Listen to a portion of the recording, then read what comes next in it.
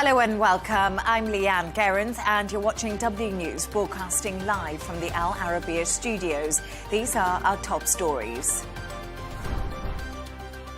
Deadly Israeli strikes hit a Gaza hospital, killing at least 20 people, including journalists, as tensions in the region continue to escalate. Meanwhile, protests over migrant housing turned tense across Britain this weekend as the government scrambles to find a solution. And Trump may sue California over redistricting as Democrats respond to efforts by Texas to redraw congressional lines.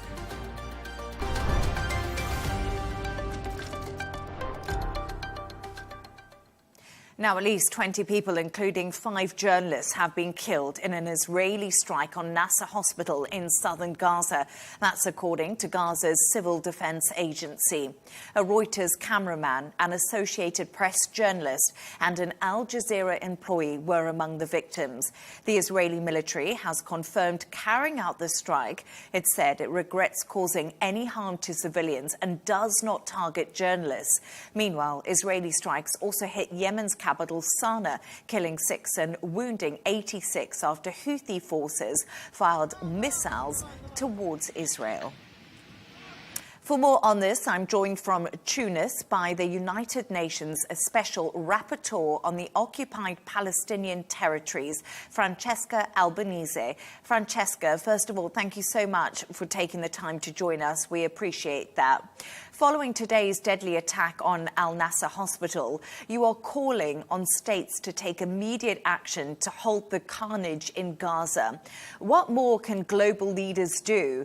And in your opinion, are they failing the Palestinian people? Thank you, Leigh Ann. I don't see member states doing enough. No single state has done enough to stop the carnage in Gaza. I learned from you and from the coverage that was just passed that Israel has recognized that it was an Israeli missile that hit Nasser Hospital, killing 15 people, including reporters and rescuers. Look, this is an attack that has been filmed and could not be denied. But in fact, there have been hundreds and hundreds of those instances, many of them filmed, in fact. Some are notorious, some are not. And Israel has killed 60,000 people by its own admission, because there is an Israeli army leaked paper that confirms, and this was circulated by Israeli media 972, confirms that Israel has killed, so only 1 out of 6 of the people killed by Israel since October 2023 are so-called Hamas combatants. And we know that what Israel defines as combatants is much broader than combatant under international law. Israel knows exactly what it's doing and how many civilians are being killed, and it does so amid members of the cabinet calling for the cleansing of Gaza, for emptying Gaza of Palestinians, and forcing the voluntary migration of Palestinians into other places of the world. So there is an ethnic cleansing ongoing, and genocide is being the means to enforce it in Gaza. And I think it's important for us to note that the Israeli government says that it regrets any harm from the strike at Al Nasser Hospital today, and also that it is not committing genocide inside of Gaza. But, you know, we've seen journalists targeted today, and Gaza is saying that we don't target journalists, and an initial inquiry will be carried out. But what do you make of Israel's comments? Are they purposely trying to get the reality of what's happening in Gaza not being told to the rest of the world? I think that Israel lies and lies and lies, and it's not because of this instance that I believe it. Israel was forced to recognize and to express regret for what's happening because it was broadcasted. This attack happened while it was being reported, and this is why it was not possible. I mean, there was an attempt by some members of the army to say that it was not attributable to Israel, but again, it was too blatant to be denied.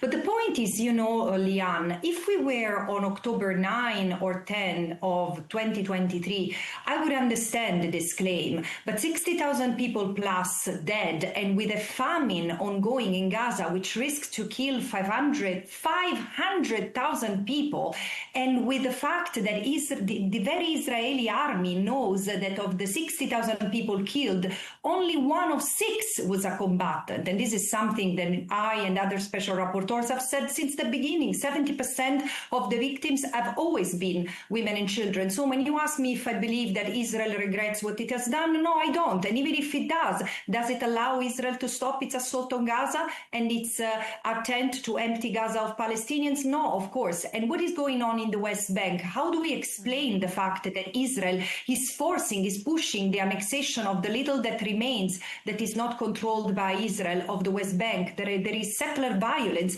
that is tormenting Palestinians as we speak, and it has been the same for 2 years. What about the death of Palestinians in jail, including doctors? What about the rape that has been used against Palestinian prisoners? Israel knows very well what it's doing, and it's doing that with intent. And this is why it's undeniable today that there is a genocide ongoing. You also have the most prominent Israeli human rights organization saying so.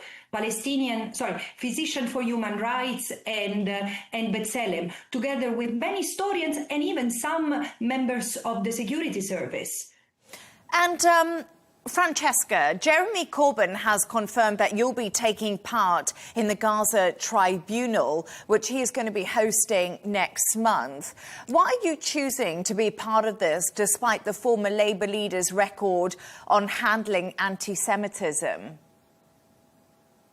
I don't think that it has anything to do with anti-Semitism. Let's put this in context. Anti-Semitism is something that I abhor as a European because of our European record of anti-Semitism, meaning hatred and violence and discrimination against Jewish people because they are Jews, and I would like Jewish people to feel safe and happy wherever they are in the world. So nothing more remote from me than anti-Semitism. At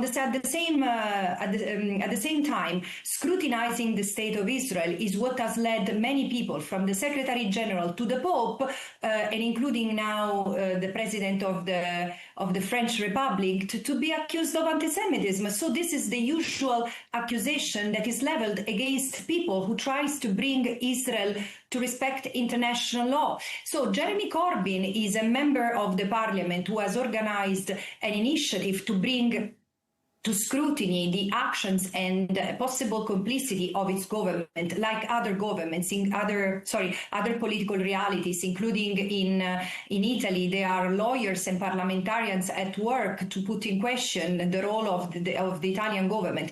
There is a clear responsibility of member states not to trade, not to sell weapons, not to buy weapons, not to exchange intelligence with a state which is accused of committing war crimes, crimes against humanity, and genocide.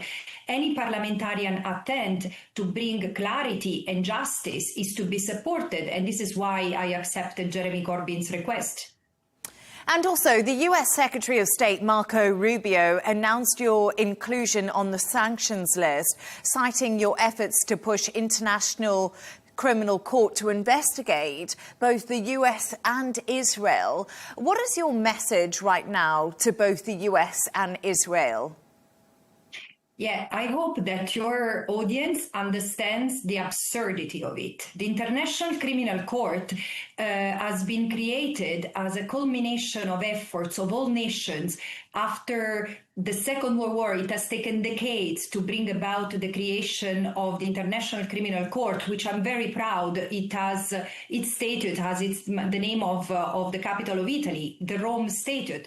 The ICC is there to investigate and prosecute people responsible for war crimes, crimes against humanity, and genocide, and the crime of aggression. So what is illegal of encouraging the ICC to investigate and prosecute? I've written 6 reports, and in all of them, almost all of them, I've reminded the ICC, which has dragged its feet substantively on the file of Palestine, to investigate and prosecute. And in fact, had the ICC investigated and prosecuted some of the ministers in Israel, we wouldn't have reached the abominable situation that we have faced as of October 2023.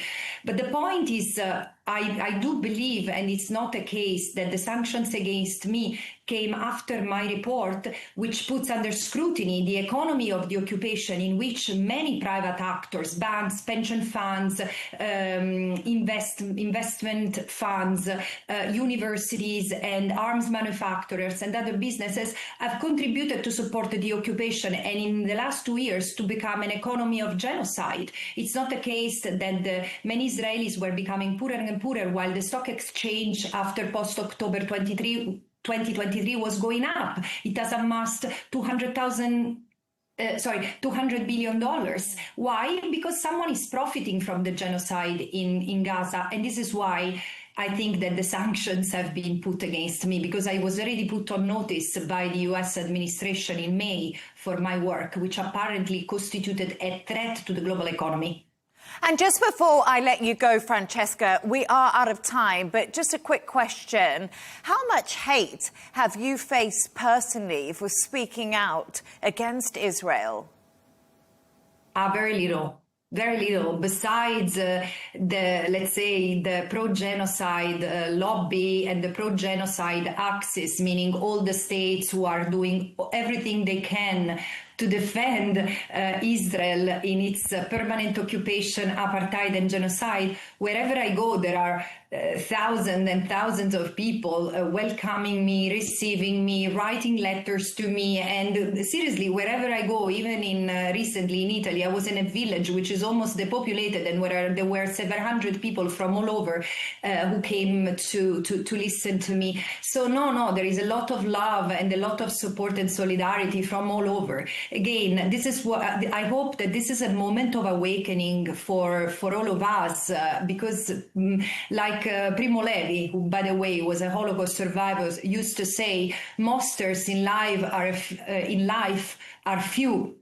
But the bureaucrats who push papers to make huge crimes possible. In fact, it's with people like us, ordinary people, who decide to stop this brutality, that the change can be made. Francesca Albanese, it was fascinating to talk to you. Thank you for joining the show.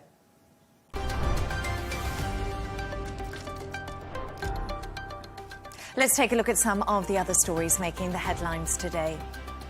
The sole survivor of the mushroom murders in Australia says he feels half alive without his wife. At a court hearing today, Pastor Ian Wilkinson forgave Aaron Patterson, who killed his wife and 2 friends with the toxic beef Wellington in 2023. Patterson was convicted of 3 murders and an attempted murder and will be sentenced on the 8th of September. Prosecutors are seeking life without parole. Vietnam has evacuated thousands of people and closed public spaces in anticipation of Typhoon Hajiki. The powerful typhoon is expected to make landfall today and marks the 5th to hit Vietnam this year.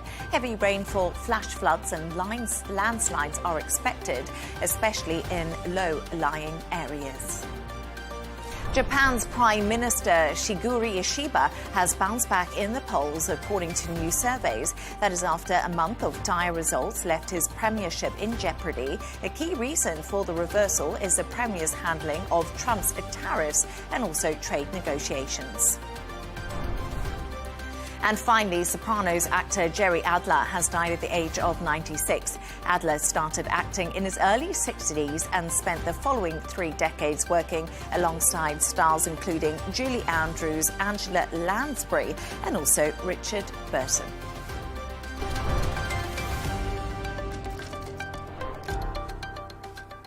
Now, tensions flared across Britain this weekend as opponents and supporters of migrants clashed following a court order forcing a hotel in Epping to evict asylum seekers. Police made more than a dozen arrests, but there were no reports of serious violence.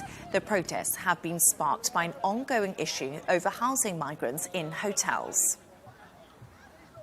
For more on this, I'm joined from Bournemouth by Tobias Alwood, former chair of the Defence Select Committee and also a former Conservative MP. Tobias, great to have you on the show. Thank you for your time. So, protests outside asylum hotels continue over the blank holiday weekend across the UK. Why can't the Labour government just get a grip of this escalating situation? Well, you asked the very difficult question that was also posed to the previous government, because the scale of this doesn't seem to go away. Each year we have tens of thousands of asylum seekers arriving illegally on these shores, and the processing alone takes over a year for each individual. And these individuals need to be housed somewhere. And so the plan that started under the last government was to place them in hotels, in towns and cities, including here in Bournemouth, right across the country. And when these individuals who are not allowed to work then go out and perhaps interact or end up engaging with the community around them, sometimes that leads to clashes. And ultimately, everybody's asking, well, how long can this go on? How long can we keep taking more and more asylum seekers without actually deporting any or returning any because they aren't allowed here, or indeed processing them so they then become official refugees, which then allows them to have a working status. And that is a dilemma that we face. It isn't, I should say, just in this country. It's right across Europe at the moment, and it's only likely to get worse as insecurity, instability grows in the Middle East and elsewhere, and more people flee very, very desperate situations.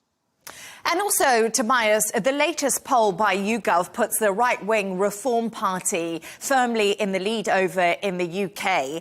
Are the main political parties, like the Conservatives and like Labour, now being forced to really dance to Nigel Farage's tune and be much stronger on migration, almost similar to what they're doing over in the US? Well, the US is a different situation and they can follow their own rules. Here in the UK, you're right to point at this becoming a political football. And Nigel Farage, as using his populism to full measure, making suggestions like moving asylum seekers to the Ascension Islands. This is a tiny island in the middle of the Atlantic. Physically impossible to do this. But that doesn't matter.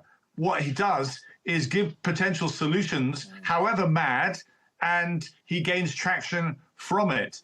Were Nigel Farage and the Reform Party to do well at the next election and even take power, they themselves will then realise that this problem is bigger than them, as it's bigger than Labour, bigger than the Conservatives. And the real challenge has been not dealing with the problem at source. When you look at Afghanistan, Iraq, Syria, Somalia, Libya, and so forth, these are countries that are either failed states or have poor governance and insecurity. And it's not surprising that there are many that then choose to leave that very difficult environment and seek a more peaceful, stable environment in Europe. And the criminal gangs are there then to help support this industry that it now is, that brings them to Europe and then eventually to the UK. And until you start dealing with the challenges at source, all those countries I've just mentioned are ones that we've been involved in one way or another, and we've turned our backs on. And then, as I say, challenge the criminal gangs that are making this, feeding this opportunity for individuals to flee. Those are the two things that are not really done on any scale, are not really looked at. And we need to work with our allies, France, Germany, Italy, Spain, these other countries too. There's no collective effort to deal with this. All we come out with is populist solutions, which is seeing Nigel Farage and the Reform Party benefit from this terrible situation. Tobias, let's talk about the numbers and the boats crossing, because a record number of migrants have crossed the Channel to Britain in small boats this year. My question is, the border force, it clearly cannot cope with the small boat crossings and the gangs, like you do say. And a Labour peer has suggested it's time to bring in the Royal Navy and some gunboat diplomacy. Would you agree with that? Because you say the populist side and the Reform Party are just coming up with ideas that won't work. But would something like this work in practice? Well, I just mentioned how daft it is to send all these people to an island in the middle of the Atlantic. And there we have others suggesting, let's send out the Navy. And what are they then going to do? You know, we helped create the international rules-based order after the Second World War. Are we now going to send our Navy out and puncture the rubber dinghies so that they deflate in the middle of the channel? What are we going to do once we've sent the Navy out? Where are we going to force them to? These ideas, these mad ideas, are not thought through. They're thrown out there, and immediately they gain traction, particularly on social media, to say that's exactly the sort of strong talk that we need, without seeing the bigger picture and recognizing that it won't work. What it will do is get populist movements elected, but the establishment, going back to the point, is still failing because they are not coming out with viable solutions.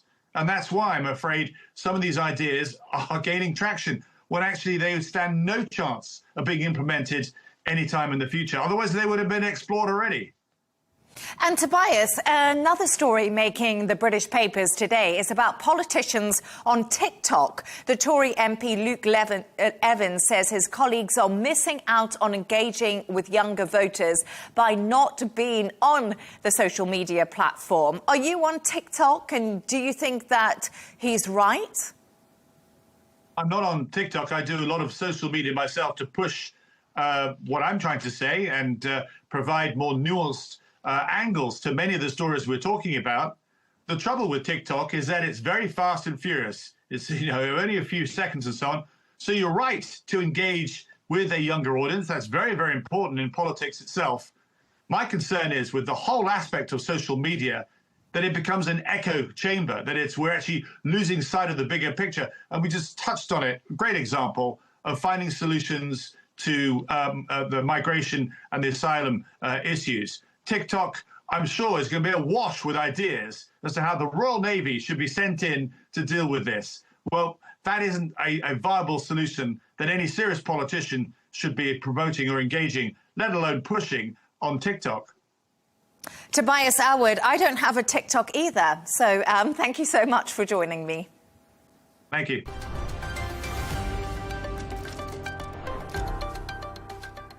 Trump says he may soon file a lawsuit over California's redistricting efforts. This comes as Democrats in California plan to own redistricting in response to Texas redrawing congressional lines to boost Republican chances in next year's midterms.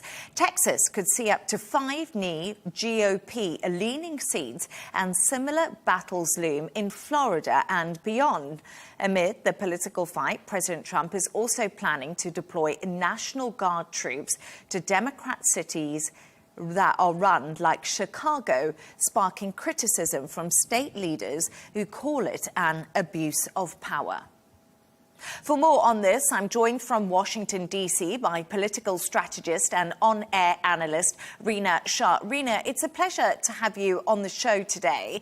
Why are California and Texas at the center of this redistricting fight that we are seeing over in the U.S. right now? Well, what you see here is Republicans trying to gain more seats, and that is, of course, going to give them the advantage to legislate. The more seats they have, the less narrow of a majority that they have, the better off for passing all their whims, wishes, and desires.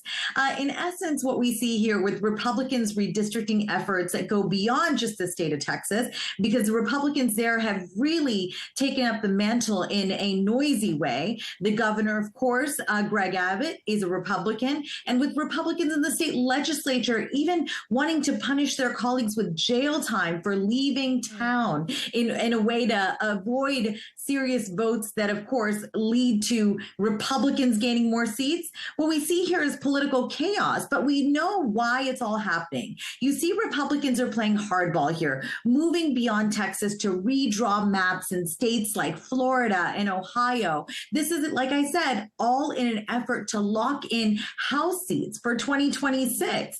And who's driving the boat here? Who's driving the strategy? It's President Trump. He's pushing Republican governors here to act fast, but what he's seeing now is that Democrats, like in California, Governor Gavin Newsom, are gearing up to counter with their own redistricting plans. So I say this isn't just about maps. It's a high-stakes battle for Congress that could really tip the balance in a razor-thin House right now.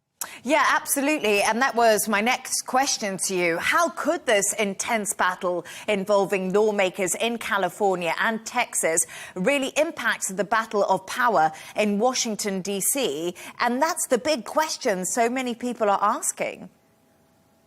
Right. So what you've got with a Congress that is controlled by Republicans, but like I said, with a very narrow majority here, is room not left for defections. And that is the greatest challenge that Republicans want to overcome right now. With the passage of the big, beautiful bill this summer coming in so late, what Republicans found is that their agenda isn't always going to be passed simply because they have the majority. So they want to lock in these seats for continual power that would extend beyond 2028, were a Republican not to win the presidential then as well. We see one thing happening here right now that I think is quite intense, and it's Trump's plan essentially that's been leaked, and he's kind of been open about it too. His plan to deploy the National Guard in places like Chicago, Illinois, and other Democrat-run cities. He's making this push in places like Chicago and New York because he also wants to show he can be tough on things like cracking down on crime. But what he's done with this redistricting and redrawing of the maps and being tough on crime is he's really raised a lot of alarms with local Democrats who see federal overreach happening here. And I think that is the theme we see with redistricting and crackdowns on crime. Federal overreach is something that Republicans seem to have become somewhat comfortable with in this era. And let's talk a little bit about what the Republicans have said on this redrawing of the map. J.D. Vance has argued that this redistricting plan will make the situation a little bit more fair on a national scale. So we're hearing that from the Vice President.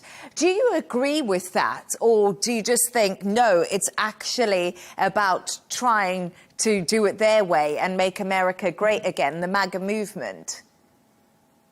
I think it's really important to realize what Vice President Vance has said. And in talking about new maps and bringing fairness into question here, I think what you see is an argument that's actually bolstered for that is against gerrymandering. Excuse me. This is a moment in which we have to look at how Democrats and Republicans are going about things. Gerrymandering is a tactic that both parties, Republicans and Democrats, have used over the years to ensure that they keep control in certain places. But what you see here is in Texas, you have Democrats arguing that it's gerrymandering that's being used to secure up to 5 Republican seats for the midterms, which are coming up next fall. So we're about a year out from them. And that is, again, when you bring fairness into the question, it gets a little murky here because this is all going to end up in the courts with Texas's map already heading to court. What you see here is that the fight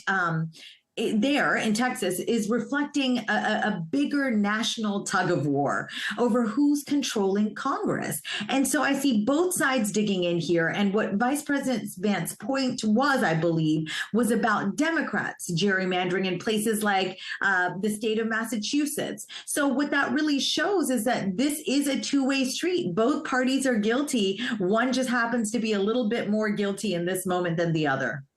And yes, you are right about the law cases, because Trump on California redistributing efforts, we heard him speaking in the Oval Office earlier. He says, think we'll be filing a lawsuit soon. So that's something that Donald Trump is now thinking of doing. I mean, are you surprised by that at all? And also, you made a good point there. Redrawing of electoral boundaries to favour a political party is not illegal. Both parties have used this in the past. So a lot of people are saying, why such a big deal?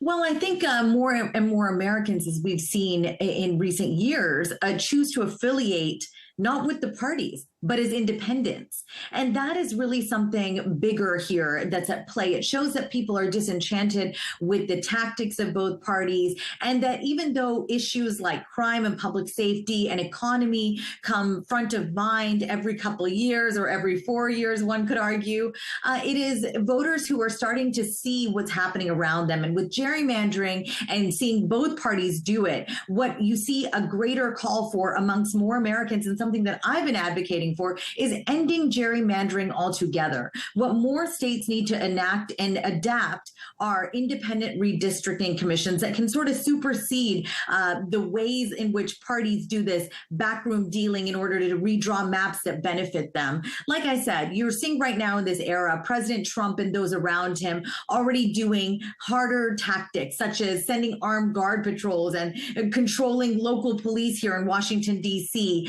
federally, for example, something we haven't seen a president do in the modern era. And which you're seeing Democrats push back with and saying, this is a president, this is a party that is continually grabbing power. And so you've got high tensions, and the only place to sort it out is the courts. Rina Shah, it's a pleasure to have your insights. Thank you for joining us. Let's continue this conversation now with Sol Montes-Bradley, Vice President of Communications at the Gold Institute for International Study. It's always great to have you on the show, Sol. I don't know if you could hear Rina ahead of you speaking there. Should gerrymandering be outlawed altogether? Should it be allowed? Great to be here, Leigh Ann, and yes, I could hear some of it. And I don't see the point of it. I really don't. Districts have to be reapportioned periodically as the population grows or changes. It has to be done. Some people, like your previous guest mentioned, put their faith in independent commissions. Well, no commission is truly independent, and they're all staffed by the party in power at the moment of creation. So you have an independent commission in California and another one in Massachusetts that are staffed with Democrats and have been so widely successful that even though 40% of the population are registered Republicans, and in the case of Massachusetts, 36% voted for Trump, they have 0 representatives in Congress. So this is part of the political game. It started with Elbridge Gerry in 1812, one of the founding fathers, actually. And it has been going on for, what is it now, 220-some years. No, this is not a big problem. It cuts both ways. And it really suggests to me that it's nothing but an opportunity for what we call kabuki, political theater, with no other intention than that of projecting a national image for Gavin Newsom and nothing else. This is going to die down pretty soon. California will not be able to change much until 28 if they do. And if they do, nothing will change because they already gerrymandered the state to the hilt. Massachusetts is threatening, well, we'll gerrymander too. Oh, well, what is going to change? There are already no Republican in the congressional delegation there. So very funny. So I just want to ask you, so is Donald Trump doing this redrawing the boundaries or redrawing the map in Texas to make sure that he wins those midterm elections and he holds on to that razor-thin majority he has in Congress. Is this all about Donald Trump just wanting to keep hold of power? Yeah, well, I would like to say one thing. Donald Trump is not redrawing the district boundaries anywhere. In Texas, it's the legislature that is doing this, as it is prescribed by the Texas Constitution. Donald Trump may request, may ask, may suggest, but he's not redrawing.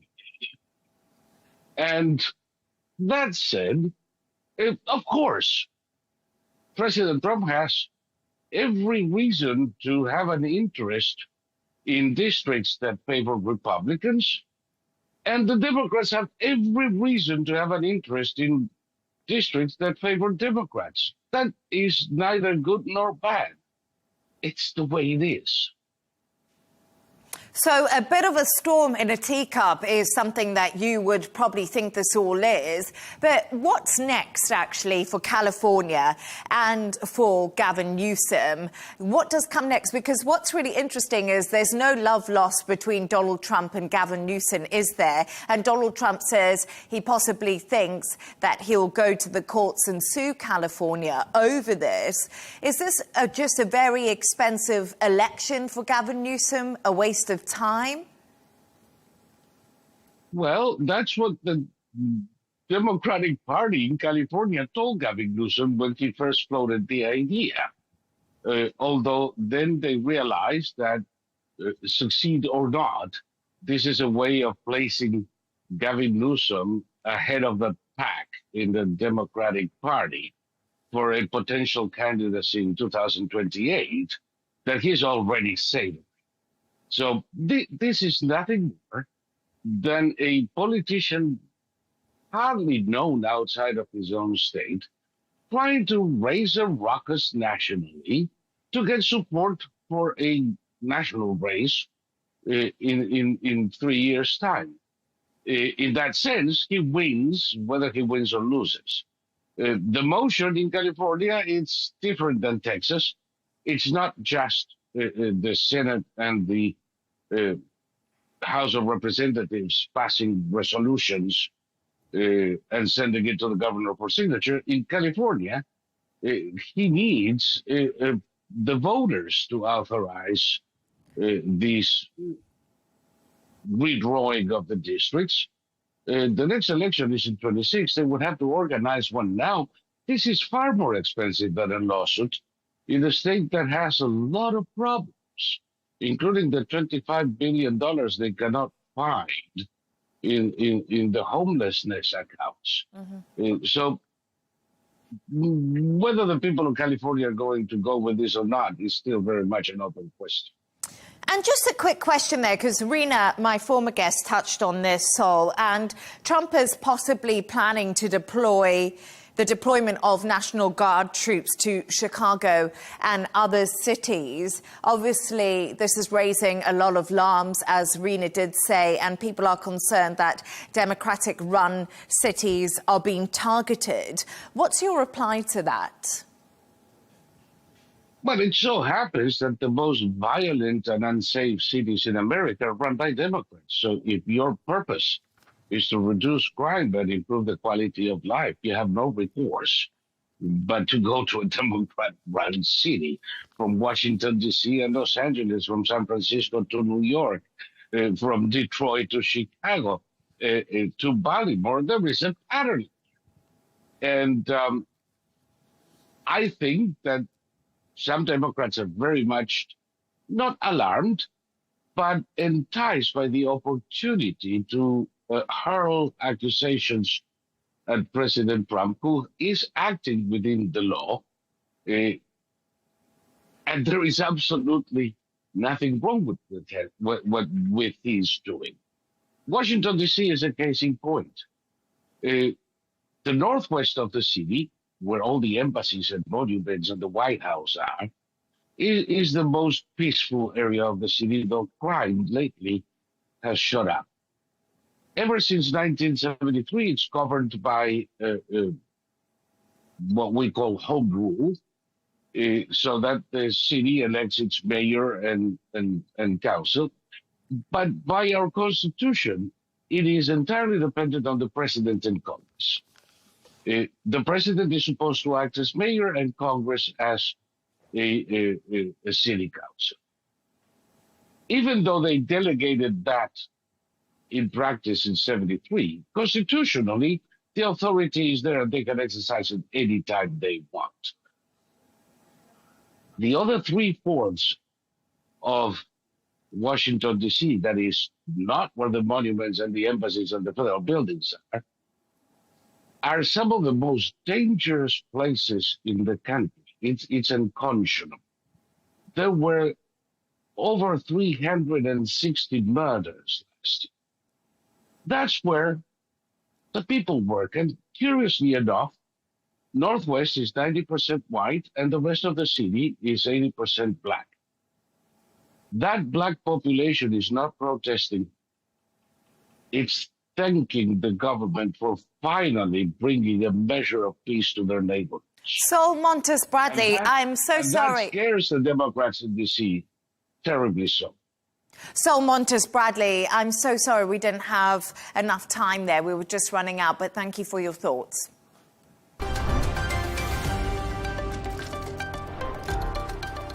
A reminder of our top stories. Deadly Israeli strikes hit a Gaza hospital, killing at least 20 people, including journalists, as tensions in the region continue to escalate. Meanwhile, protests erupt over migrant housing in Britain and police make multiple arrests as tensions do rise. And Trump may sue California over redistricting as Democrats respond to efforts by the Texas to redraw congressional lines. And that's all from us on W News. Don't forget to subscribe to our YouTube channel and, of course, follow us on X. The Real Deal with Tom Burges Watson will be coming up next. Plus, we'll be back in just a couple of hours' time with W News Extra. Goodbye and thank you for watching.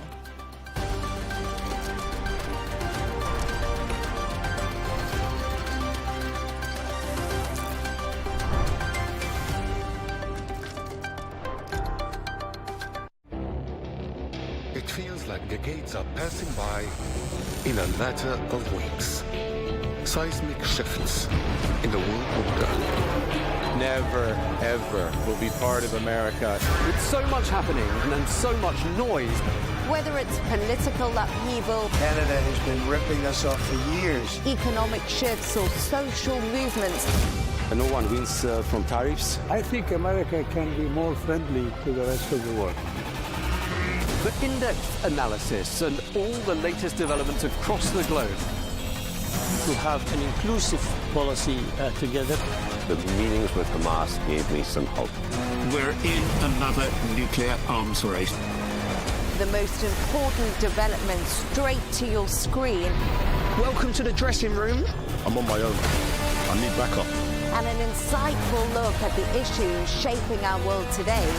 It was not going to happen, that war, and it happened. Join us on Arabiya News, where the world talks. Hamas says it has a deal. Will Israel accept it? A ceasefire and partial hostage handover are on the table. Israeli protesters want the government to take it and bring the hostages home. But the leadership seems set on its maximalist Gaza offensive. Is this a breakthrough or another diplomatic breakdown? Join me for that debate coming up on Counterpoints.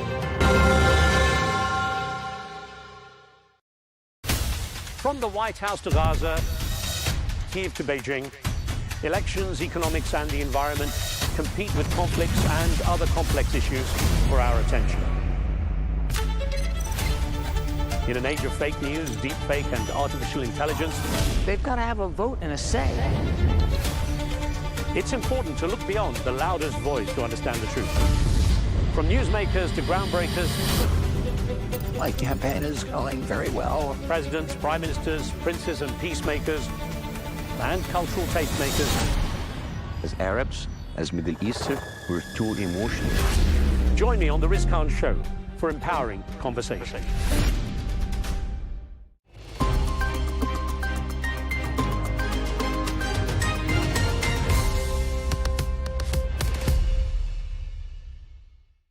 Hello and welcome. I'm Rawiya Alami and this is The Dailies, where we take a look at important news stories, reports, analyses and articles published in newspapers and media outlets across the world. Newspapers continue to focus on the war in Ukraine and the peace efforts to end it, with many opinion articles and analyses dedicated to breaking down the main obstacles. The war on Gaza and the looming Israeli reoccupation of the Gaza city amid civilian starvation also received quite a bit of focus today, while most American newspapers reported on the internal scene, especially in the capital, as the deployed National Guards are ordered to carry their weapons. We'll start with the Washington Post, which examines the competing video narratives shaping perceptions of Washington, D.C. after President Trump declared a crime emergency and ordered federal control of policing.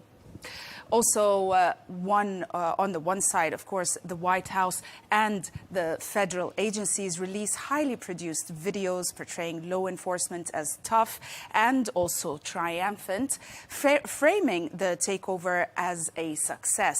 In contrast, the residents and creators post love letters to the city showing cherry blossoms, festivals, and vibrant neighborhoods, often set against Trump's disparaging remarks about D.C.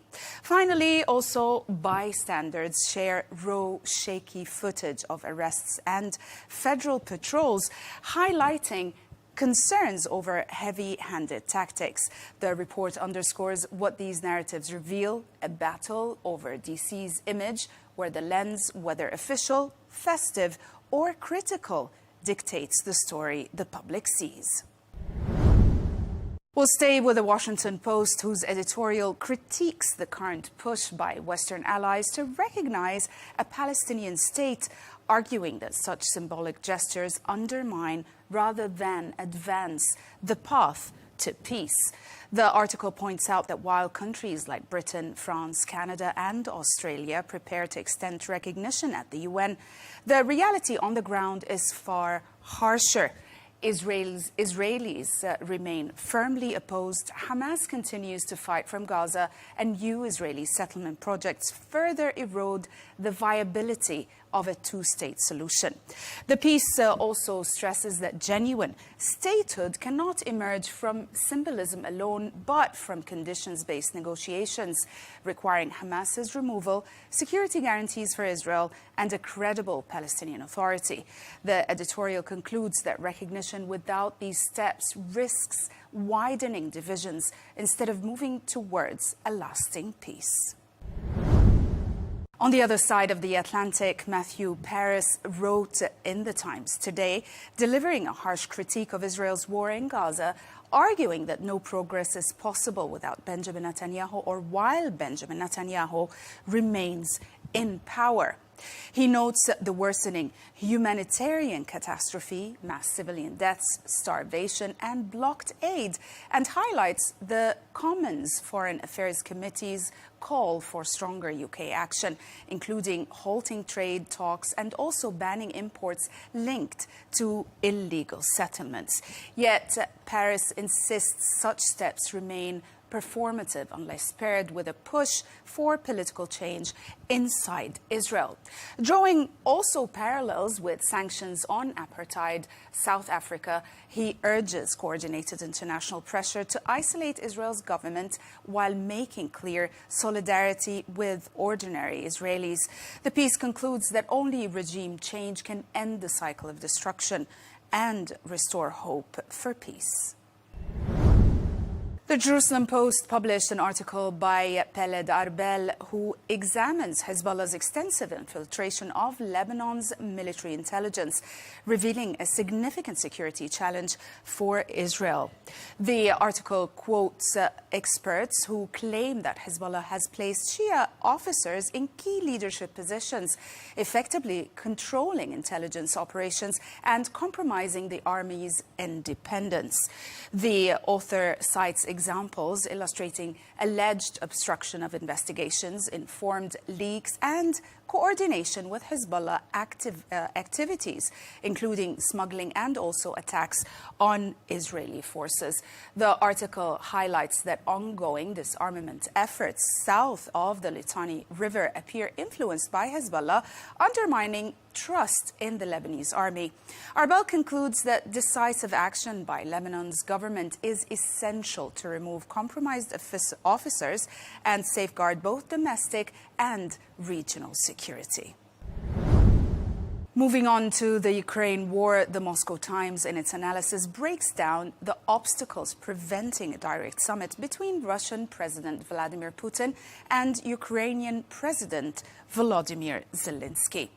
The piece highlights that despite U.S. efforts, including proposals from Donald Trump, diplomatic, territorial and security challenges remain. Zelensky is willing to meet only with guaranteed security assurances, while Moscow emphasizes meticulous preparation and questions also his legitimacy. Now, the analysis also goes on to say that territorial disputes over Crimea, Donetsk, Luhansk and other regions further complicate negotiations. Also, ongoing Russian offensive and attacks exacerbate tensions, influencing both sides' readiness for talks. The analysis quotes experts who suggest that Russia may be delaying discussions to maintain military leverage. The piece provides a clear overview of the intertwined diplomatic, legal and battlefield realities that continue to stall meaningful peace efforts between Ukraine and Russia. Another interesting analysis on the subject was published by the New York Times, highlighting how Ukraine's war with Russia continually circles back to the Donbass. The report emphasizes the region's symbolic and strategic weight. President Zelensky frames the Donbass not as negotiable land, but as a place tied to Ukraine's history, also sacrifice and identity, contrasting with President Trump's transactional land swap approach. The piece also quotes analysts who warn that ceding Donbass would undermine Ukraine politically and militarily, though Western-backed security guarantees could reshape also the scene. The piece also underlines why the Donbass remains the pivotal obstacle to peace talks and lasting resolution. Moving on to the Wall Street Journal, which published a report examining how a historic drop in immigration is reshaping the U.S. labor market. It notes that for the first time in decades, net immigration could turn negative due to stricter border enforcement, deportations, and also rising out migration. The report explains that while this slowdown helps keep unemployment low, with rates holding at 4.2%, economists warn it will weaken long-term growth, reduce job creation, and also widen budget deficit. The report includes a chart showing the downward trajectory of immigration in the U.S., which is estimated to drop even further roughly 250,000 by the end of the year. The piece also uses striking visuals, like also farm workers in California's strawberry fields and landscapers at work, to highlight immigrant-heavy sectors most at risk. Overall, the piece makes clear that short-term stability masks deep structural risks for the U.S. economy. Galip Dalai and Dino Patti Jalal examine in foreign policy why developing countries increasingly resist U.S. pressure to choose between Washington and Beijing.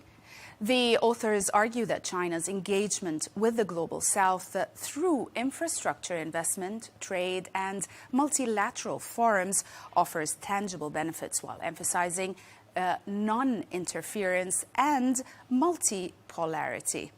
In contrast, U.S. policies, including they include tariffs and transactional diplomacy, are seen as coercive and also inconsistent.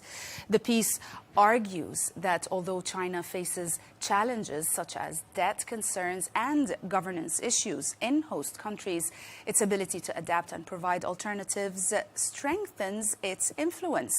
The author concludes that nations in the global south prefer a flexible, multi-aligned approach, valuing options over a binary US-China choice, reinforcing China's strategic foothold.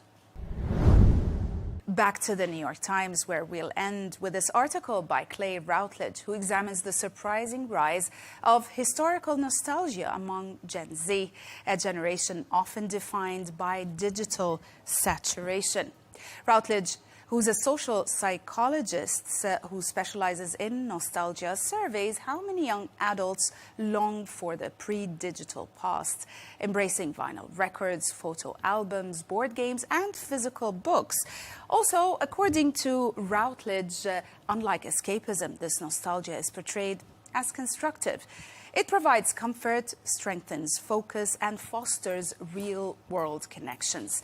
The article emphasizes that nostalgia is not about rejecting modern technology, but about balance, drawing lessons from the analog past to cope with digital stress and shape healthier futures. The piece concludes that Gen Z demonstrates that looking backward may help them build a more grounded and resilient path forward. That's it for today. Thanks for watching.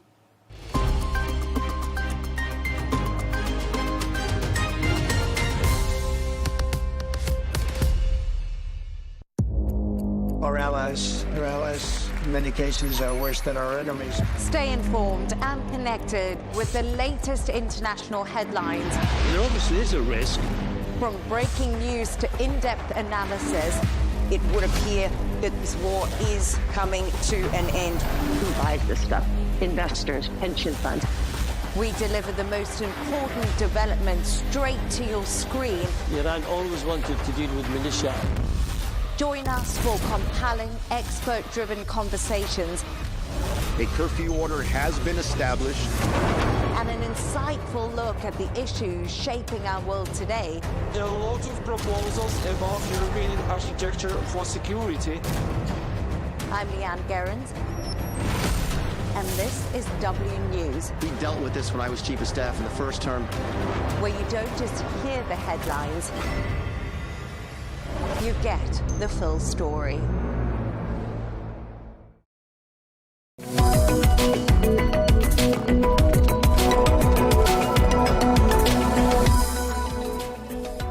Hello and welcome to The Real Deal, coming to you from the Arabiya English studios. This is your weekly bulletin, bringing you all the latest business news, headlines and analysis from Saudi Arabia. Coming up, VistaJet is given clearance to operate domestic routes in Saudi Arabia, making it the first foreign private jet operator to be allowed to do so. We'll be speaking to the VistaJet CEO in just a moment. With tourist numbers rising across the kingdom, we're going to take you to the historic oasis of Alula, where ancient heritage and outdoor adventure are a big hit with visitors. We ask what's on offer in the upcoming tourist season. Plus, we take you to the region of Assir in southern Saudi Arabia, where a mountainous setting and cooler weather have been the perfect backdrop for a Wild West cowboy-themed town, and that's been drawing tourists from far and wide. Hello and welcome. We begin with the latest moves to liberalise the skies above Saudi Arabia. Back in May, it was announced that barriers had been lifted, which prevented international charter operators from offering domestic services. Well, this in a bid to boost competitiveness and attract global investment, as well as expand the private aviation segment, all very much in line with Vision 2030. Well, it's been announced that the private jet operator VistaJet is set to be allowed to fly domestic routes in Saudi Arabia, making it the first foreign private jet operator to be allowed to do so. Well, we are delighted to be joined now by Thomas Flohr, who is the founder and chairman of VistaJet. He joins us from Milan. Thank you very much indeed for joining us, Mr. Flohr. Very exciting news for VistaJet. What does this mean for your company? Well, how are you? Great to see you. Well, we're extremely excited to serve our new and existing clients. And like you said, it's exactly in line with the vision of the leadership of the country. Obviously, with our global fleet, we have the infrastructure, we have the operations in place to immediately start serving. We actually already had our first flights in the country.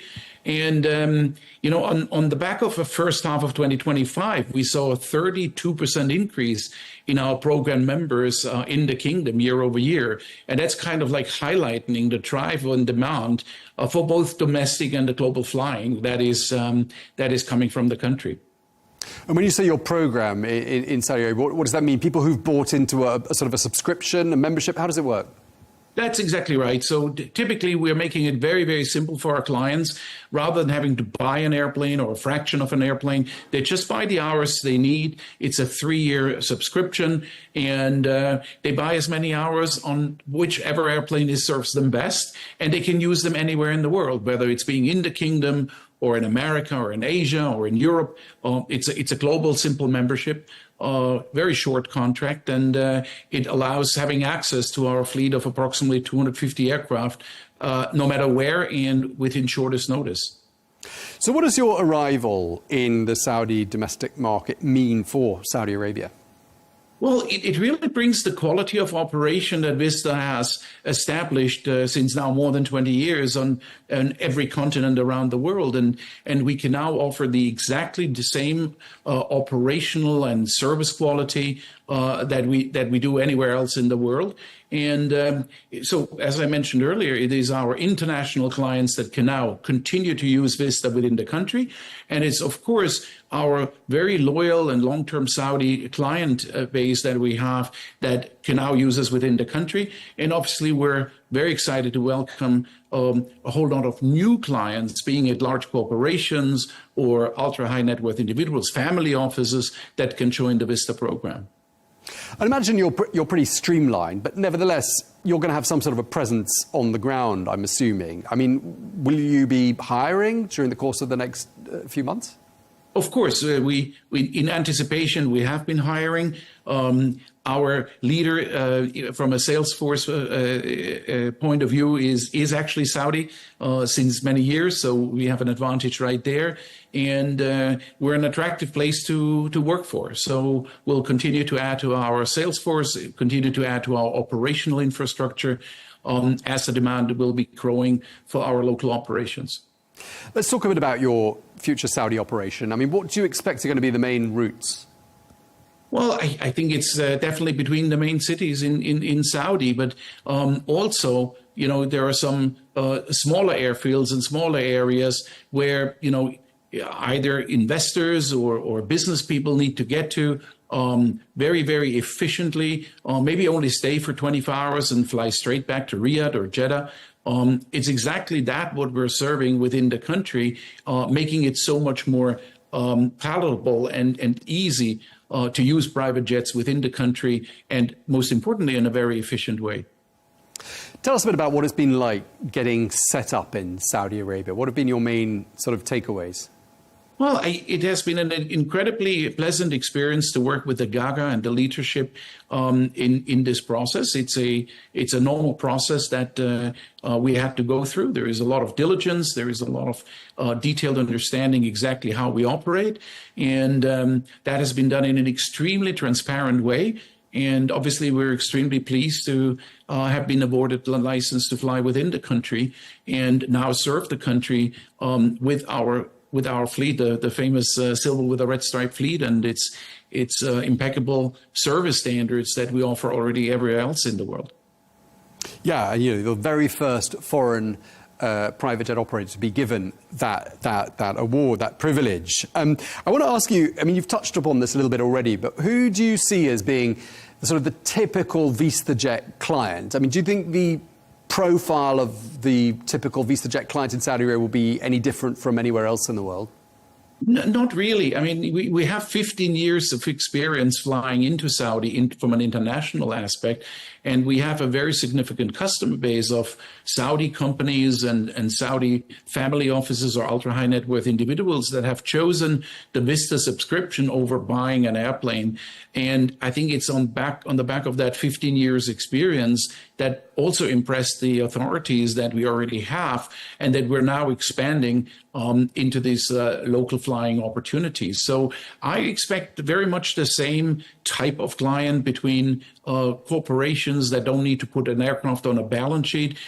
Think about it. When you buy one airplane, it's very often, I always say, it's difficult to decide which one you fly, and you buy let's say a mid-range airplane. It takes you nonstop to Europe, but if you need to go to Asia or to America, you can't do it nonstop. You need to stop somewhere.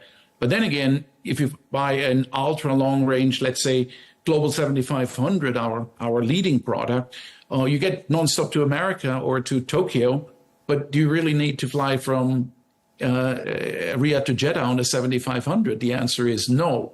And that's exactly the Vista advantage, where you choose the airplane right for your trip.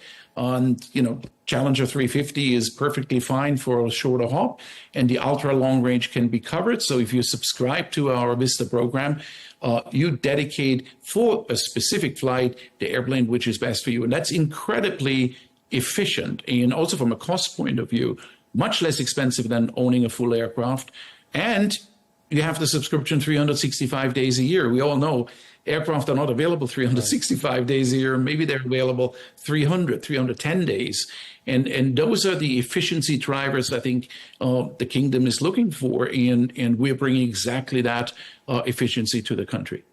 Right, so you're basically saying companies have got the choice of not just having one plane, but having a whole fleet of planes for short haul, medium haul, long haul flights, or having a subscription with an operator like you. So I think you've done a good sell on that one.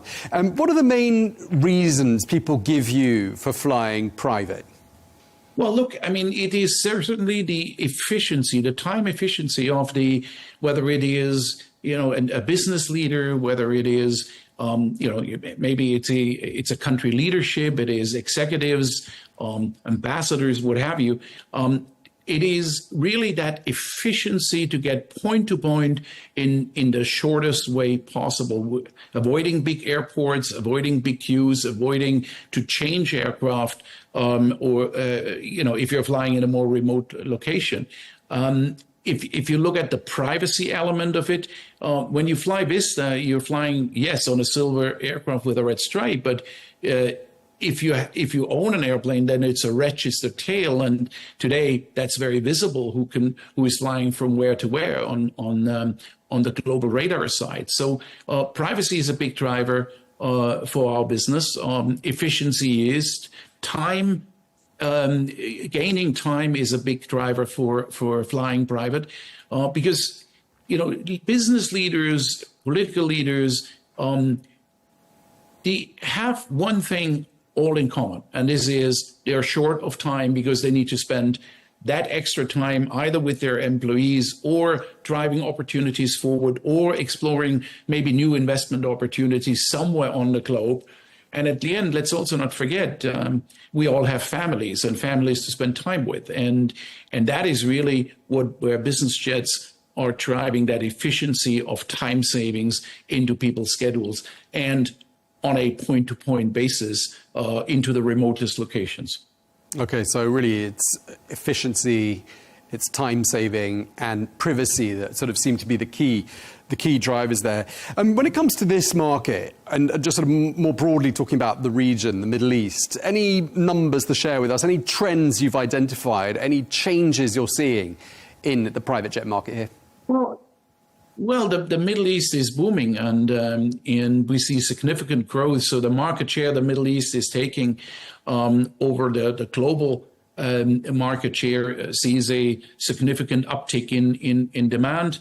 Obviously, our global 7500 fleet that we have, 18 of those aircraft, is very much suited extremely well for the Middle East because basically this aircraft can take you nonstop to pretty much any point on the planet. And where the Middle East is geographically, that's very, very helpful. So we see business leaders from any region coming into any continent, coming into the Middle East and flying back, very often on very short trips. They're always stressed for time.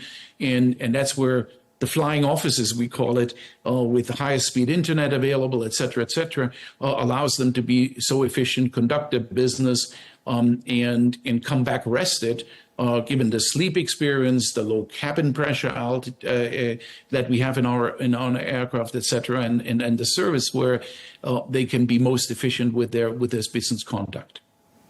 Any possible IPO or possible Saudi investment, for example, into VistaJet?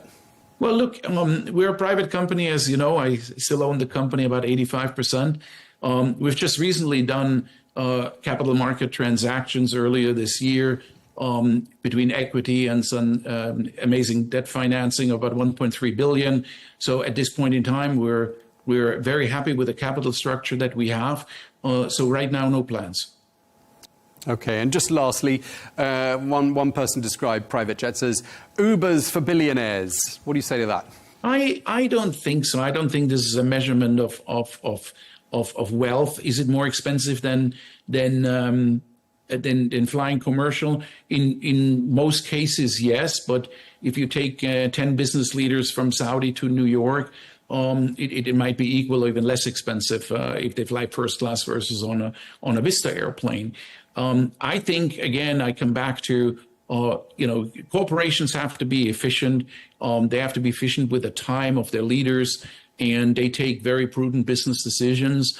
And that's really where the private jet market fits into. There are more than 25,000 corporate jets in the world.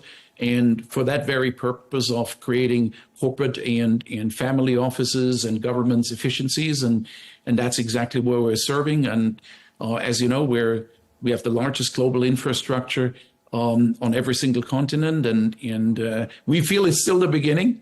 There's so much more of market share to take in with our business model, and we're obviously super excited that we're working in such close collaboration with Saudi Arabia to now bring these services to this wonderful country. Okay, well, many congratulations again for being the first private jet operator to be allowed to fly point-to-point domestically within Saudi Arabia. Thank you very much indeed for your time. Thomas Flohr, the founder and chairman of VistaJet. Thank you for your time, sir. Well, I'm here with Ali Raza, the Chief Investment Officer of Haytham and Company. Ali, this announcement that's been made, VistaJet to be allowed to fly within Saudi Arabia on domestic routes, first private jet operator to be allowed to do that. Why is that significant, do you think? Well, Tom, I mean, it's very exciting news for VistaJet, I'm sure, and also the counterparts in Saudi Arabia. But this is much further beyond. This goes much further beyond than simply a slight regulatory change or one private jet operator coming into the region. See, what does the private jet industry mean for a region, right? At the moment, around 3/4 of the private jets owned by Saudis are actually sitting overseas, right? And if you think about, I mean, I don't know if you've ever owned a jet, Tom, but if you are familiar with the cost of maintaining a jet, it can be several $1 million a year for a Gulfstream or a Global that our guest was just speaking about. Now, this economic output or input is sitting external to Saudi Arabia as it stands, and part of the aviation and civil authorities aviation strategy, one of the goals is to bring up to 90% of that ownership back into Saudi Arabia. So if we just extrapolate that and we think about, without getting into all of the finer studies and numbers, I mean, currently 3/4 of that output or economic development is sitting outside, and they want to turn that into 90% internally. There is a MRO industry to build around that. There is a range of services and solutions to build around that kind of industry. And this is really the Saudi way. Build a spine for the industry, and then wrap the value chain around it. And we've talked about many different sectors, Tom, and we've seen this from, in sports to AI to energy. I mean, this is really, you could, if you look closely enough, you can see this is a pattern and a very effective one at that. And that's the significance of VistaJet here. It's an opportunity for the market to develop. It's VistaJet today. Who will it be tomorrow? And when that market starts to develop, now VistaJet, to the best of my knowledge, owns a lot of its aircraft, but there are many private jet operators out there which will operate and manage the aircraft that are standing idle, that are owned by people. Now, if you connect the dots there, we bring 90% of the jets back home, and you start to see more of the service providers actually operate out of Kingdom, and we begin seeing the industries develop around that in Kingdom. The possibilities are endless. This is really, this is a case of sovereignty in the skies, moving away from, all of the consumer-like behaviors that we see. Yeah, as I said in the introduction, one of the goals here is to make the market more competitive. I'm also just wondering to myself, whilst talking to you, what sort of a market size are we talking about here? Because in population terms, Saudi Arabia is one of the larger countries in the region, isn't it? Of course, it's one of the larger countries, but we have to remember that when we're talking aviation, we're speaking really about a global audience, right? And the Aviation and Civil Authority has, within its aviation strategy, ambitions to grow the number of passengers handled by almost twofold, up to 330 million by 2030. Now, aviation is going to be serving tourism, business, enterprise. We have a significantly sizable pool of international executives and talent coming through the region.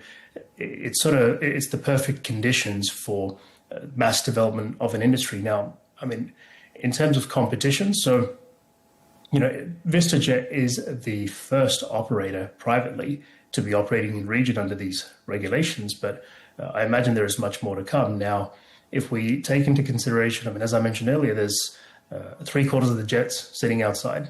There is a rapidly growing base of local wealth holders and business operators, and of course, public ministerial travel. But then you have the world that's now attending events, that's attending business events. The FII conference is coming up next month, which year on year has seen the world's leaders pass through. You have the FIFA World Cup up ahead. You have the many sporting events coming through the next couple of years. Riyadh Expo in 2030. The market is quite sizable, and I think that what we're seeing here with VistaJet is simply the first block of an enormous white space. Okay, well, thank you very much indeed for that, Ali. We'll be back with you very shortly. Let's take a quick look at some of the other stories we're following for you from the week. The Saudi utility giant Aquapower has announced that commercial operations have begun at 3 solar power plants in Saudi Arabia. The company says these plants together have a combined capacity of 2.79 gigawatts. Well, this aligns neatly with the kingdom's goal of generating clean energy primarily through solar power. Riyadh Air, which takes to the skies later on this year, is offering further glimpses of the sort of Saudi hospitality that passengers can expect. The airline has signed partnership agreements with Milaf Global Food Company and the Saudi Coffee Company, meaning that premium coffee and dates will be offered in flight. While further showcasing the kingdom's heritage, Milaf Cola, which is made from dates, will also be served on flights. And in the context of record visitor numbers to the kingdom, the third edition of the Hotel Supply and Hospitality Expo has just wrapped up in Jeddah. That 3-day event featured 250 exhibitors representing brands from 35 countries across the hotel and hospitality industry. In other news, Lenovo Group has announced that it's going to be setting up its regional headquarters in Saudi Arabia. This as the Chinese PC maker seeks to boost its presence in the Middle East. Well, that announcement forms part of Lenovo's strategic collaboration with the PIF-owned company Alat. Well, Lenovo says the move highlights its long-term commitment to supporting Vision 2030 and playing a part in advancing the kingdom's digital transformation and economic diversification agenda. Well, let's get more on that with Ali, the Chief Investment Officer of Hytham & Company, who's still standing by for us. Ali, thanks for standing by. Just wondered what you read into this announcement by Lenovo. Well, Tom, earlier this year, the Lenovo factory was broken ground on back in February around the time of the LEAP conference. And see, building a factory in region is the signal that there is a real interest to build a sizable presence in the region. But, you know, establishing your regional headquarters in a new region, that is signaling intent of something much greater.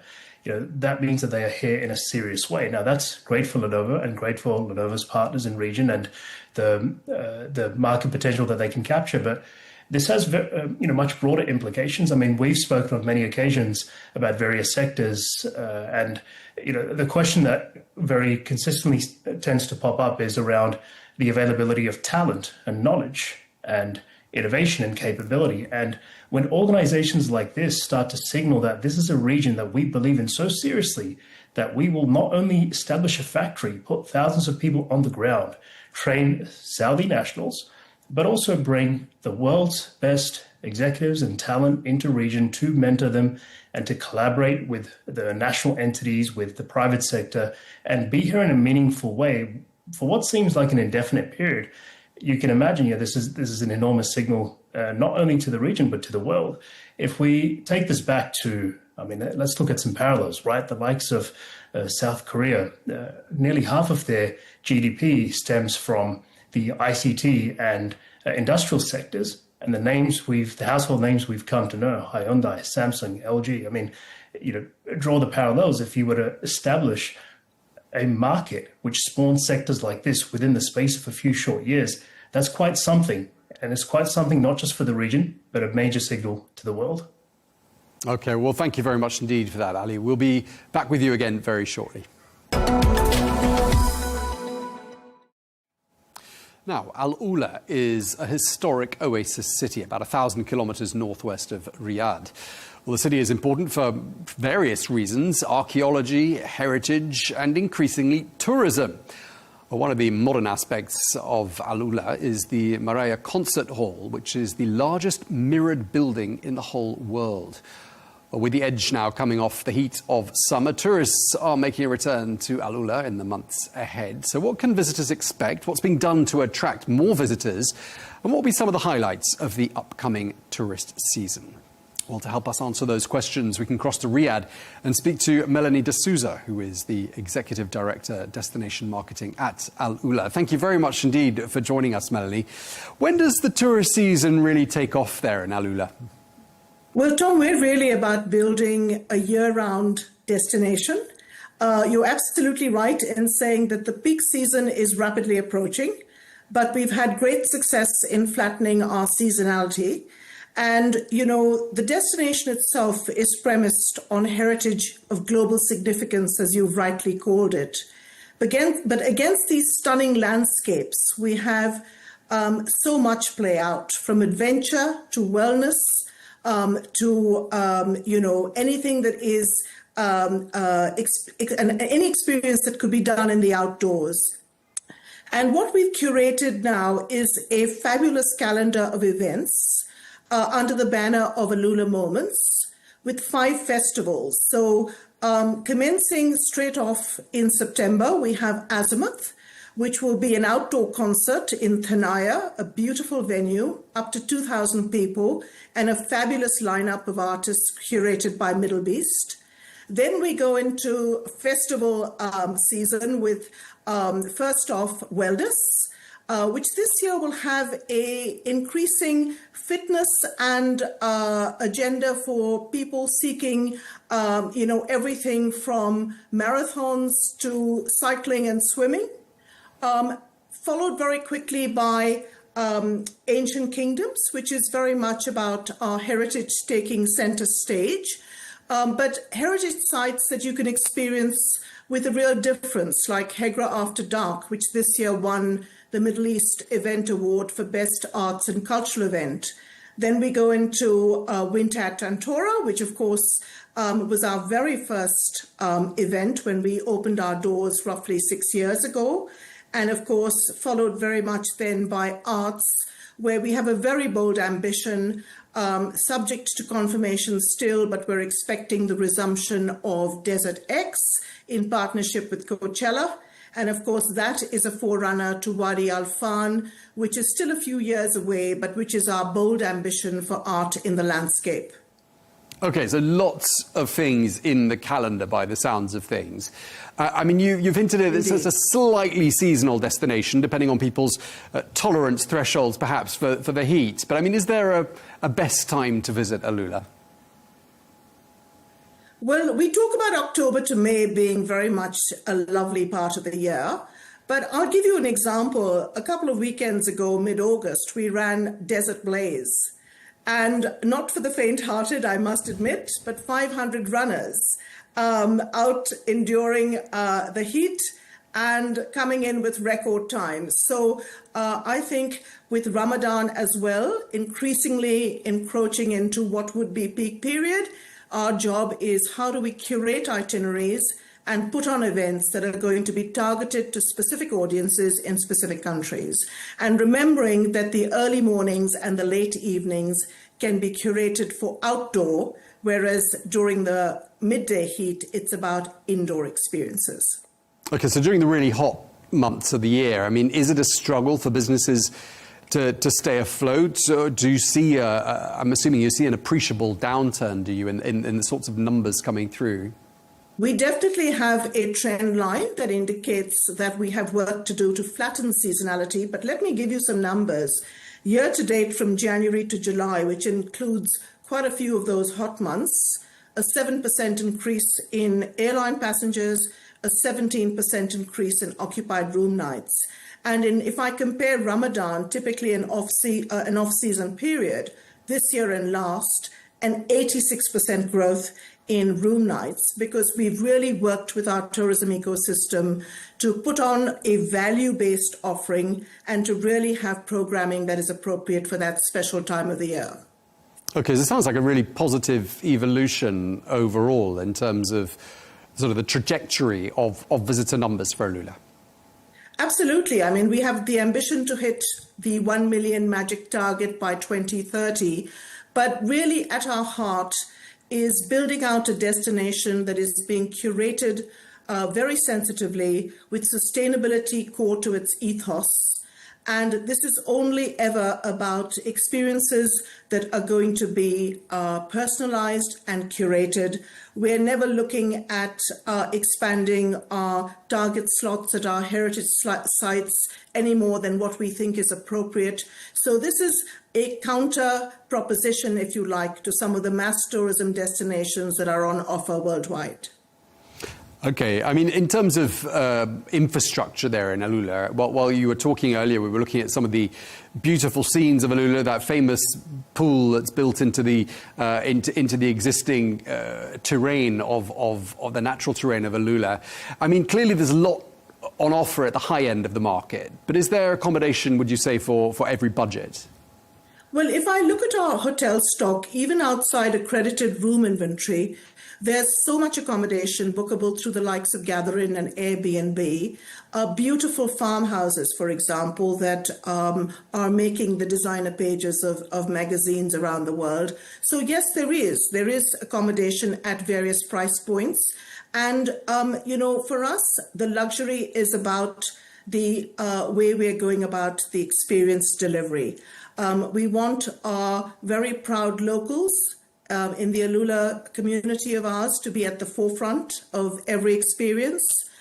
We believe that apart from the built environment, what is really the takeout and the standard takeout for Saudi and indeed Alula as a relatively new destination is the warmth and hospitality of the locals.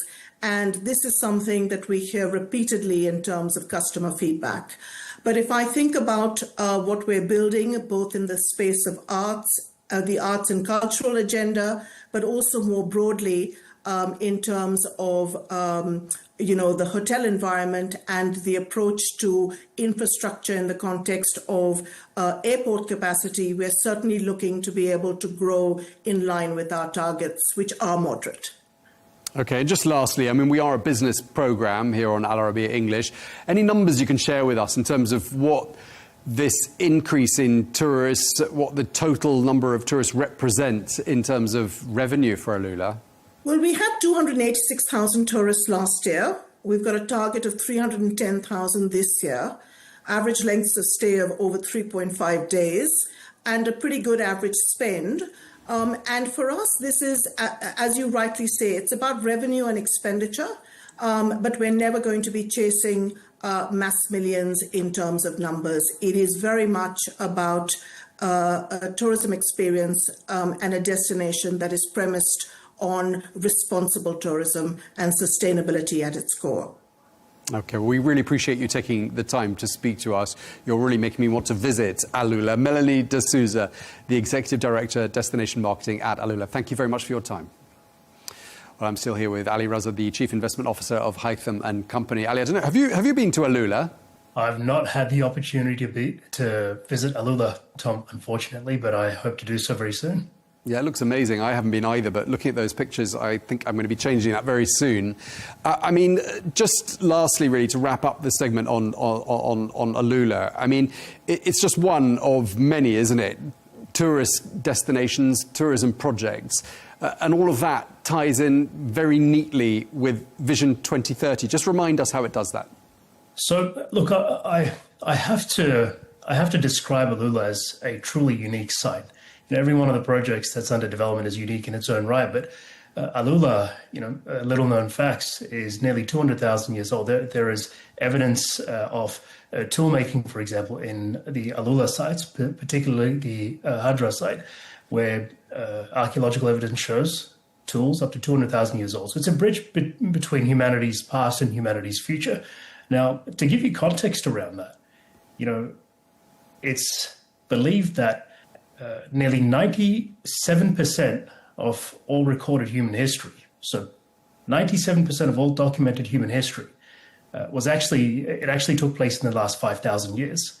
So we're talking about a site that has history up to 200,000 years old. And the way it's being developed, there's 5 sort of regions really staging you through a journey to explore each one of those phases. So it's quite fascinating from that perspective. I mean, there's a lot of very interesting activations happening.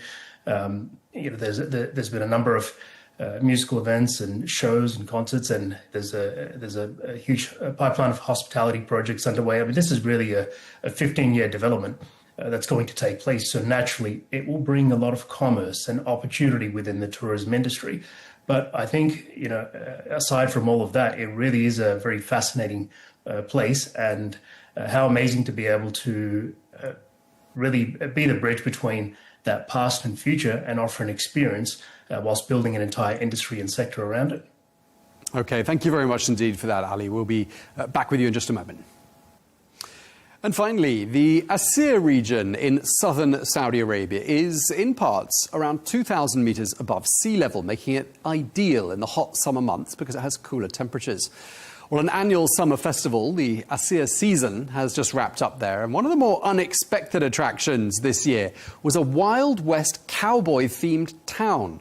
Well, complete with all the right clothing, as you can see there, some cowboy hats, boots and fringed jackets. The event was a big hit, with plenty of activities drawing people from far and wide. And organisers say it exemplifies the kingdom's push to diversify tourist offerings. I will be honest with you. We are Arabs and the sons of this country. We are proud Saudis who cherish our identity, our Arab roots, our culture, and even our Bedouin heritage. We don't deny this identity. It runs in our blood. But the purpose of creating this theme was to showcase Saudi tourism to the furthest reach possible. Okay, well, it's something we don't often see there, people wearing cowboy outfits in Saudi Arabia. Ali Raza, the Chief Investment Officer of Haytham and Company, is still standing by for us. Ali, I mean, that's a different kind of tourist offering, as we just heard there. And we've talked about this quite a bit before, haven't we, how Saudi Arabia is welcoming record numbers of tourists. I think there are 160 million domestic and international visitors in 2024, up around 6% on the previous year. I mean, let's not underestimate this. I mean, tourism is a key revenue stream for Saudi Arabia now. And it seems there's an ever-growing number of different offerings as well. Of course, I mean, we have spoken about this on a number of occasions in different capacities. But tourism is an interesting sector, right? I mean, in itself, it is an enormous economic driver because it of course, brings people into certain landmark sites and regions of the nation or any host nation. But most importantly, it really funnels attention into SMEs, the backbone of any developing nation. It brings cultures together. It brings social cohesion. There are so many flow-on effects, and Saudi Arabia has been very, very clear on the appetite to open up to the world and to attract the world and to bring novel and new experiences to light. And I think this is yet another example of that. Okay, well, thank you very much indeed for that. Ali Reza, Chief Investment Officer at Hytham and Company. Really appreciate your inputs as ever. That's all we have time for. Thank you very much indeed for watching The Real Deal here on Al Arabiya English. Look forward to seeing you again next week. Meanwhile, stay tuned if you can.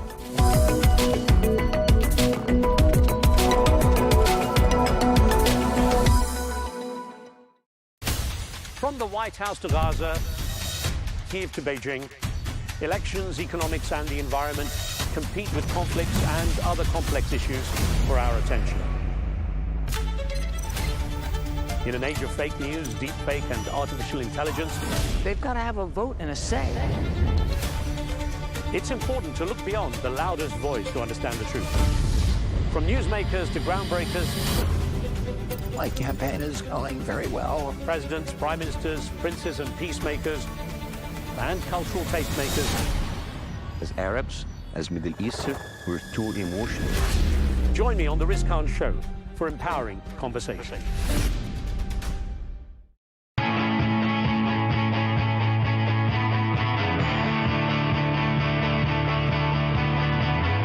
Welcome to the metropolis, the big city. This is where tech, trends, and culture meet. Meet the people. See the sights. Walk the city streets. And experience the lifestyle.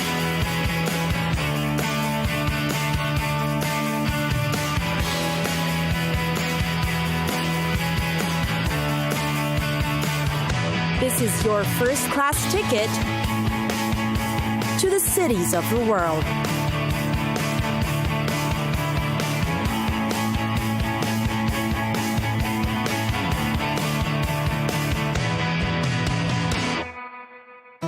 Jakarta, the huge sprawling metropolis that's the capital of the Republic of Indonesia. It is home to about 9 million people. It is located on the northern coast of Java and has expanded through the years, absorbing many villages in the process. You'll know the names of these villages from their main streets. Together with its many suburbs, Jakarta has become a megapolitan city. Jakarta is a conglomeration of villages known as kampungs, now crossed by main roads and superhighways. The city itself lies on a wide, flat delta, intersected by about 13 rivers. Popular is the Bay of Jakarta, with its large number of tiny islands, called Pulau Seribu, or the Thousand Islands. It is a tourist resort for swimming and snorkeling.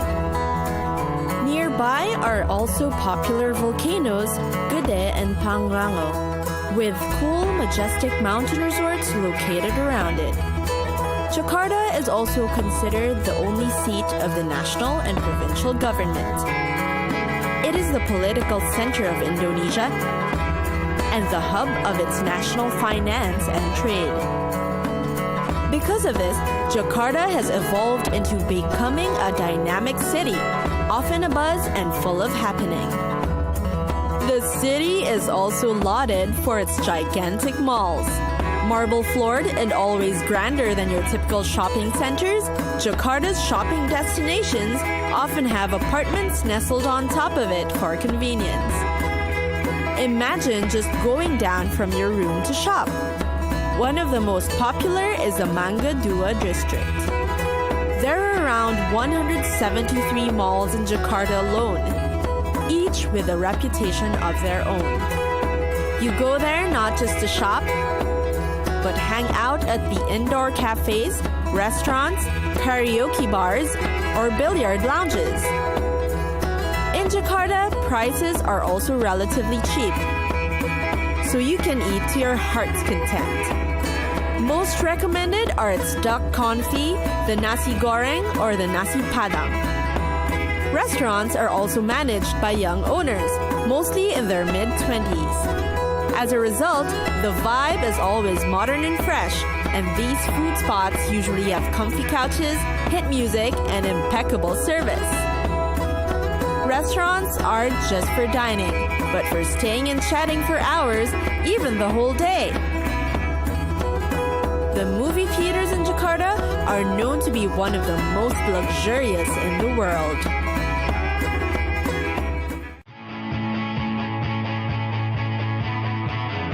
It's time for us to go. Pack your bags and get your tickets ready. And we'll see you on the next destination. Catch us again next time on Cities of the World.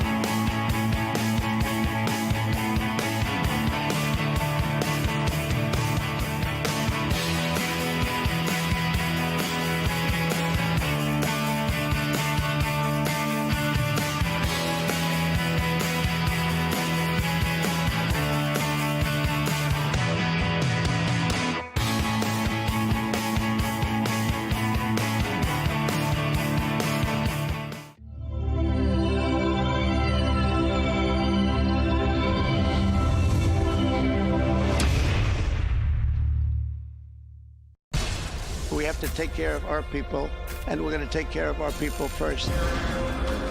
For in-depth analysis and all the latest developments across the globe, make sure you join us every weekday. President Trump is trying to negotiate a ceasefire. With so much happening, so much information, and so much noise, International law will have no part in his administration. it can be hard to keep track. Tariffs will just fuel inflation. We're going to fight these tariffs. But you can count on us to tell you what you need to know. We stand by your side. Join me, Tom Burges Watson, for Global News Today, right here on Arabiya News. From the White House to Gaza, Kyiv to Beijing, elections, economics and the environment compete with conflicts and other complex issues for our attention. In an age of fake news, deep fake and artificial intelligence, They've got to have a vote and a say. it's important to look beyond the loudest voice to understand the truth. From newsmakers to groundbreakers, My campaign is going very well. presidents, prime ministers, princes and peacemakers, and cultural tastemakers. As Arabs, as Middle Eastern, we're too emotional. Join me on the Riz Khan Show for empowering conversation.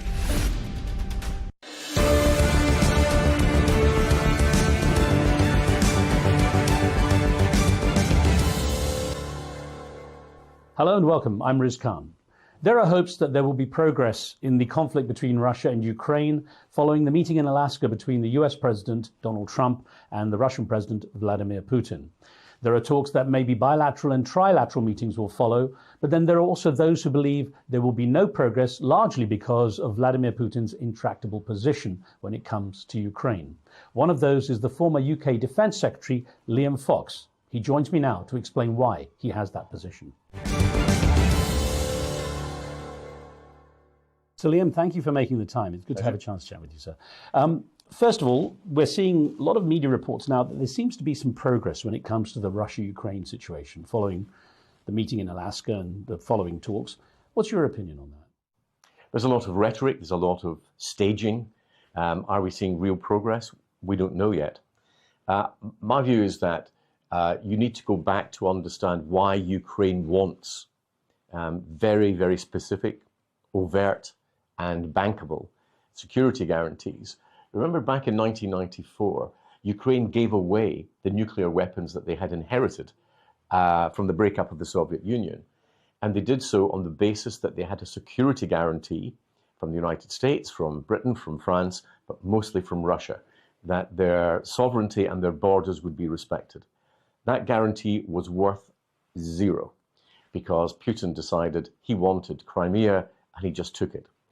Now, if you were the Ukrainians and you are wanting to end the war, you will want to do so knowing that you have a much better guarantee of your security than came with that agreement, the Budapest Memorandum. So I entirely understand why the Ukrainians are where they are.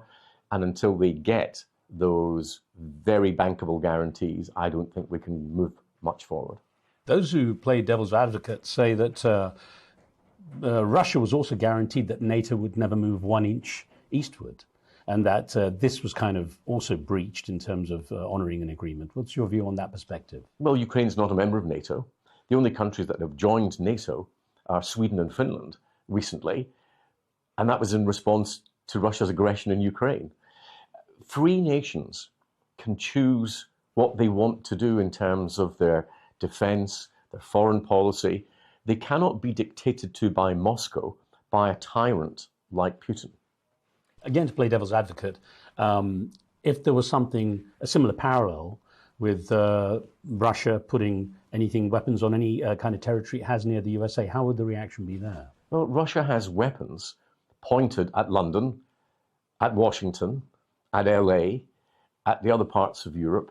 It has troops along the borders with the Baltic states. So we don't need to be lectured by Russia about the threats to their neighbors.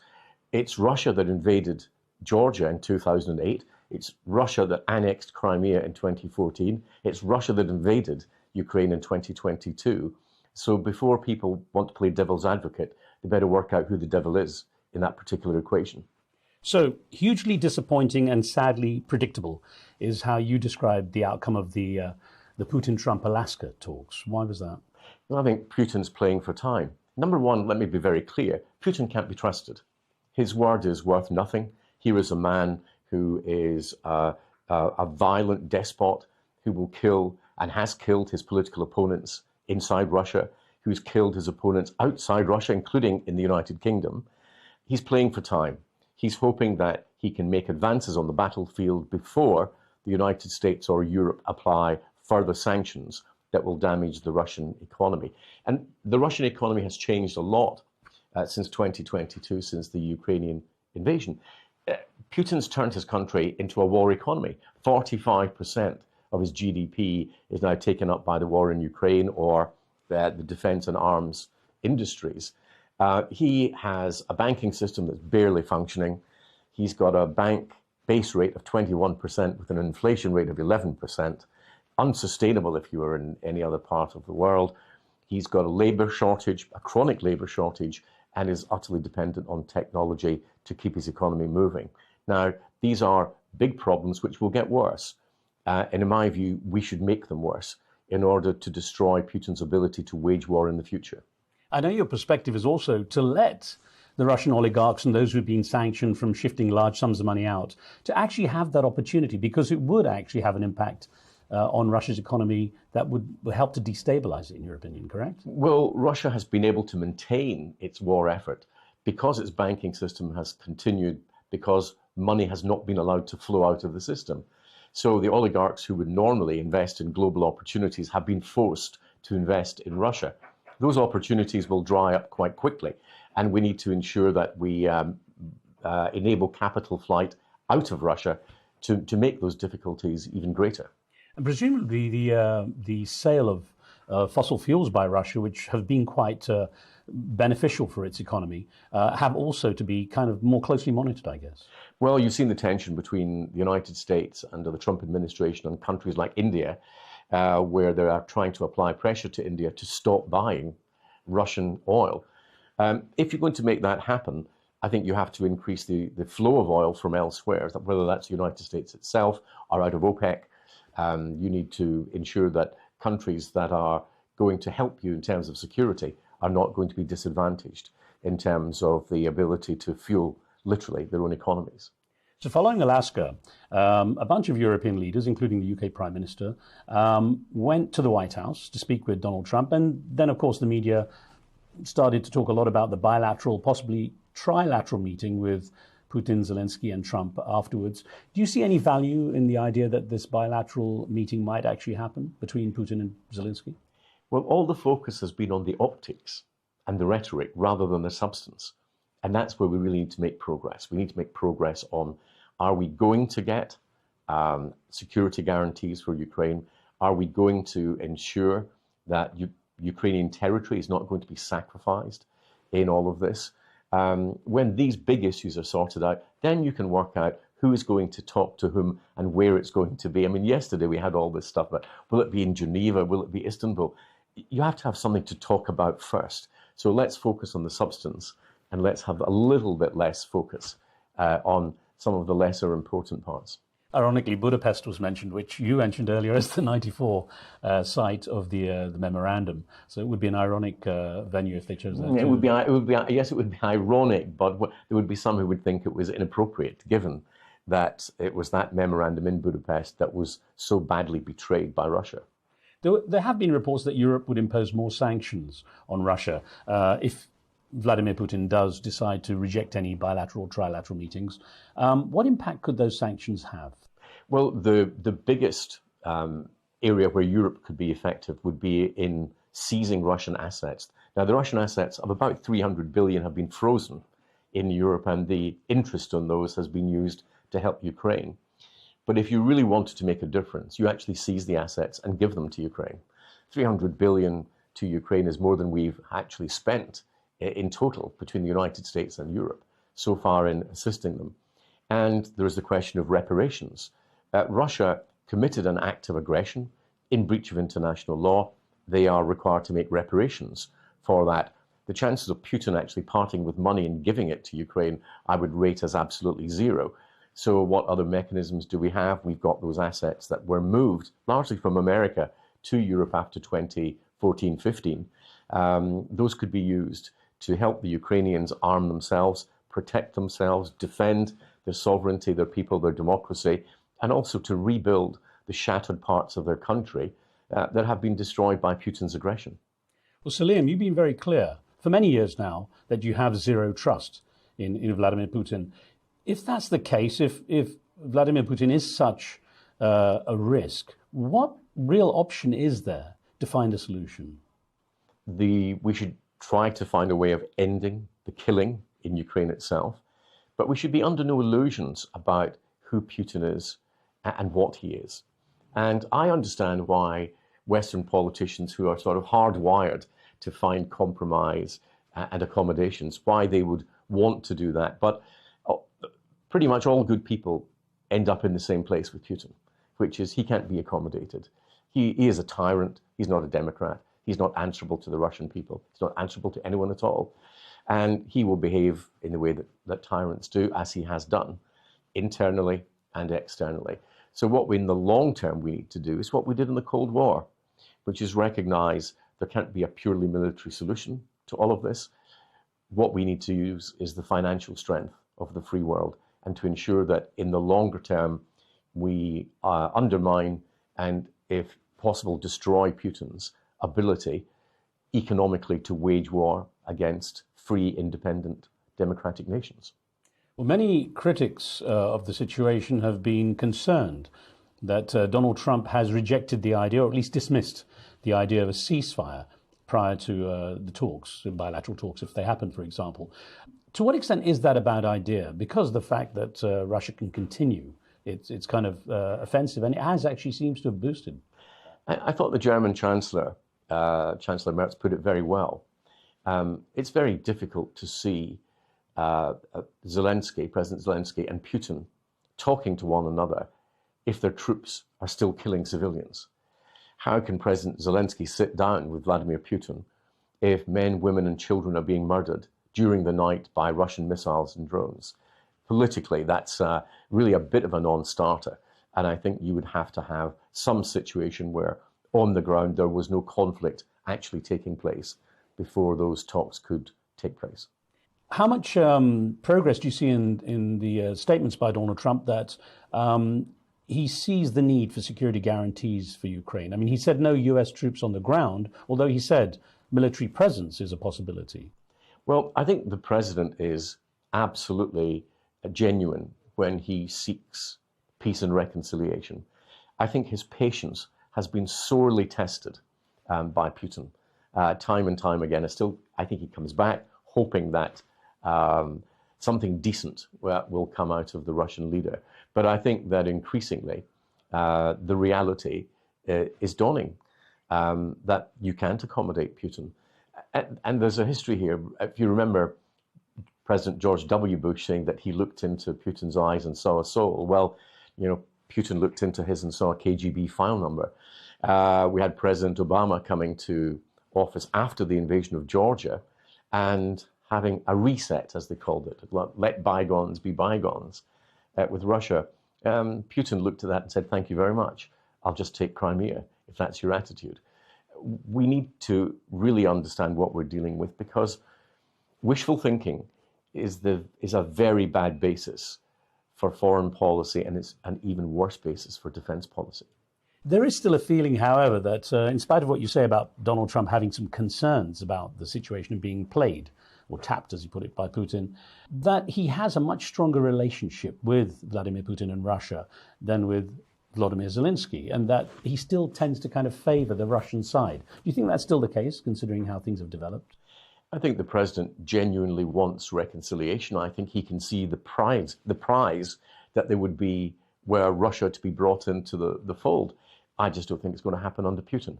I think that Putin is a particular type of autocratic, tyrannical leader. His behavior shows he's not to be trusted. And I see no reason why he would change. He wants to keep Russia in a particular way. He's got imperialist tendencies, wanting to recreate parts of what was the Soviet Union. And I think that's not going to change. And I think that President Trump, like President George W. Bush, like President Obama before him, hope that they can find something good to deal with in Putin. And sadly, that their hopes have all been dashed sequentially. There is a widely held opinion that actually he's more interested in becoming a czar-like figure than reconstructing the Soviet Union, having a more imperial kind of attitude towards things. I think that's true with Putin. I think that he's also been willing to use the Russian Orthodox Church as part of that czarist approach. But he's a very dangerous man. He's dangerous to the people within Russia, and he's dangerous to the people outside Russia. And we've got to be very hard-headed in accepting that. It's in the minds of good people, wanting to see good in someone else is a very laudable and understandable trait. But it can be very dangerous when you're dealing with somebody like Putin. I'll get back to the current situation in just a second, but as and when the time comes when Vladimir Putin is no longer around, is there a chance for Russia to reset, or is it likely that someone else with the similar kind of tendency might just be able to slip in and continue the policies of Vladimir Putin? I think there were three ifs in that question. So yeah, I suppose it depends on the state of the Russian economy. Is it a stable economy, or will Putin actually leave it fundamentally weakened? It's much easier to take a peace economy and turn it into a war economy than vice versa. So there are big problems ahead for the Russian economy. How Putin will manage that, we don't know. Who is coming behind Putin? Difficult to say. Most of his potential successors have left under, let's say, less than clear circumstances. And the Russian people, do they have a yearning for democracy? They have a yearning, I think, to control their own future and to live in a country where they are much more able to determine what happens to their families, their communities, and their nation than they have today, but impossible really to know. Russia doesn't really have a strong historical experience in democracy, really at any point. So yes, we have to hope for it, and we in the West have to prepare for a post-Putin era in the hope that we can help encourage change, but in a way much better than we did last time after the fall of the Soviet Union. There's a bit of a paradox in the fact that the Russian people did taste the fruits of a more kind of market economy, capitalistic society after the fall of the Soviet Union. And yet the statistics show that so many Russians seem to be behind Vladimir Putin's actions. Perhaps it's a patriotic or jingoistic attitude, but there is that strange paradox. Well, I think you're probably more likely to be the fact that there are no independent polls in Russia, and all the polls that we have are controlled by the Russian government. That will tend to produce the results that the Russian government want. But leaving that aside, so we don't actually know what the Russian people think. But if we are going to see reform in Russia, it has to be in a way that has tangible benefits on the street, and not just for the oligarchs and not just for the politicians, which is what we saw last time. And that needs to be better thought through. Considering your perspective on President Putin, do you see any value in him actually recently now agreeing that there should be security guarantees, that perhaps there could be some kind of monitoring system if there was a peace deal? Anything that gives us a verifiable peace deal, great. As Ronald Reagan would say, trust but verify. And that is just as true today as when President Reagan said it in the Cold War. And we need to be able to make sure that it's there. But there's something else. It's not just a security guarantee. What's missing there is the word credible. Is it a credible security guarantee? Because if Russia thinks that the deterrence is missing, then he will act again. And you could, I think, very reasonably argue that the sanctions that we put in place in 2022 after the invasion of Ukraine should have been there in 2014 after the invasion of Crimea. And the ones we put in place in 2014 should have been there in 2008 after the Russian aggression towards Georgia. So the failure of deterrence and the failure of a credible deterrence is crucial. And anything that the West puts in place as a security guarantee needs to come with some hard and fast elements to that, whether that's an Article 5 NATO-type guarantee that an attack on Ukraine would be an attack on us all. We have to wait and see. But if it's not credible, it's not worth anything. Do you see Ukraine ending up in NATO?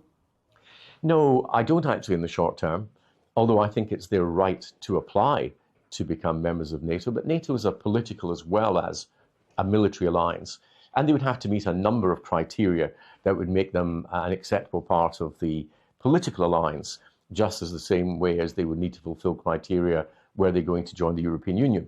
So I think that's some way off for Ukraine. I think Ukraine still has internal problems to deal with, not least a fairly widespread level of corruption that has plagued them for some time. Those things need to be dealt with. They can be dealt with. And Ukraine is, of course, as a free, democratic, sovereign nation, able to make its own choices.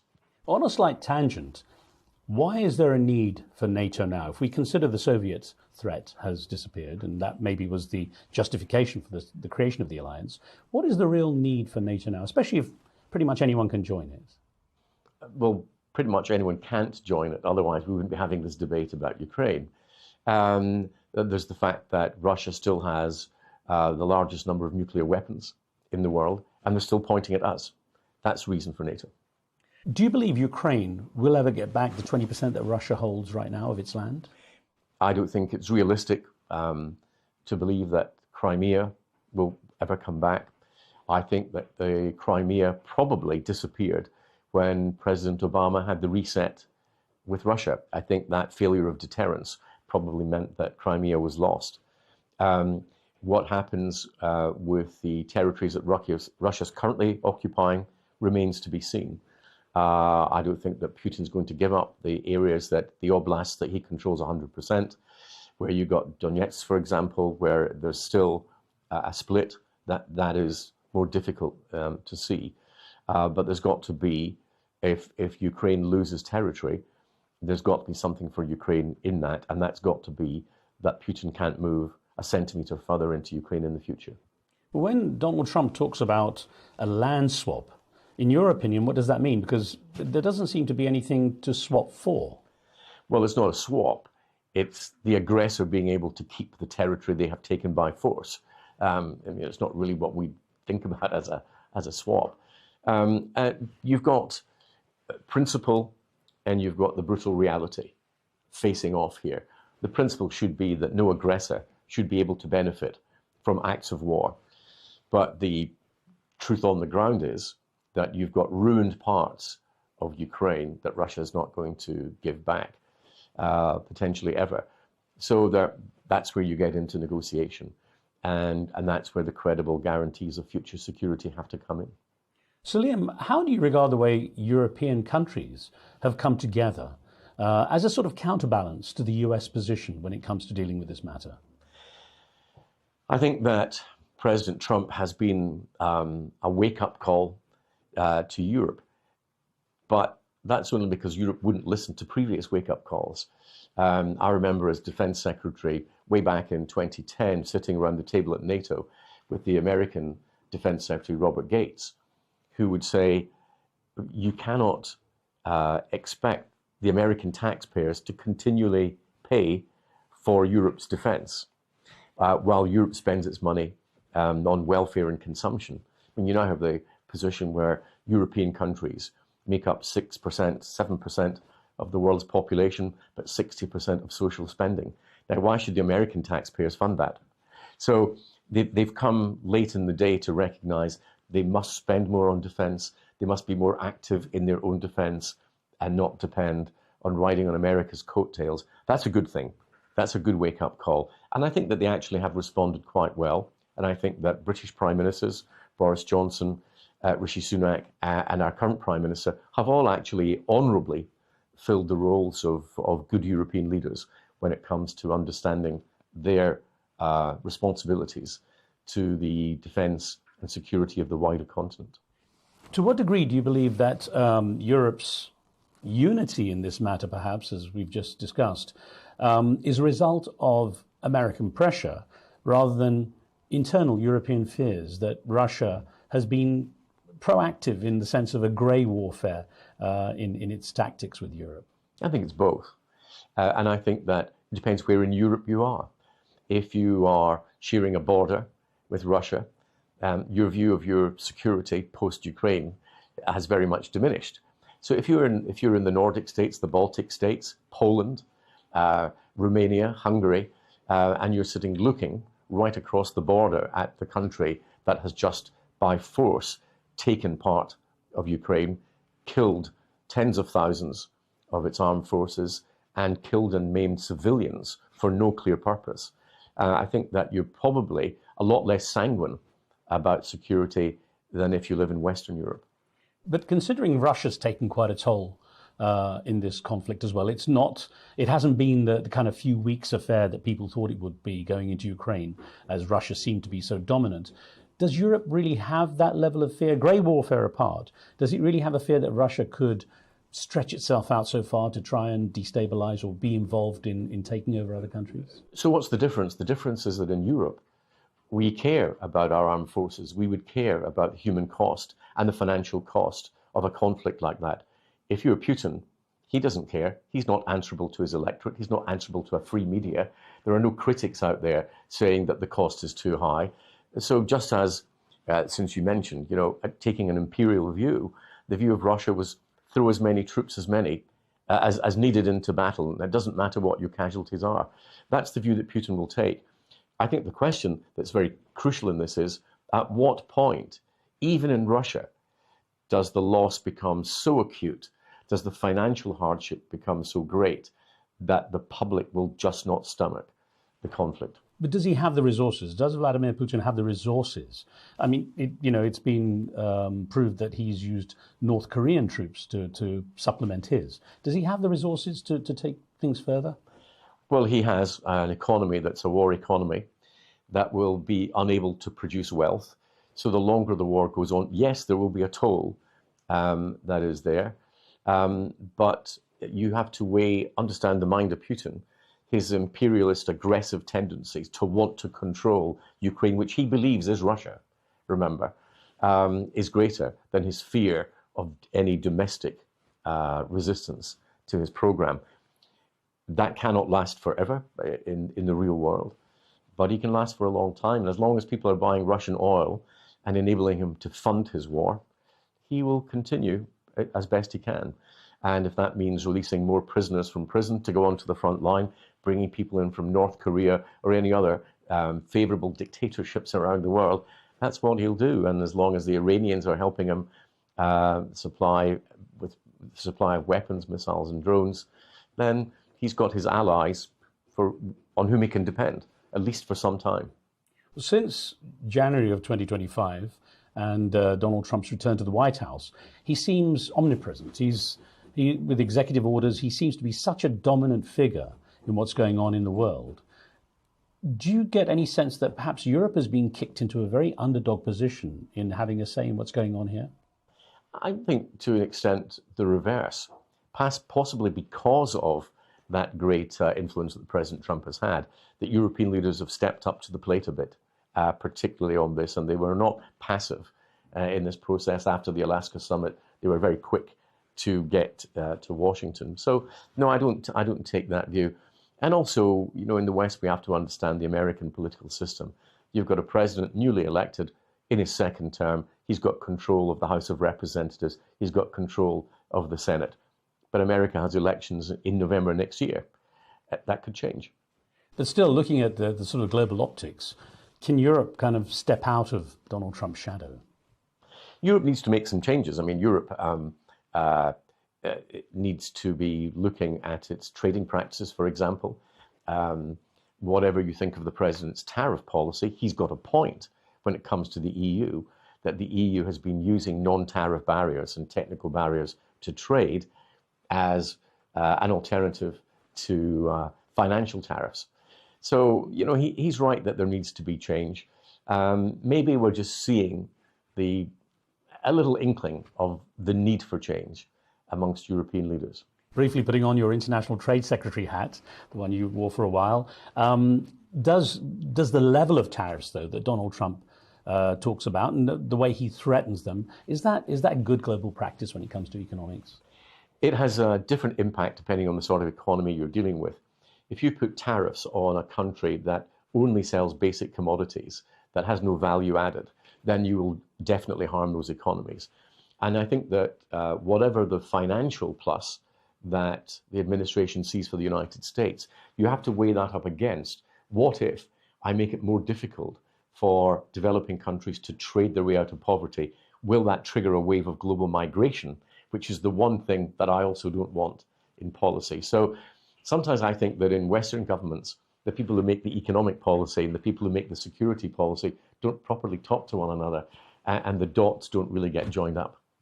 Going back to the Russia-Ukraine conflict, there is a feeling among many people that the world has let Ukraine down, was slow to act, hasn't been decisive enough as a community.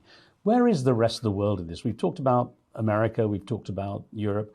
What about other countries around the world? Where are the others? Where's China in all of this? Well, China, I don't think, is particularly bothered that the West and Russia are daggers drawn. That's not in the disinterest, if you want to put it that way, of China. Others are much less concerned. They see that as a European issue. I think that Ukraine was let down when we did not deter Russian aggression. And if I was to put my finger on it, I think that the reset under the Obama presidency with Putin was the ultimate failure of Western deterrence, and I think much has flowed from that. But is there also a tendency at a global level for countries to become introspective now? The US, of course, seems to be so much more introspective under Donald Trump, of course, his Make America Great Again policy. Is that what's happening? Are we deglobalizing? Well, I think at the political level, there is a tendency for countries to become much more introspective, to become, if not isolationist, at least more nationalist. And yet, at the same time, in the real global economy, we have had such a level of integration of supply chains that the idea of pulling those apart would cause so much disruption as to be not worth any economic gain that might come. And so again, you've got the world of politics and the world of business not necessarily being in the same place. I'm with the world of business. I think ultimately it's those interests that will be longer lasting, and they will be to the benefit, particularly of those parts of the world who don't yet share in the good luck of the wealthiest. Well, that's almost a perfect segue, talking about your role in business, to discuss your role as the chairman of the Abraham Accords from the UK perspective. Tell me about the work that's being done, because you're now planning to launch a fund as well. So we have something called the Abraham Accords Prosperity Group. It basically has 4 pillars. The Abraham Accord Prosperity Fund, which is a an investment fund that we plan to launch in the near future, a project called REACH, run by the NAS group of companies, talking directly to young people in English and Arabic in the region to say, you should have opportunity. We will give you the chances to grasp that opportunity, but to talk to them in a language that is much more familiar and through social media.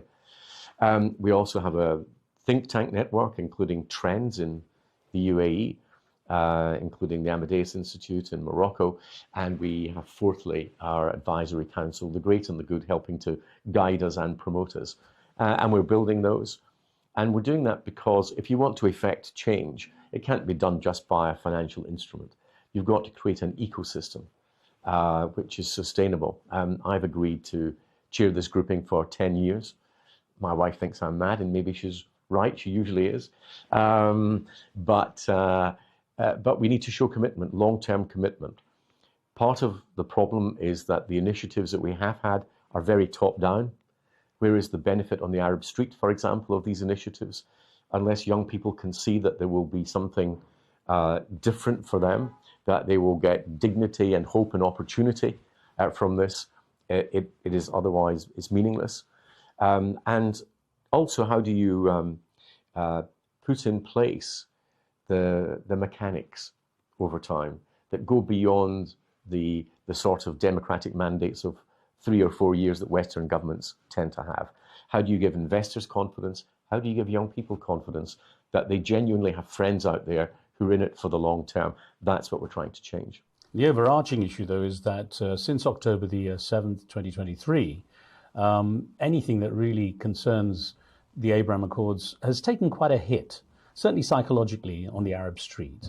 What kind of damage has it done to your goals, to your aims to try to create some kind of better world in that environment? I don't think it changes our aims or our goals. It perhaps makes the environment in which we're doing it more difficult. But, you know, whatever happens, if you like, at the statecraft level, we still need to have a greater share of prosperity across the whole of the Middle East, North Africa region. And we need to ensure that younger people are able to share more in the prosperity that in Europe or the United States we would take for granted than they have been allowed to do in the past. And that means, how do we get more of the economic opportunity? For example, in the service industries, instead of countries buying business services from Europe or America, why are we not trying to create more of them in those countries themselves? Who do you see contributing to this fund? Well, we have a number of high net worth individuals, but I would also like to see the sovereign wealth funds and institutions do something that they really can do, which is invest in peace. That's the real challenge for us. And is it the sovereign wealth funds largely from the Middle East region, or do you see this as truly global? Well, we've had a lot of interest in the United Kingdom, in the United States, but in the region itself. And we have to encourage those in the region to invest in the future of the region. And we have to ensure that, as I often say, if you've got the same DNA as your parents and you make the same choices as your parents, you end up in the same place. And we can't afford that. We need to break that. Here we are in the United Kingdom, a country massively shaped by our history. But there are those in the Middle East who are not shaped by their history. They're prisoners of their history. We need to help them break out of that. Just a final thought then. Are you getting the sense that ears are open to your requests and your pleas for some kind of progress? I think that people are recognizing that we cannot continue as we are. We have to create a different future, and we're not passengers in that future. We can be the prime movers in our own destiny, and we can choose to effect change if we want. And people will say, well, this is a terrible time to be launching a project like that. Well, is there a good time to launch a project like that? And if you're looking at the long term, you have to start somewhere. And I hope that those who support our aims will support our program, because it's something that has to be done as a whole global community if we're to achieve the results that we want. And its benefits will not just be felt in the Middle East, they'll be felt globally. And that should be as much an attraction to us as anything else. Well, Sir Liam, I wish you luck. Thank you very much for joining me, sir. Pleasure.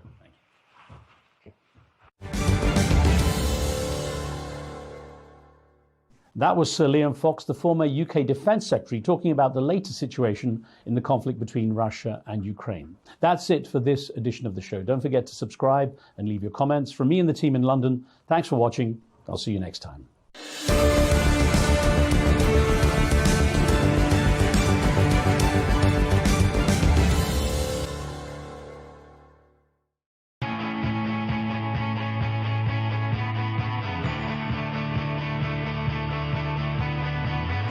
Welcome to the metropolis, the big city. This is where tech, trends, and culture meet. Meet the people. See the sights. Walk the city streets. And experience the lifestyle.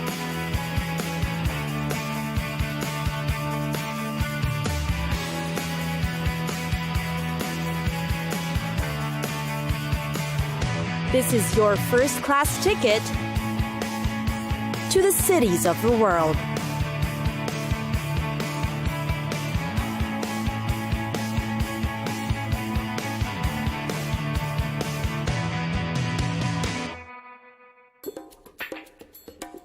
Palm Springs. Palm Springs is a desert resort city in the Riverside County, California, United States, within the Coachella Valley. Palm Springs being about 94 square miles or 240 square kilometers in size, it becomes the largest city in the country by land area. The city is famous for its mid-century modern architecture and the design elements that come from it. You can also indulge in it by trying out everyday activities such as biking, golf, hiking, horseback riding, swimming, and tennis, which are all major recreational activities in Palm Springs. The most popular is golf. There are numerous things Palm Springs is known for, and these are a few. First is that it is considered Hollywood's hideaway. Because during Hollywood's golden age, actors were contractually bound to stay within 100 miles of the studio for last-minute shoots. And because of this, stars like Marilyn Monroe, Frank Sinatra, and Dean Martin traded the hustle and bustle of Hollywood for palm trees and poolside cocktails in Palm Springs, exactly 100 miles from Hollywood. But today, celebrities, the A-list ones, continue to flock to the desert for the Palm Springs International Film Festival, the Coachella Valley Music and Arts Festival, and the Stagecoach Country Music Festival. This is where you can experience a taste of Hollywood and the desert by touring the Walk of the Stars in downtown Palm Springs. Meanwhile, the city is also a breathtaking place to appreciate modernism design.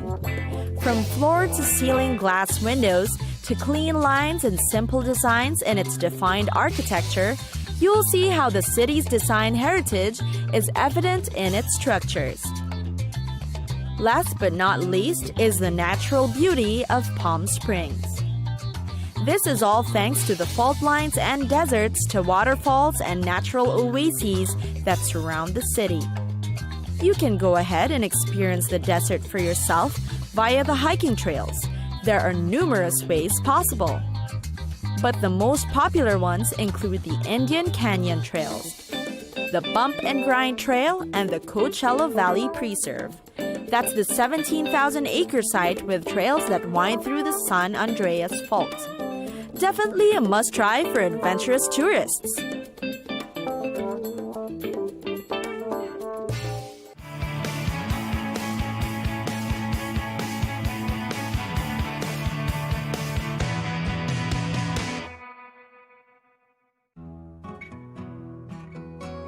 Siem Reap, the Cambodian center of culture.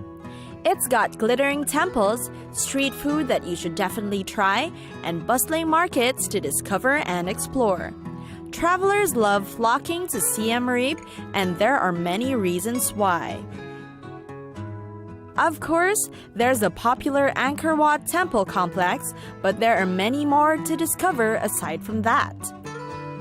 Just brave enough to explore more of the area to discover what a gem Siem Reap in Cambodia is. The city boasts of a colonial and Chinese-style architecture in the Old French Quarter and around the Old Market. Here, there are the museums, traditional Apsara dance performances, a Cambodian cultural village, souvenir and handicraft shops, silk farms, rice paddies in the countryside, fishing villages, and a bird sanctuary near the Tonle Sap Lake. It's definitely become one of the popular tourist destinations today, with its large number of hotels, resorts, restaurants, and businesses specially made for tourism. But really, most frequent the city for its Angkor temples, which are undoubtedly the most popular tourist attraction in Cambodia. Temple hopping is certainly a must-do here. It's recommended that you begin with Angkor Wat in the sunrise, land a spot in either just outside of the temple or inside, right by the famous lake, so that you can snap that iconic reflection photo. And then, of course, you should stop by the floating village. Those that want to marvel at the fisherman's way of life will want to visit Tonle Sap Lake. This, in fact, is Southeast Asia's largest freshwater lake and the place to be to witness how the fishermen live. Wooden houses are built on long, sturdy stilts to avoid possible floods, thus making it an area perfect for fishing. Last but not least is the night market. It's a place you must visit because Siem Reap's nightlife, in fact, doesn't happen at the bars, but in this market. The Angkor Wat night market will dazzle you with Khmer artwork, local handicrafts, and sumptuous street food. And it's just a 2-minute walk from the famous pub street, so you can definitely make the most out of your time in the evening.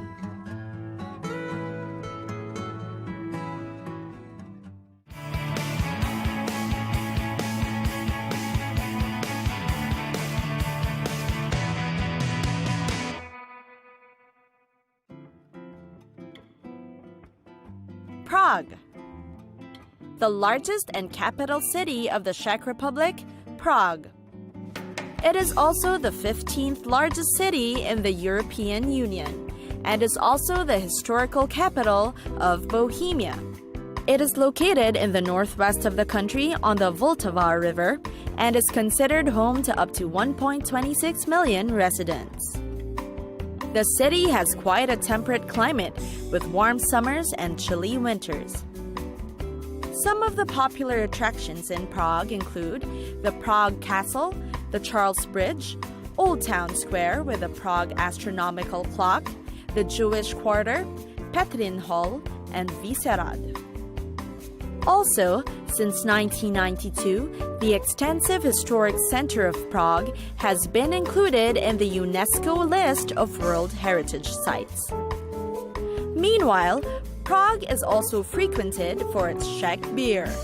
Pivo, which means beer, and pivnice, the place to drink beer, are just some of the words you need to learn to find it. Prague, after all, is one of the places in the world where beer is cheaper, even more affordable than fruit juice. Prague is a city with a very medieval feel.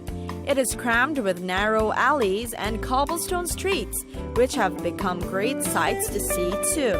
The best way to get around Prague is on foot, so it's best to wear the proper shoes for walking.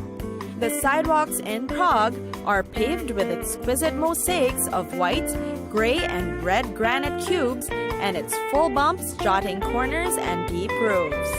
So tourists have to be careful while walking and sightseeing at the same time. Prague is also termed the City of 100 Spires. Stand on the Letna Hill and you'll see a forest of towers stretched before you. Water towers, church spires, donjons, and steeples reach towards the sky.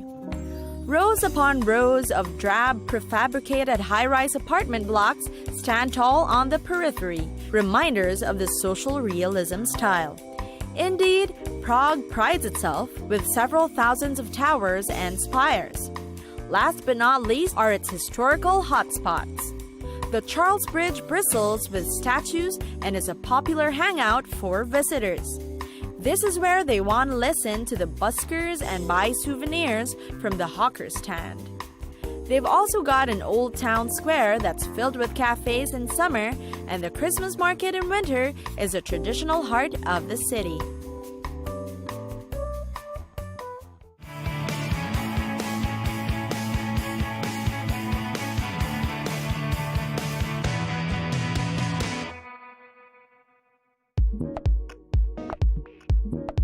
Las Vegas. Officially named the city of Las Vegas, but more often called Vegas. It's the most populous city in the state of Nevada, the county seat of Clark County, and the city proper of the Las Vegas Valley.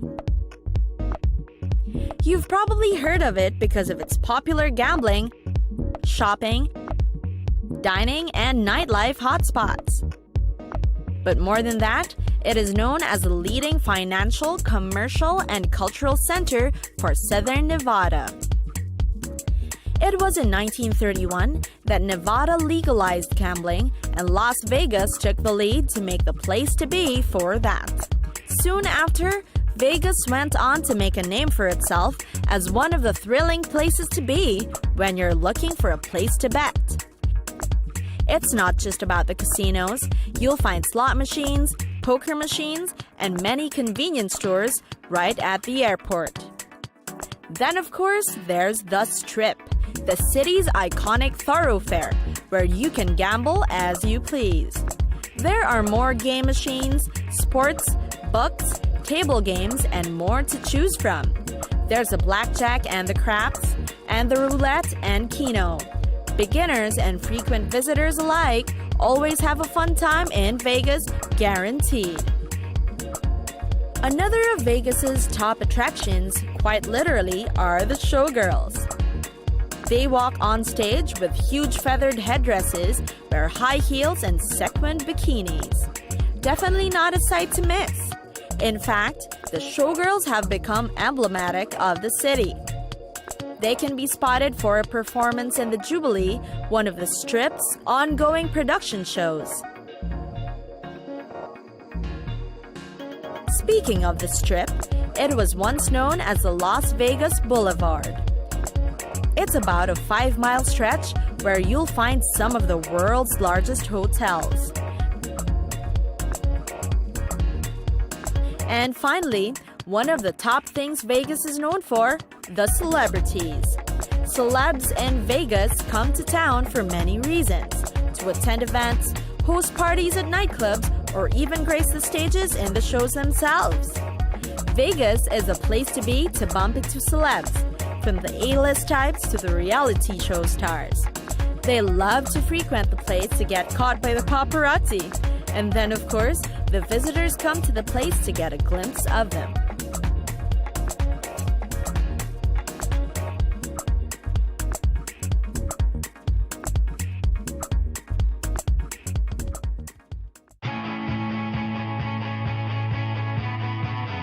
It's time for us to go. Pack your bags and get your tickets ready. And we'll see you on the next destination. Catch us again next time on Cities of the World.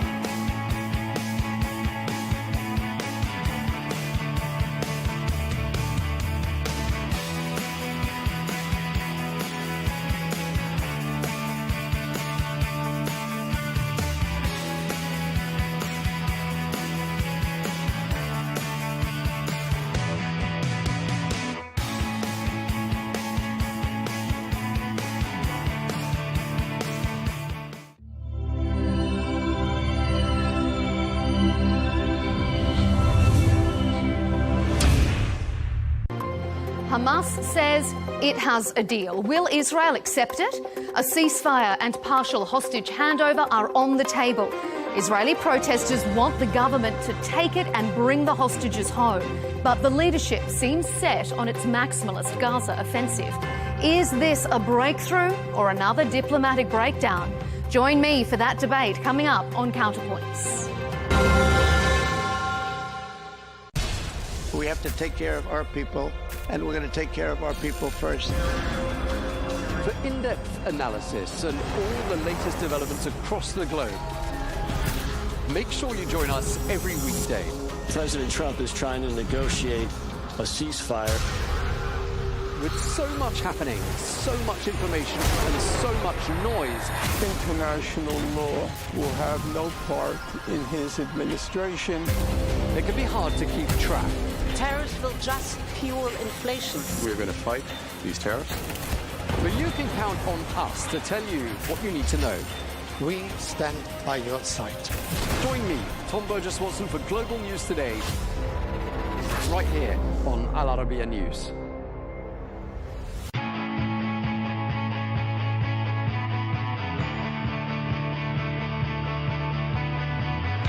Welcome to the metropolis, the big city. This is where tech, trends, and culture meet. Meet the people. See the sights. Walk the city streets. And experience the lifestyle.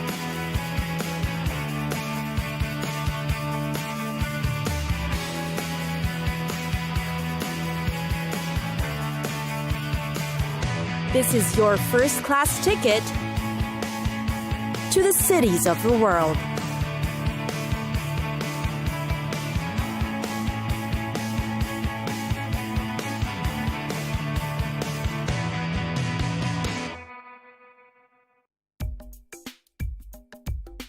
Portland.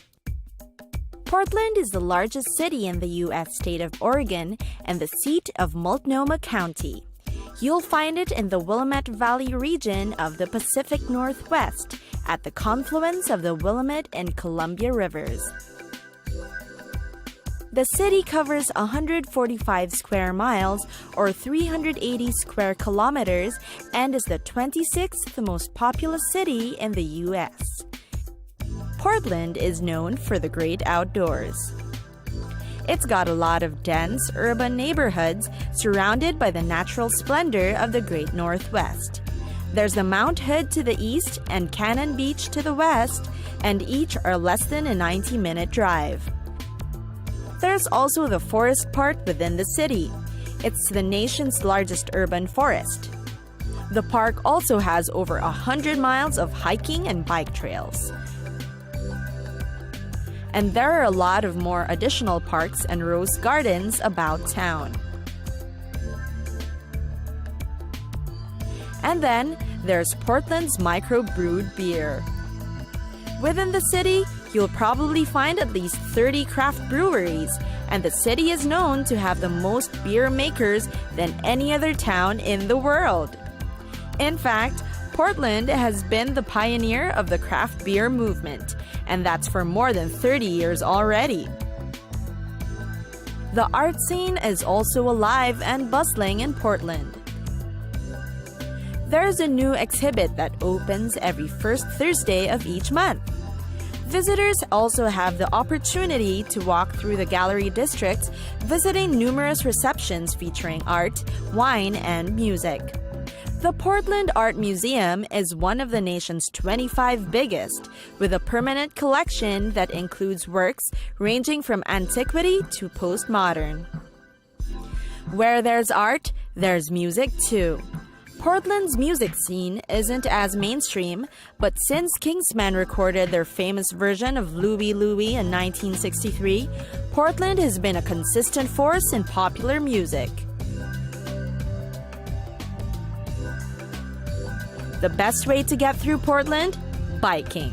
It's not just a hobby, but it's part of the city's culture. Many of its residents commute to work via bike and has the highest number of people who do so, compared to other American cities. It's got many off-street paved trails that allows cyclists to have safe access to many Portland neighborhoods and scenic areas.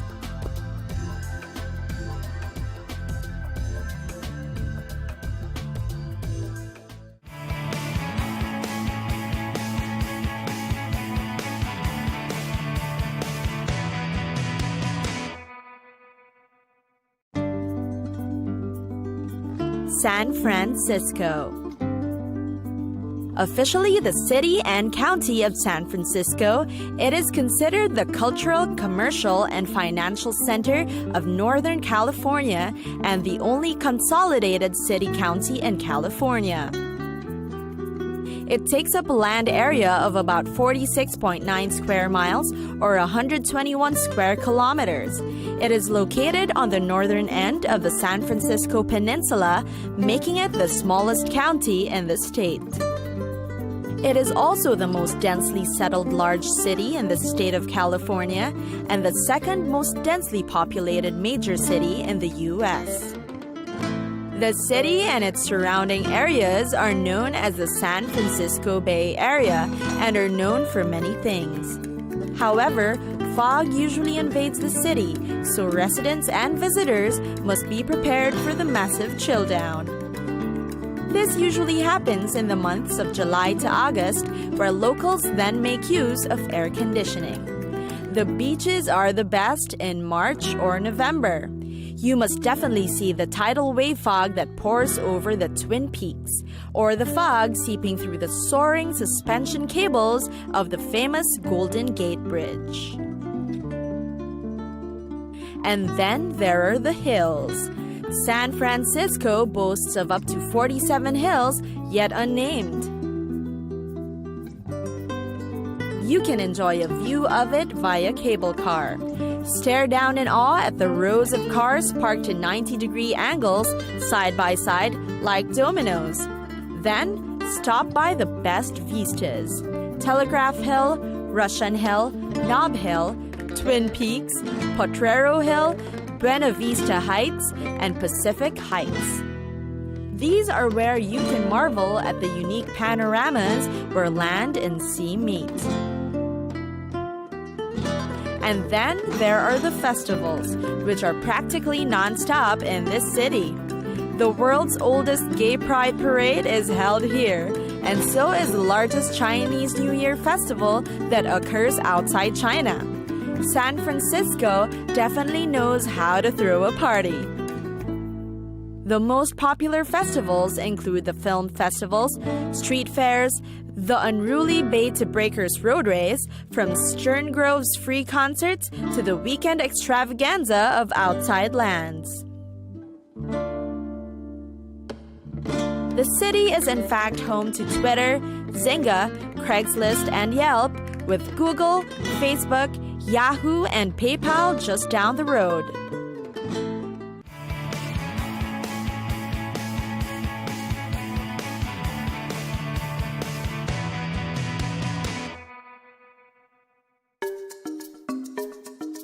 Ho Chi Minh. Ho Chi Minh City, or more popularly known as Saigon. It is the largest city in Vietnam. The metropolitan area and its surrounding towns is populated by more than 10 million people, thus making it the most populous metropolitan area in Vietnam as well. Many of the top attractions in Saigon revolves around its experiences in the 20th century war and conquest. Walking around the city, you're sure to see its classic French architecture to perfectly maintained American warplanes. Ho Chi Minh is like the historic past coming to life right before your eyes. Today, you'll also see skyscrapers slowly building in the city, combining old and new structures that still make it a uniquely Vietnam city. It is indeed Vietnam's biggest city and business capital. There's the War Remnants Museum, a sobering and unforgettable museum where you'll see the effects of the 30-year-long war between Vietnam and America. There, you'll see preserved tanks, planes, and other war machines in the outside grounds.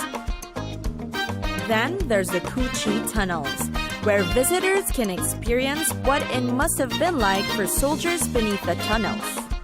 During the war, these soldiers used an extensive network of tunnels to move around undetected by their enemies. You'll also learn more about its history with an informative film and a guided tour. The Cao Dai Temple is the center of the Cao Dai faith. This is the religion that has taken bits of Buddhism, Christianity, Islam, Taoism, and Confucianism. Tourists are welcome to visit the temple and learn more about this faith that is practiced by a few dedicated followers. Next is the Jade Emperor Pagoda, which is one of the most revered temples in Ho Chi Minh. It was originally built in 1909 by Chinese immigrants. Now, this Taoist temple welcomes Buddhist worshipping and is incredibly atmospheric with incense smoke hanging heavy in the air.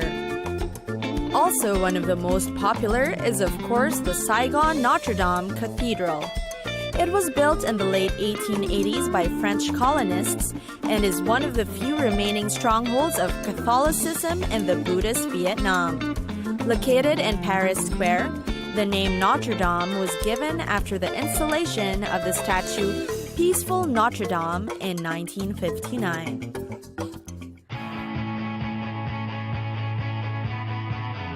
It's time for us to go! Pack your bags and get your tickets ready. And we'll see you on the next destination. Catch us again next time on Cities of the World.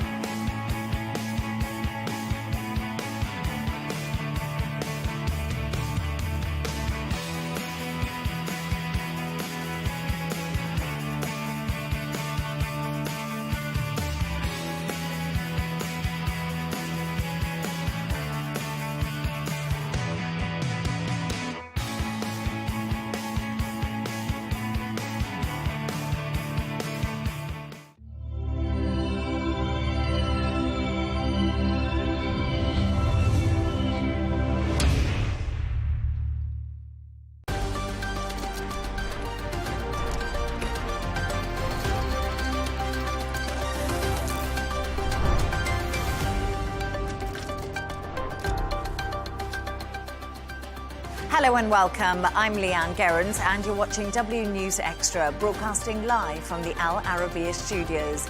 These are our top stories. Deadly Israeli strikes hit a Gaza hospital, killing at least 20 people, including journalists. Netanyahu says Israel regrets the incident, which he's described as a tragic mishap. Meanwhile, protests over migrant housing turned tense across Britain this weekend. We'll discuss how the government is scrambling to resolve the issue. And Trump may sue California over redistricting as Democrats respond to efforts by Texas to redraw congressional lines.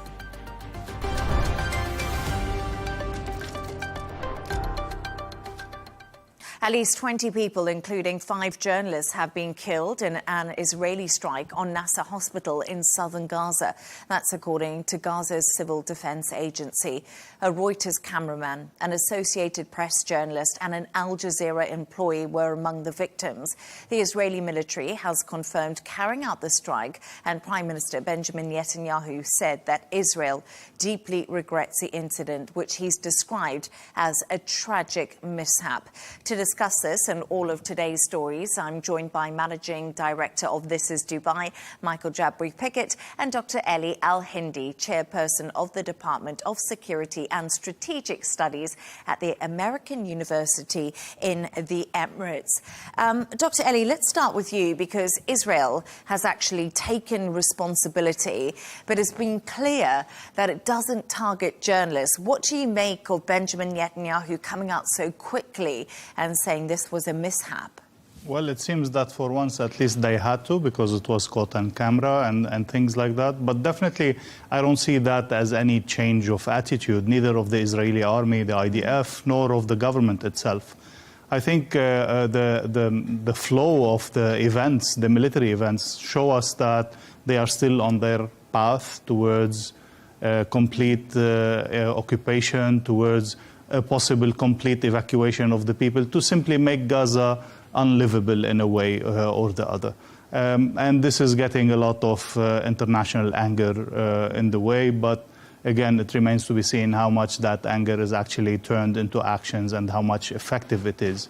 And meanwhile, also we've seen Netanyahu launch into attacks on in Yemen on the Houthis, which is again maybe a way of diverting the attention to things that are maybe more accepted by the international community in a way or the other. So yeah, unfortunately, more of the same.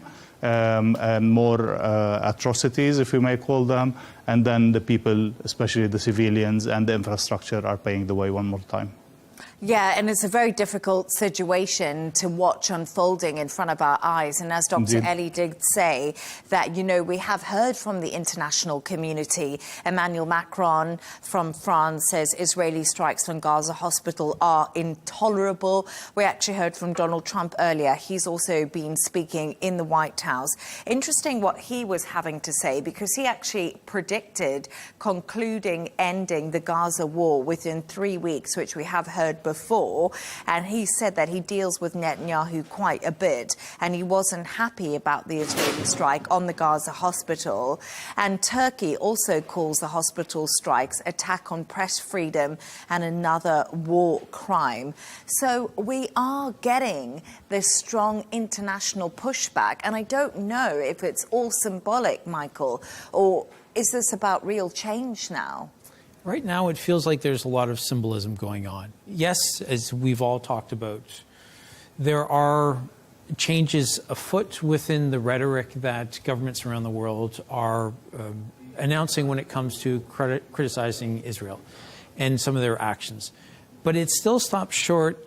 The bottom line is we want to help people in Gaza not starve to death. And that still isn't changing. When you do have governments that have come out and they've said they're going to acknowledge Palestinian statehood, that helps. When you have governments that are also very critical about making sure that they understand what's going on and they call Israel out for doing something illegal, that's a good thing. But, you know, this war has gone on for close to 23 months now, and Israel has consistently hit, I won't say they've targeted, but they've hit hospitals, and they've killed nearly 200 journalists. How many times do you do that before you think something has to change? Now, he has said on this particular occasion that he regrets that, and that's nice. But I wonder if maybe, of course, it's far too little too late, but I also wonder if maybe he's recognizing that the international community is starting to turn against him, and he has to accept that there are certain concessions that he's going to have to concede. I think, again, what is a bit different, although it is less than what we need to stop the starvation and the killing in Gaza, but still what I think is a bit different is that this time it's not only the population, it's not only the leftist groups, it's not only the usual suspects who are complaining about what Israel is doing. Now it is governments, even historical allies to Israel like Australia, like the UK, like France.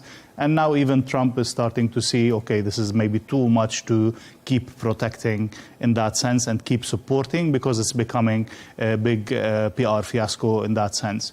So when we start to see a serious pressure on Netanyahu, which we haven't seen yet, by either governments or European governments or by the main supporter, which is the US, before that nothing will change. And as long as Mr. Netanyahu can feel that he can do what he wants through military means, he will not accept to negotiate.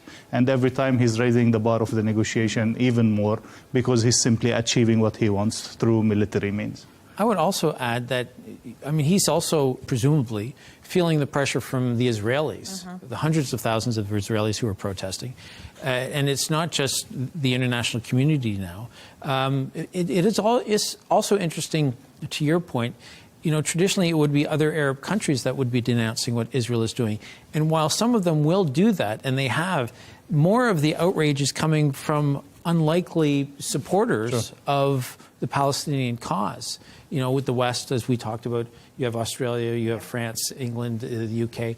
These countries are all coming out and saying, you know, enough is enough. And that's where it's changed. But to my mind, you're still not helping the people who are doing the suffering the most.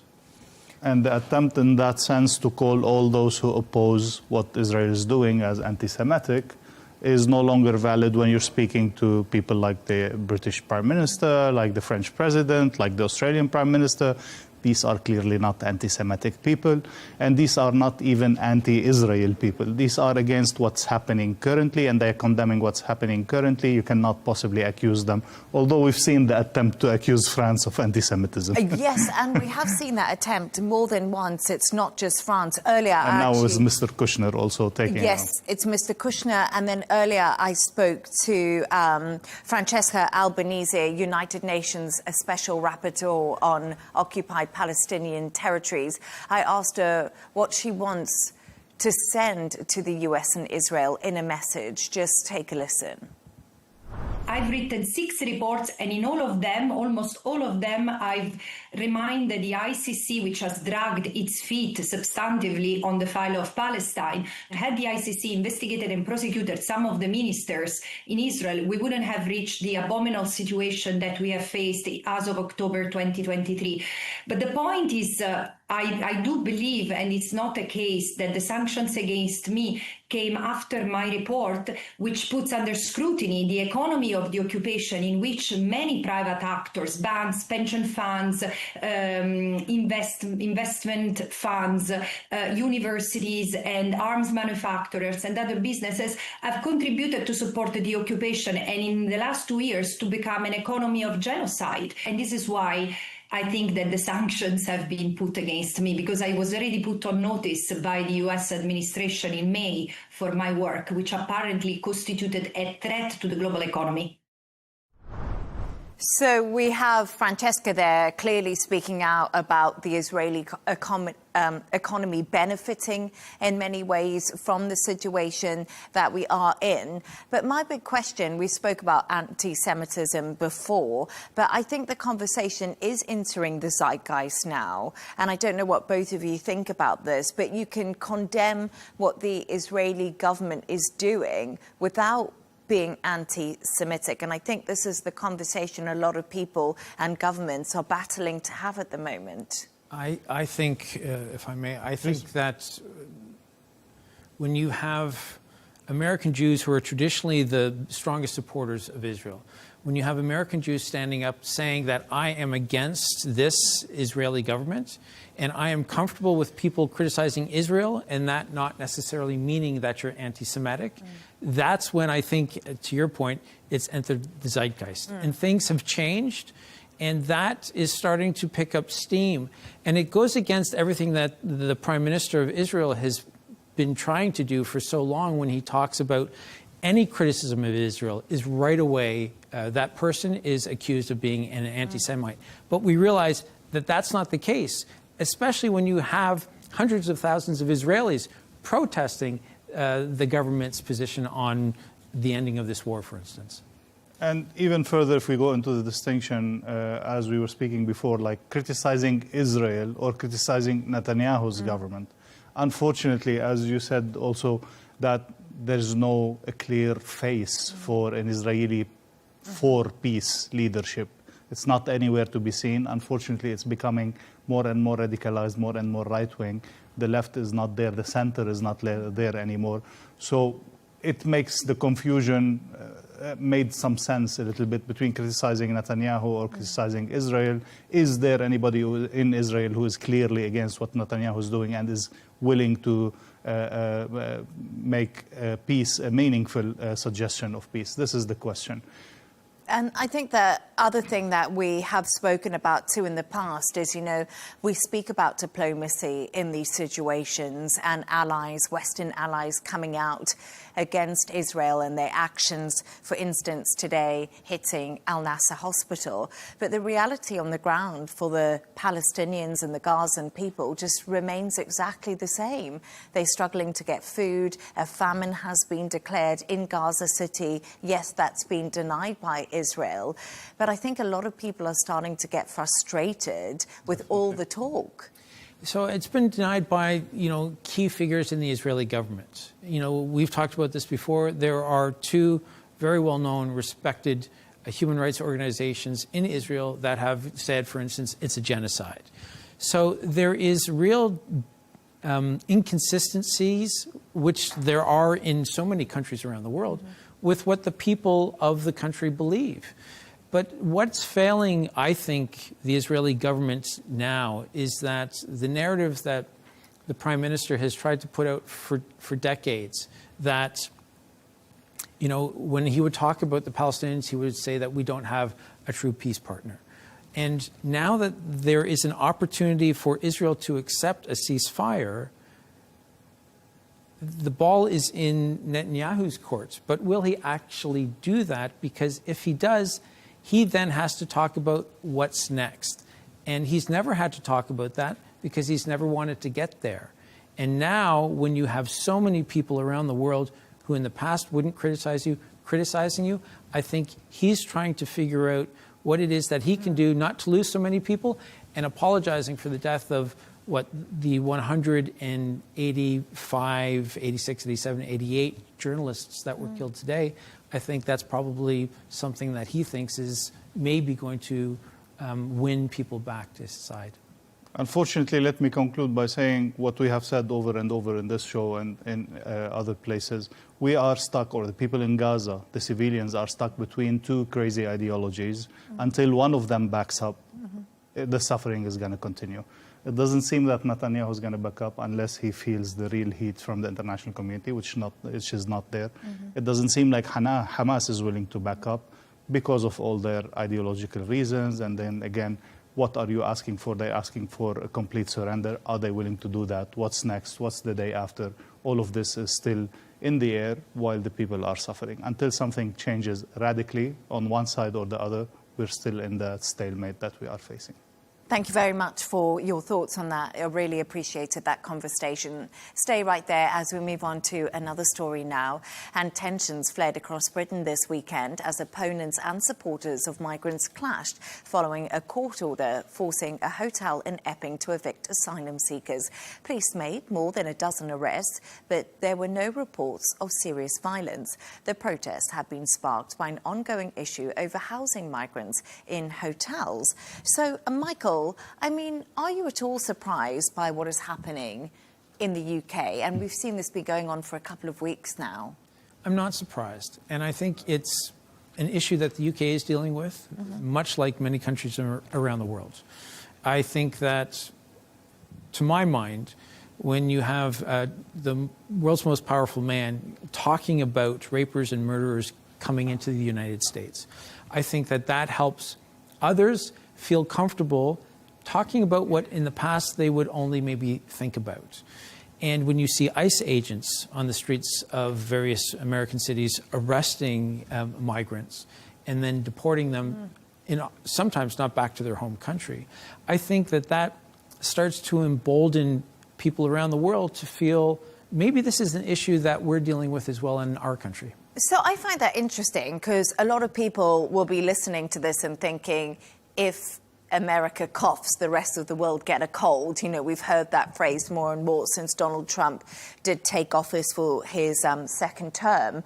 But in some ways, I think that the UK and Europe have been dealing with this issue, especially the UK, since the Brexit vote. This was a hot topic in the Conservative Party government. And we know 10 years ago today, Germany, or this week, Germany opened up its gates to migrants coming in, which was an epic fail compared to, for Angela Merkel in many respects. So I don't know if we can tie this back to the US. I don't know what you think, Dr. Ellie. Yes, it is a right-wing movement, if you want to put it into that context. But at the same time, this is nothing new.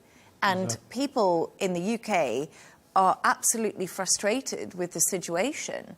Definitely Trump's policies and the way he does things is flaring all things up and putting oil on the fire in that sense. But we definitely know that Europe has been challenged with this issue for at least 10 to 20 years in the past. And it has been exacerbated by the Syrian refugees flow, by the Libyan crisis and the flow of refugees from Africa through the boats, through the Mediterranean, all the death toll, all of that. So it's been a discussion for more than 10 years now.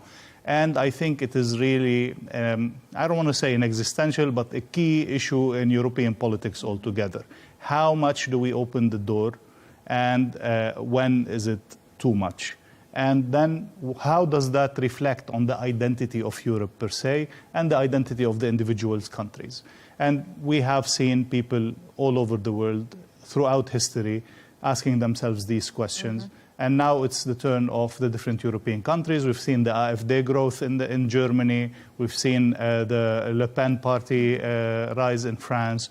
We've seen different parties across different countries in Europe saying, no, this is too much. We've opened the doors too much. We can't even recognize our countries anymore. This has changed who we are. And this is not only something. And I think also it's important to distinguish what kind of people are we talking about.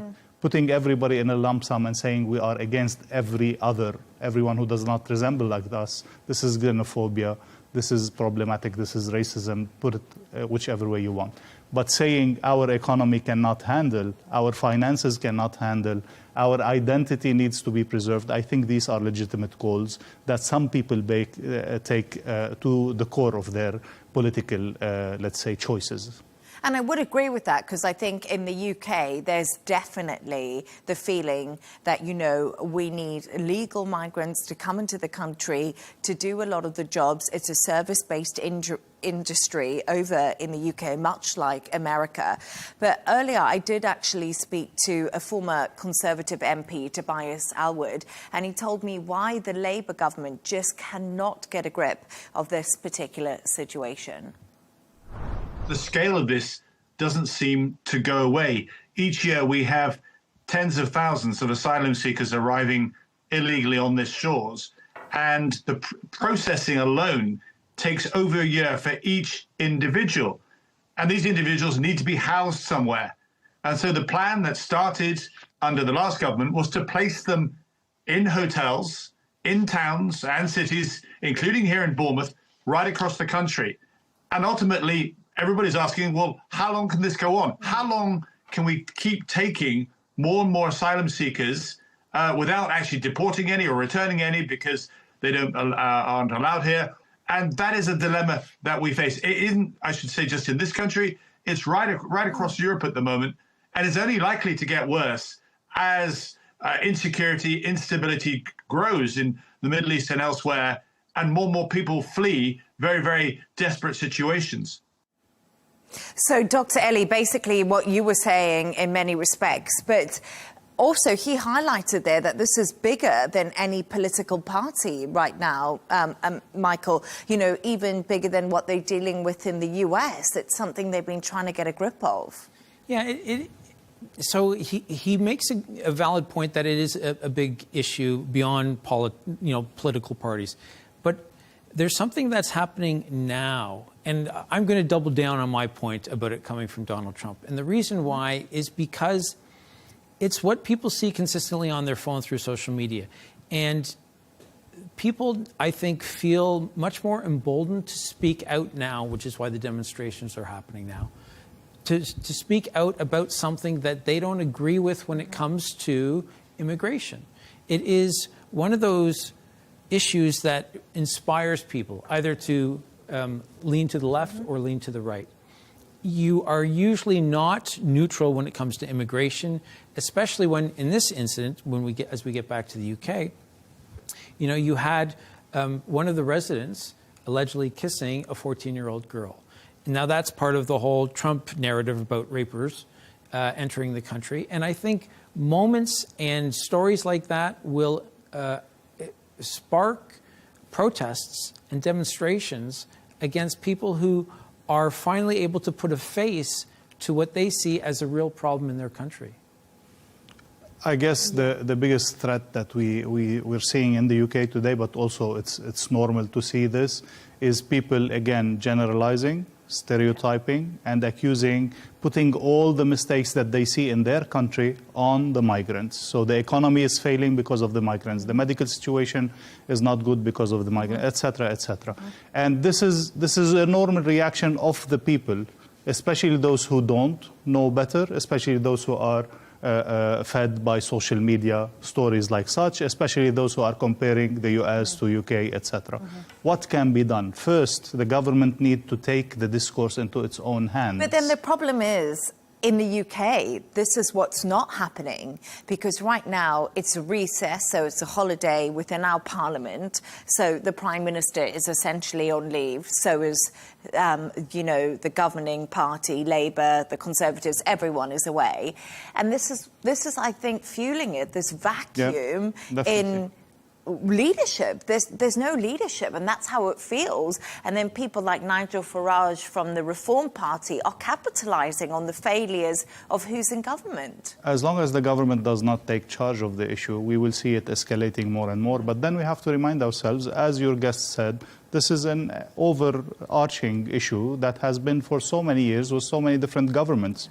We cannot blame it on the current recess, but on the fact that the British government did not take a clear policy on how to deal with the issue, how to distinguish between a migrant worker, between a refugee and an asylum seeker. What makes an asylum seeker? Anyone who's not happy in his country? Anyone where his country has some troubles? Then all of Africa will be in the UK the next year. Where do you draw the line? What kind of scientific measures do you put on who deserves asylum seeking? And then, of course, to speed up the process of how long does it take, how much does it cost, etc., etc. Yeah, it's a really difficult situation, and I think you both make good points when it comes to that story. But once again, it just seems bigger than any political party, and it's been decades and decades that this has been happening. Thank you so much for your thoughts on that. Let's move on now. And engineers have begun to survey an area in northeastern India for a new water storage facility meant to counter China's attempts to control local waterways. But the Aldi community say the project could upend their traditional way of life, and they're not going down without a fight. Camille Nedelec has more. The villagers don't much care that they're at the centre of a geopolitical tussle between India and China. They just want outsiders, even fellow Indians, to keep out. The prospect of a nearby dam has caused outrage. We're not afraid. We'll die for our land if necessary.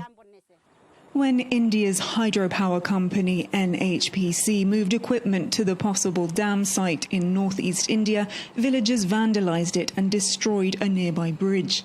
At least 16 villages could be destroyed if the project goes ahead, displacing around 10,000 people. But local residents say it's not just those communities that are in danger, but an entire way of life. This water is our culture and has been for generations.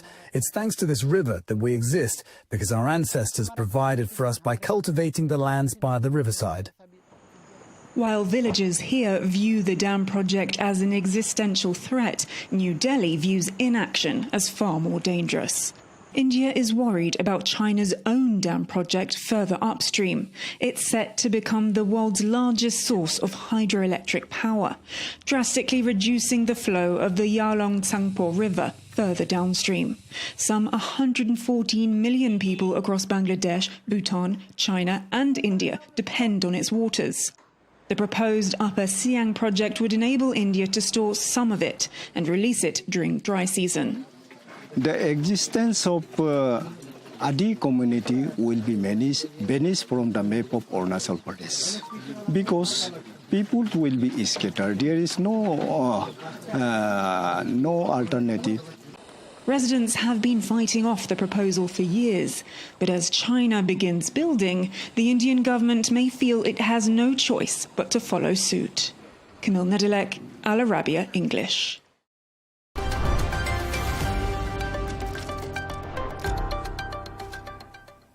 Now, Republicans are pushing ahead with redistricting in Texas, aiming to redraw congressional lines and boost their chances in next year's midterms. Well, Democrats in California are fighting back with their very own plan. Texas could see up to 5 new GOP-leaning seats, and similar battles do loom in Florida and also beyond. Amid the tight political fight, President Trump is also planning to deploy National Guard troops to Democratic-run cities like Chicago, sparking criticism from state leaders who call it an abuse of power. Michael, let's start with you. There was a lot of information in my introduction there, but this is quite confusing, but there's a lot going on. So what's your take on all of this, and why is the redrawing of a map essentially happening and causing so much outrage? So Donald Trump's been elected for 4 years. What he wants to make sure is that he has the same mandate in the second half of that 4-year period as he does currently. In November 2026 is the midterms.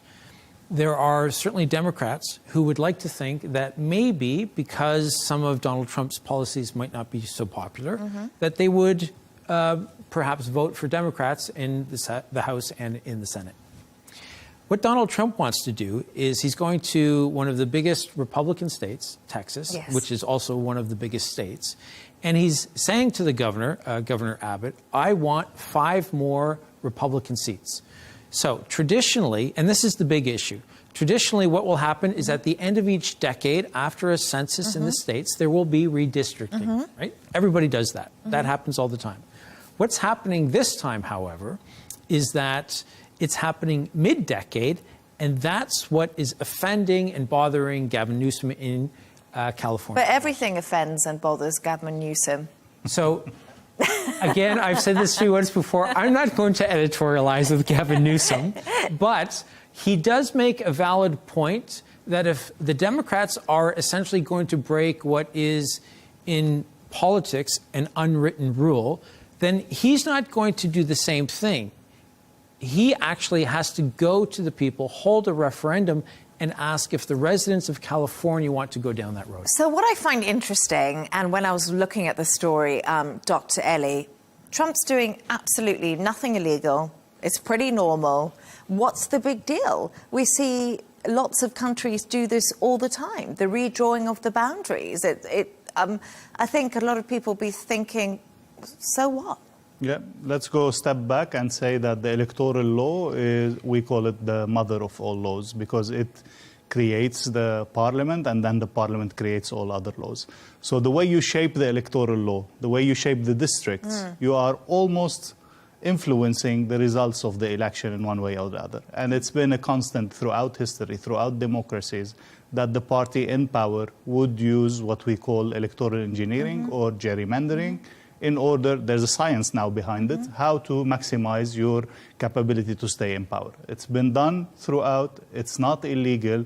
The only challenge is, as Michael was saying, that it is being done in the middle of the decade and challenging specifically, let's say, stating what is the objective. So we want 5 more seats in that sense, while everybody who was in power have done it before to maximize, maybe without bragging about it and without saying it like Trump does. I was thinking about that because I was thinking, surely we've seen this happen before in a mid-cycle, but it's all been happening sort of, you know, through the back channels. Because Donald Trump, he just says what he thinks, and that's one of the reasons many people love him or may hate him, you know, is what's on his mind, is what he thinks. But also, if we think about California, the Democrats have redrawn the lines there so many times before, and now basically J.D. Vance has come out and said, well, it's only fair for us to do it. Yes, but again, in 2019, the Supreme Court ruled that it's up to the state legislatures, so they're not breaking the law. But it's maybe it's not even written rule. It seems as though there's a gentleman's agreement that we do it at the end of the decade. And this is after the census. And you now have data from the census, so you can go forward and enact the science and use it to your advantage. Absolutely. But what Donald Trump, the brilliance of Donald Trump, is that he will look at an issue, and maybe he has advisors who are also making these suggestions. I'm sure he does. But he will look at an issue and decide that he wants to do that because there is no law that clearly states that that can't be done. But two wrongs don't make a right, do they? Because Donald Trump's saying the Republicans want to do this over in Texas, to get the 5 more extra seats so they can hold the Senate, hold Congress, in the midterm elections. And then Gavin Newsom is just ploughing so much money into it to saying, well, we're going to do the same thing in California. So he's essentially breaking the law too. So it just seems to be like 2 heavyweights, someone who wants to become the president, someone who is the president, and it's all like sort of playground, theatrical. It's all about the theatre here. But I would say he's not. I would say he's not. He's not breaking the law. He's following California law, which is you have to ask the people. Yeah. Also, in the referendum, but he's doing it mid-cycle, so he is. No, he's not. He's asking them, and they decide. If they say no, then he won't do it. He has to choose to put that on the ballot box. Yeah, absolutely. But he's saying these are the issues that I think are important. You decide. He's not the one that's doing it. That's not up from his ethics and his political morals. That's because the California law says he needs to go to a referendum. Because we have to remember that in the United States, even in the federal elections, every state has its own rules and regulations. Some states need to go back to a public referendum. Some states, they cannot simply change because it's in the Constitution, they cannot change the district. In some places, the Senate can do it, like in Texas. So in Texas, it was a Senate vote that accepted the change of the districts. But this also tells us 2 wrongs do not make a right, but it is a more and more divided American society with metropoles, with big cities being extremely more Democrats and rural areas and the Middle West and all of the majority of the states are becoming more red. And when you are doing this, you are dividing the people even more. So even within Texas, now we have 3 blue dots with the 3 big cities, and all the rest of Texas is red. So it is definitely dividing the American society further, and this is going to be a problem with the next election. But then this is what got Trump to the White House. Why would he stop doing it? So I would say the other thing that I would add, sounds like I'm defending Gavin Newsom for everything, and I apologize for that. But also part of the question that he's asking is that everything would revert back to the way it was, so that it's not as though these redistricting changes would carry on until the next time. So he's trying to confine his ask of the voters to just the issue of Donald Trump's time in power. I feel like this is a conversation we could talk about for a lot longer because it's really interesting. Maybe one more thing to point out, before we move on, is that, yes, definitely Governor Newsom has been the key figure in the Democratic Party, but then we have to note that under his leadership and the previous Democratic leadership, people have been leaving California. It has becoming a much more difficult place where people are escaping from and going towards Texas and Florida, and thus they are losing seats in the House of Parliament due to the fact that the census distributes the seats based on the number of population. So this is also another thing to say, that people are being not only divided, but they are choosing where they want to live, and they are moving to an area that resembles them more, and this is also a big challenge. I have one note to add to that. Joe Rogan, the biggest podcaster, yes, of course, he moved from California to Texas. But that was such an interesting conversation. Thank you so much. And always appreciate you supporting Gavin Newsom there. And finally, Dr. Ellie and Michael have come up with a couple of quirky stories of the day. And Dr. Ellie, let's start with you, because there's actually been an update on a story we've spoken about before involving the designer Adidas. Well, the story you've spoken about is when Adidas has been accused to steal a certain type of sandal that is traditional to a certain region in Mexico and create a new design out of it and launch it as a product of their own. And this was very badly received by the Mexican people, by the people of that region, but even by officials in Mexico, be it the president or others, who have threatened to sue Adidas and have requested a clear apology. The apology this week has been given, a clear apology, not only by the designer, but the officials of Adidas, saying that, yes, this is accepted as a cultural appropriation and we shouldn't have done it. And we promise that from now on, we will be more careful to work with the community if we are going to be inspired by their traditions. And we're going to try to make sure that they benefit from any design that is inspired by their traditions. My question is this enough? Is an apology enough? And how are the people actually benefiting from that apology? Will they actually get something in return? Will they be paid in compensation or something like that? I guess you were on the show too when Dr. Ellie, we did the original one about the Oaxaca sandals from Mexico. Is it enough? Because, you know, the designer obviously apologized. Now Adidas, of course, the big sports brand, has come out and apologized too. But should they just be, what's the issue? What's the story? What's the conclusion here? Should they just be sort of throwing money at the situation, or? So I'm going to surprise you a little bit with my response. And Gavin Newsom, no. And I'm going to say they shouldn't have apologized at all. Oh, wow. And I did surprise you. Yeah. I believe that in the world of creativity, if it comes to art of any kind, music, painting, certainly designing clothes or shoes, people are inspired by what came before them. Yeah. Sometimes generations, sometimes just a couple of years. And the fact that they were inspired to create something, they should have turned, Adidas, and the designer should have turned and said, yeah, what you did, considering the time that you did it, it was fantastic. And it inspired us so much. So thank you. And just end it there.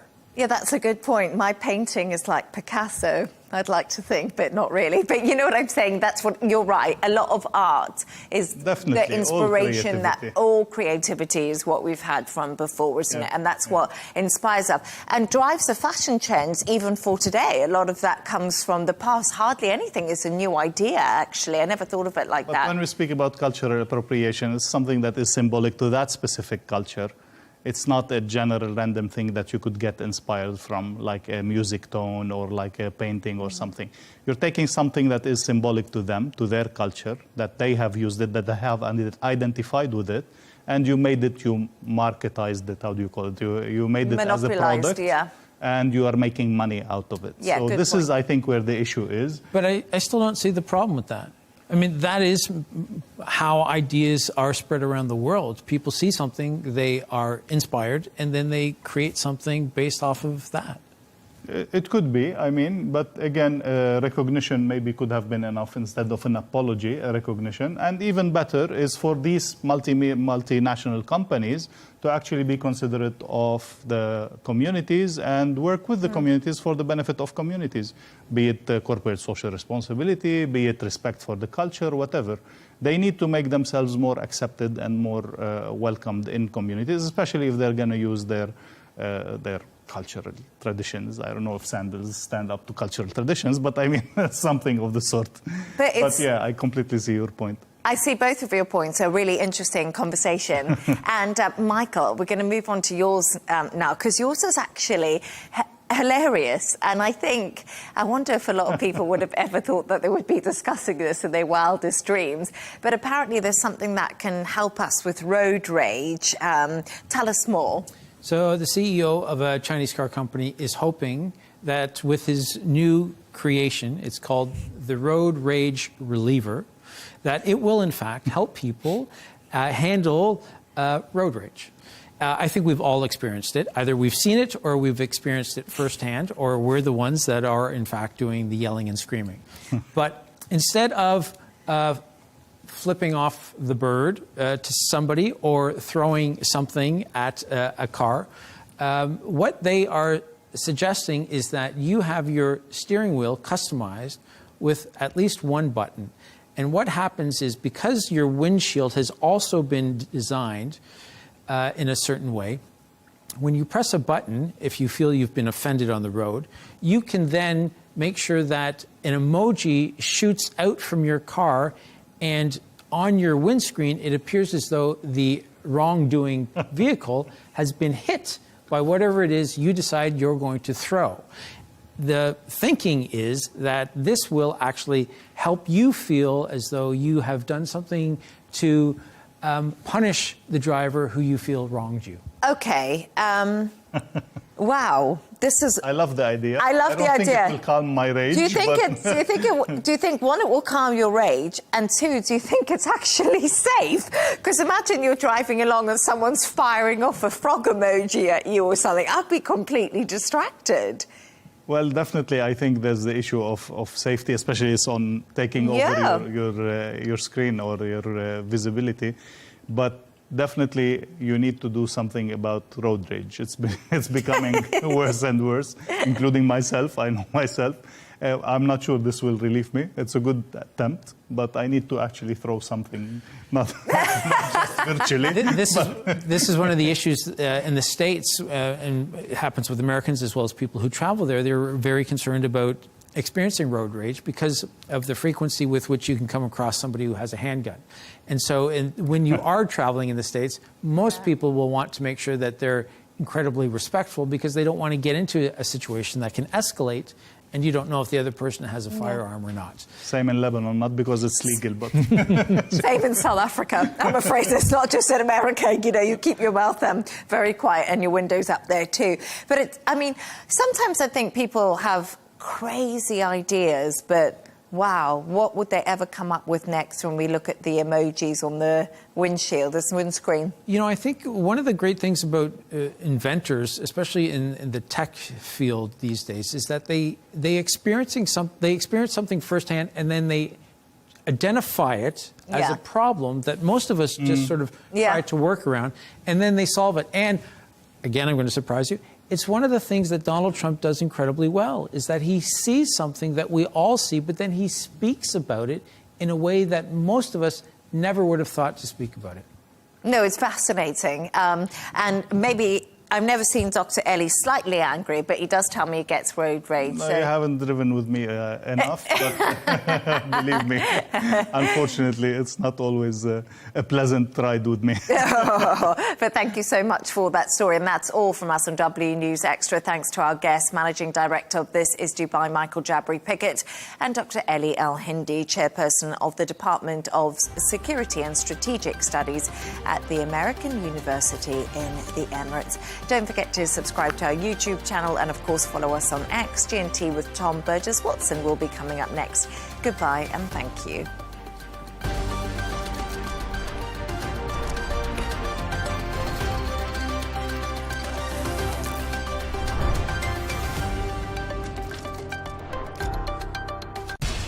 We have to take care of our people, and we're going to take care of our people first. For in-depth analysis and all the latest developments across the globe, make sure you join us every weekday. President Trump is trying to negotiate a ceasefire. With so much happening, so much information, and so much noise, international law will have no part in his administration. It can be hard to keep track. Tariffs will just fuel inflation. We're going to fight these tariffs. But you can count on us to tell you what you need to know. We stand by your side. Join me, Tom Burges Watson, for Global News Today, right here on Al Arabiya News.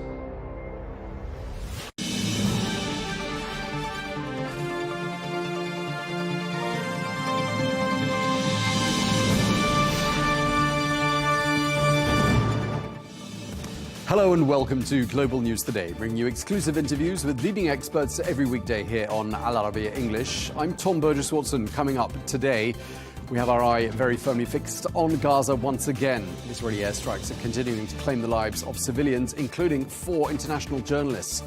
Saudi Arabia, meanwhile, is pointing to what it's called horrific genocide under Israel.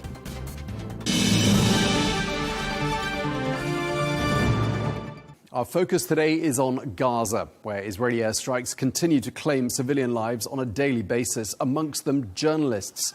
Well, earlier on today, at least 20 people, including 4 international journalists, amongst them a Reuters reporter, were killed in an Israeli strike on the Nasser hospital in southern Gaza.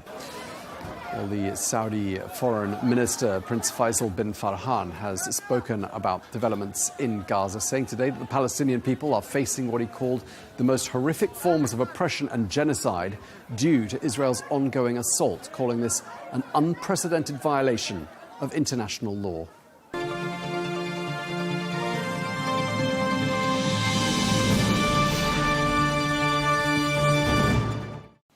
Well, let's get more now. We can speak to Dr. Anan Wahabi, who is a lecturer in political science at the University of Haifa and a former chief instructor at the IDF. Thank you very much indeed for taking the time to speak to us.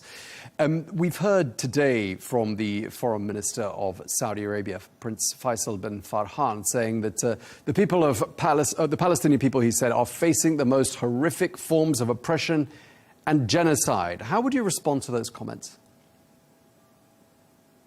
Well, the situation in Gaza Strip is really very dangerous. The civilians are facing a very complicated situation. The military, Israeli pressure on the one hand, and the same strategy of Hamas on the other hand, that is not paying a lot of attention for the needs of the local civilians in Gaza Strip. We are so sorry to see this situation.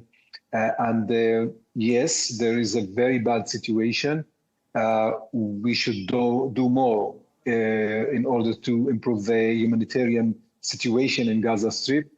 I don't think that we can talk about genocide. It's a very maybe extreme, I would say, terminology for the situation right now. But yes, the situation is very bad. It's too dangerous, and the military action has to be stopped at some point and to turn to political solutions. Sure, and we'll come back to the idea of this concept of genocide and the definition of it, because some countries are using that term. Many of Israel's closest allies are not yet using that definition.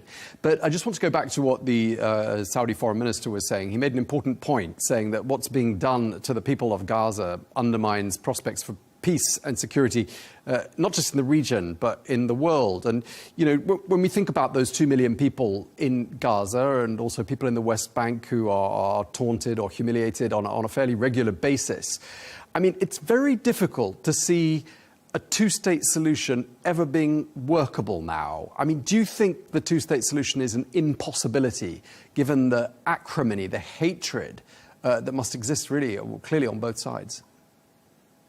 Yeah, we should remember that the October the 7th was a wave that made a very profound change in the Middle East, not only in Israel, not only the crisis between the Israelis and the Palestinians, the current and some kind of permanent one.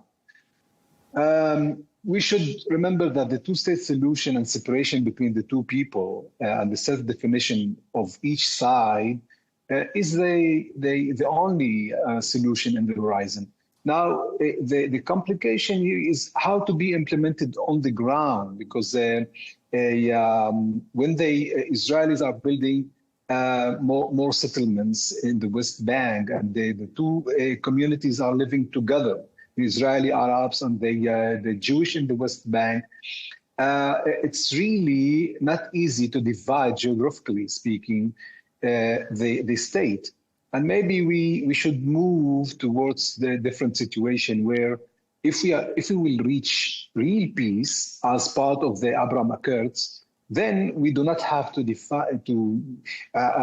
be each alone. We can live together in the Holy Land, and a Palestinian state, a Palestinian government, but the two people should be living together in the one economy and the one strategy state, academy, economy, as I said.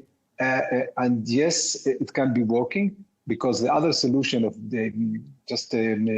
total separation between the two communities is really very complicated. Yeah, it is. Logistically, it raises a huge number of questions. But when it comes to, for example, something President Trump wants to do, which is to expand and build on the Abraham Accords, I mean, very difficult to sell that idea to many leaders in the Arab world right now, given what we're seeing on our television screens every single day about what Israel has been doing in Gaza, notably. I mean, doesn't it make the idea of expanding the Abraham Accords almost impossible for the next few years? Yeah, it makes it a bit impossible for the next day, for the foreseeable future. But there's no other way. We should return to this path of peace sooner we can. It's the only way.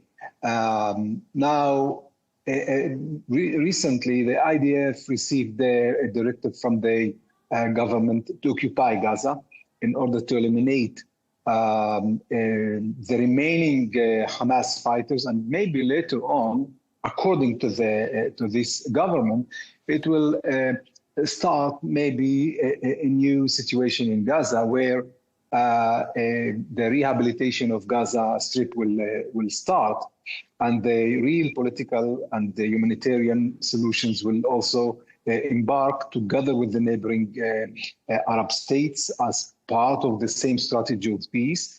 And yes, we count very much on the Gulf states, led by Saudi Arabia, by the Emirates, and other very moderate and open regimes that want to change the situation together with the United States. And I hope with a reasonable government here in Israel, it's the only solution. And we are really waiting for this minute to be the war to be over, to make a prisoner deal, and to start a new situation in Gaza, because it's really the life. It's not fit for a life, Gaza, at the moment. And I'm afraid there should be also evacuation for a while in order to rehabilitate Gaza. Now, in the mind of President Trump, he said, I will own Gaza, I will rebuild Gaza. Maybe he is really dreaming of real rehabilitation of Gaza and building a very beautiful, maybe city-based little state on the Mediterranean. Hopefully that this will work later on and to improve the Gazan life and to start a new, maybe, future.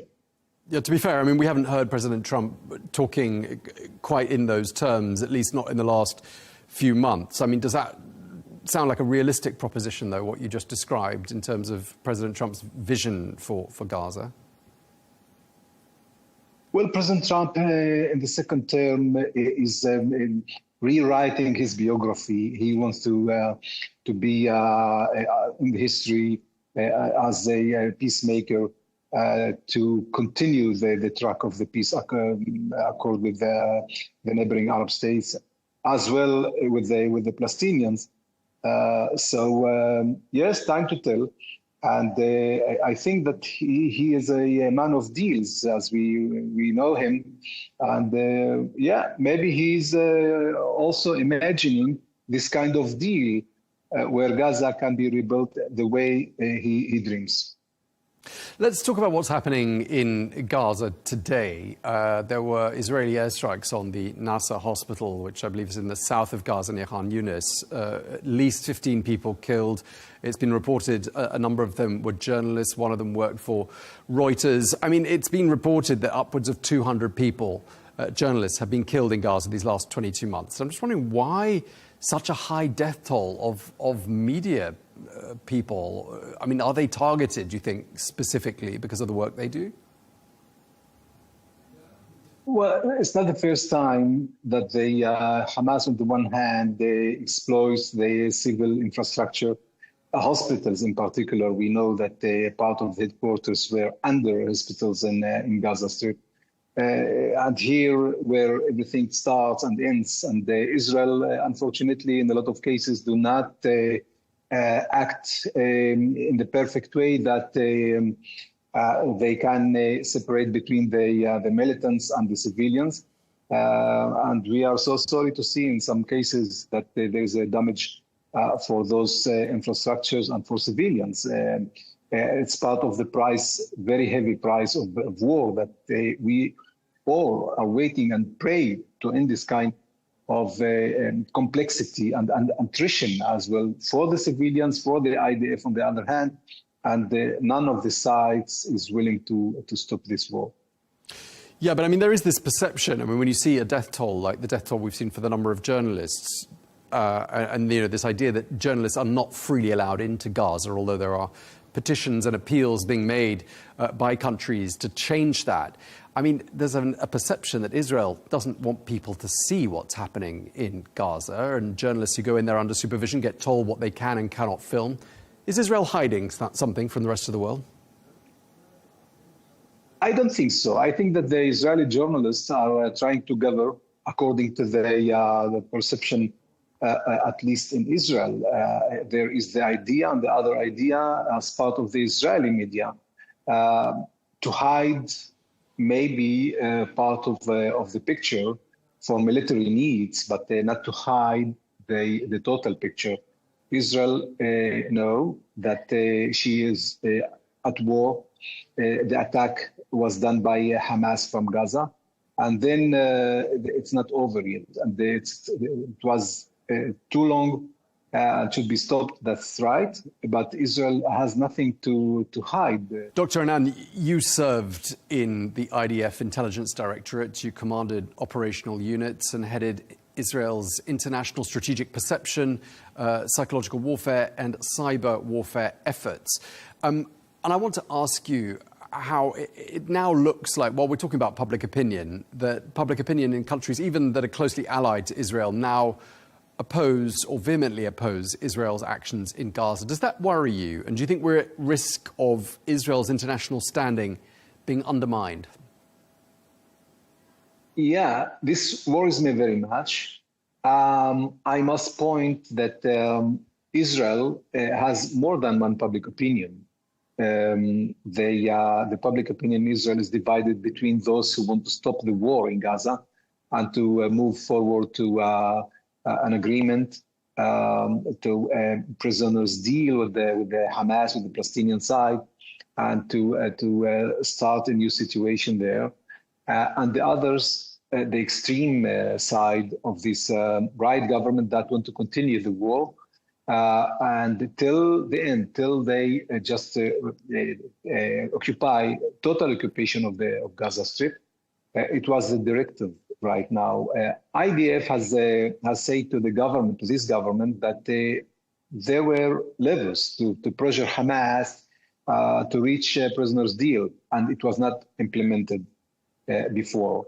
So the Israelis are asking. We have been serving in the army, in the reserve for quite a long time, and the war is not over. So the public opinion that this war of attrition, exhausting our soldiers in Gaza must be stopped, and to get back to the peaceful solution together with the neighboring countries. We want to be part of this path of normalization with the neighboring states, and it's the only horizon that can be good for Israel and for the neighboring Arab states. Otherwise, we are right now, we start to see Turkey is back here, the new Ottoman actor is here again together with the Qataris that are trying maybe to create a new chaos axis instead of the Iranian one. And this will put the neighboring Arab states together with Israel in a big risk. Okay, well, you mentioned a lot of points there, but I mean, coming back to Gaza more specifically and talking about the humanitarian situation there, a famine was declared in Gaza by the United Nations on Friday. And I'm assuming in Israel, people see the same pictures on their televisions that everyone else seems to be seeing everywhere else in the world, where we see emaciated children, we see people living in misery, we have reports of human corpses being eaten by dogs on the side of the road. I mean, the stuff of nightmares. What goes through your mind when you see those pictures and when you heard the UN announce a famine is now official? Yeah, the pictures are very bad. We want to see other pictures rather than this miserable situation and the people suffer and maybe hunger. I don't know if there's real hunger, but at least it's spoken in the media. Yeah, people are suffering. And we don't mind if Hamas do not count the local civilians, and they've been exploiting the locals as human shields, and they do not care really for their health and for their situation, at least not like the same care that the Arab neighboring states are trying to bring. But yes, it has to be stopped, and deep change must start in Gaza. The education system must be changed. I want to remind that Hamas has been educating for aggression, for hostility, for eliminating the state of Israel, and for maybe acting against part of the Arab neighboring states regimes. This way of thinking must be changed, and everybody know that the only side that can interfere for the benefit of the Gazans are the Arab, mainly Gulf states, together with Egypt. And this voice is very much heard here in Israel and in the Gaza as well. I mean, you mentioned education in Gaza, but according to UNRWA, a report they published in July stated that 97% of schools in Gaza have either been partially or completely destroyed. So hopes for education are a very, very long way off. When it comes to looking at what the future might look like, do you think there is a day after plan for Gaza? And if so, what do you think it looks like? I think that the life is not fit for life right now. No infrastructure, no hospitals, even no mosques. Everything is down, and I think that I'm afraid that only evacuation, at least till real and deep rehabilitation will be done in Gaza. And I'm afraid it will take long because, first of all, we have to understand what will be the security arrangements together with the IDF and with the Israeli side. This needs the United States this needs European other countries together with the Arab side that wants to be side in Gaza to take responsibility for the future. The population must be evacuated for a while and then rehabilitation. Where do you think they should be evacuated to? Sorry to interrupt you. Well, I don't know. There are a lot of solutions, but at the moment they cannot stay there in tents. We are talking about something like 1.5 million people that don't have real houses, and the winter is just around the corner. We don't know, but maybe there will be other suggestions. They've been talking about Indonesia, about maybe Sinai, even Egypt that can maybe host for a while, But this is their home. They're people from Gaza who live in Gaza. They've been there for generations. The idea of anyone being rehoused in Indonesia who's from somewhere that's tens of thousands of kilometers away is a very frightening, daunting, and frankly inappropriate idea, isn't it? Maybe, yeah. It's not normal, but the situation also is not normal because a real government would have stopped the war long before in order to achieve a political end state. But when a militia dominates a strip like Gaza, it doesn't really care for the future of the people, and it is the situation at the moment. And more than that, I think that the decision has taken from Hamas to other foreign hands, and it's moving right now to Turkey. Turkey is trying to interfere and to maybe to influence the political decision of Gaza and of Hamas, and they are not allowed at the moment to stop the war. So it's a very complex situation.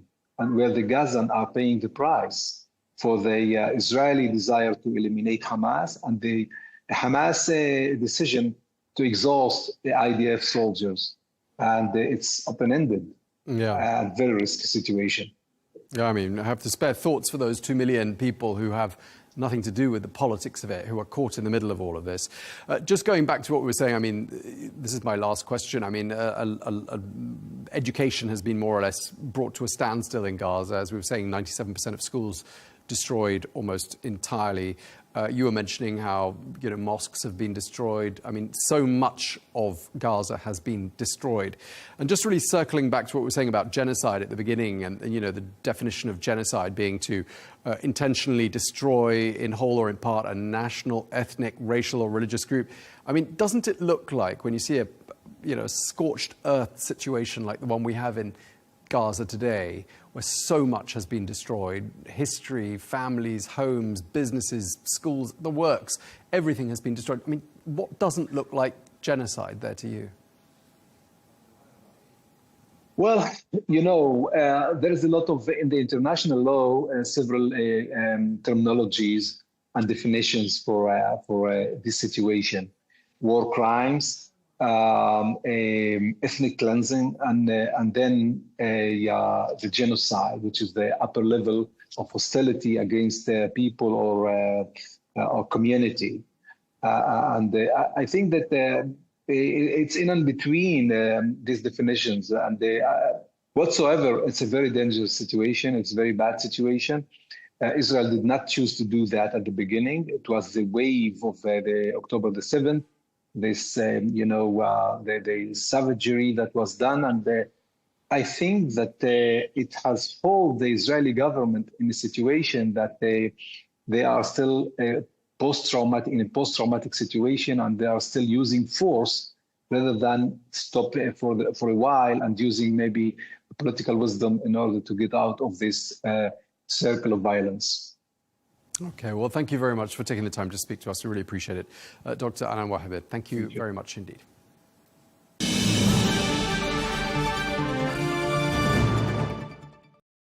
Well, for more, we can cross now to Professor Kamal Hawash, who is a Palestinian academic based in the United Kingdom. Professor, we speak quite often, and it's always a pleasure having you.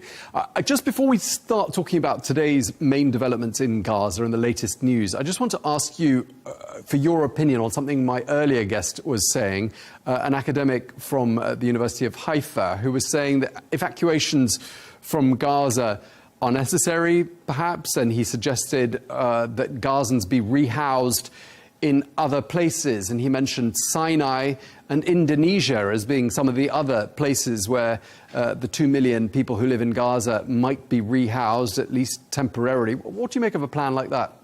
Well, I think it's becoming quite tiring to repeat that this is the ethnic cleansing. This is part of the genocide. This is the erasure of Palestinians and their identity, and even the whole Palestinian identity is being erased.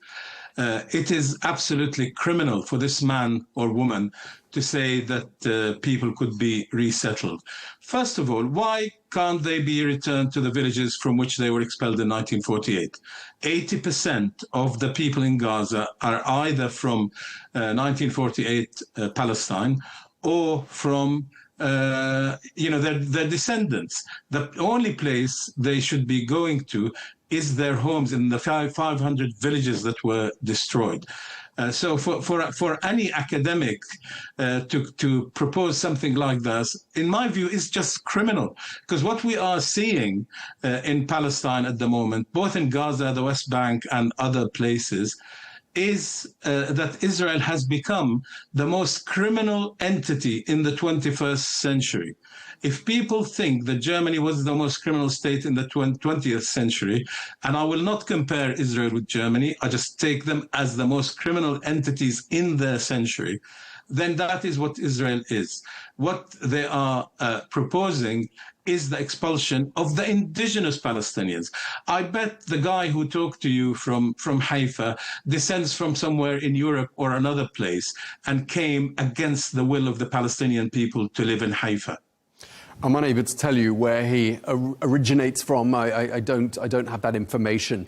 But what I do know is that we talked to him about genocide and how, for example, we were talking about education in Gaza, and I was pointing out that 97% of schools, according to UNRWA, have been partially or entirely destroyed across Gaza. And we talked about the other things that have been destroyed, the mosques, the churches, the hospitals, the homes, the businesses. I mean, so much. What about that doesn't sound to you like genocide? Because he doesn't think it's a genocide. Why does that sound like a genocide to you? You could almost have asked what's left of Gaza. What you listed, are the things that have been destroyed. But really, what is left of Gaza? I have a friend who produced a movie called The Phoenix about Gaza. He was in Gaza days before the attacks happened, showed us what a beautiful place it was. And that was Gaza City. The Israelis have systematically gone about the destruction of the infrastructure from day one. This didn't happen a month or two ago. This has been happening consistently and continuously with the objective of making Gaza uninhabitable. And it is a little ironic that the United Nations, if we go back a few years, said that Gaza would become uninhabitable in 2020, 3 years before Israel started to destroy it. So what is happening now is design. This is evil. This is evil. That you are destroying a whole area, 2.3 million people to have nothing, to live in tents. When they seek food, they get killed. That is what Israel is doing. It is an evil state. And really, nobody should have anything to do with it. So again, if that was the conversation with the person before me, the hatred that shows, the superiority that shows you that these people are not a danger only to the Palestinians.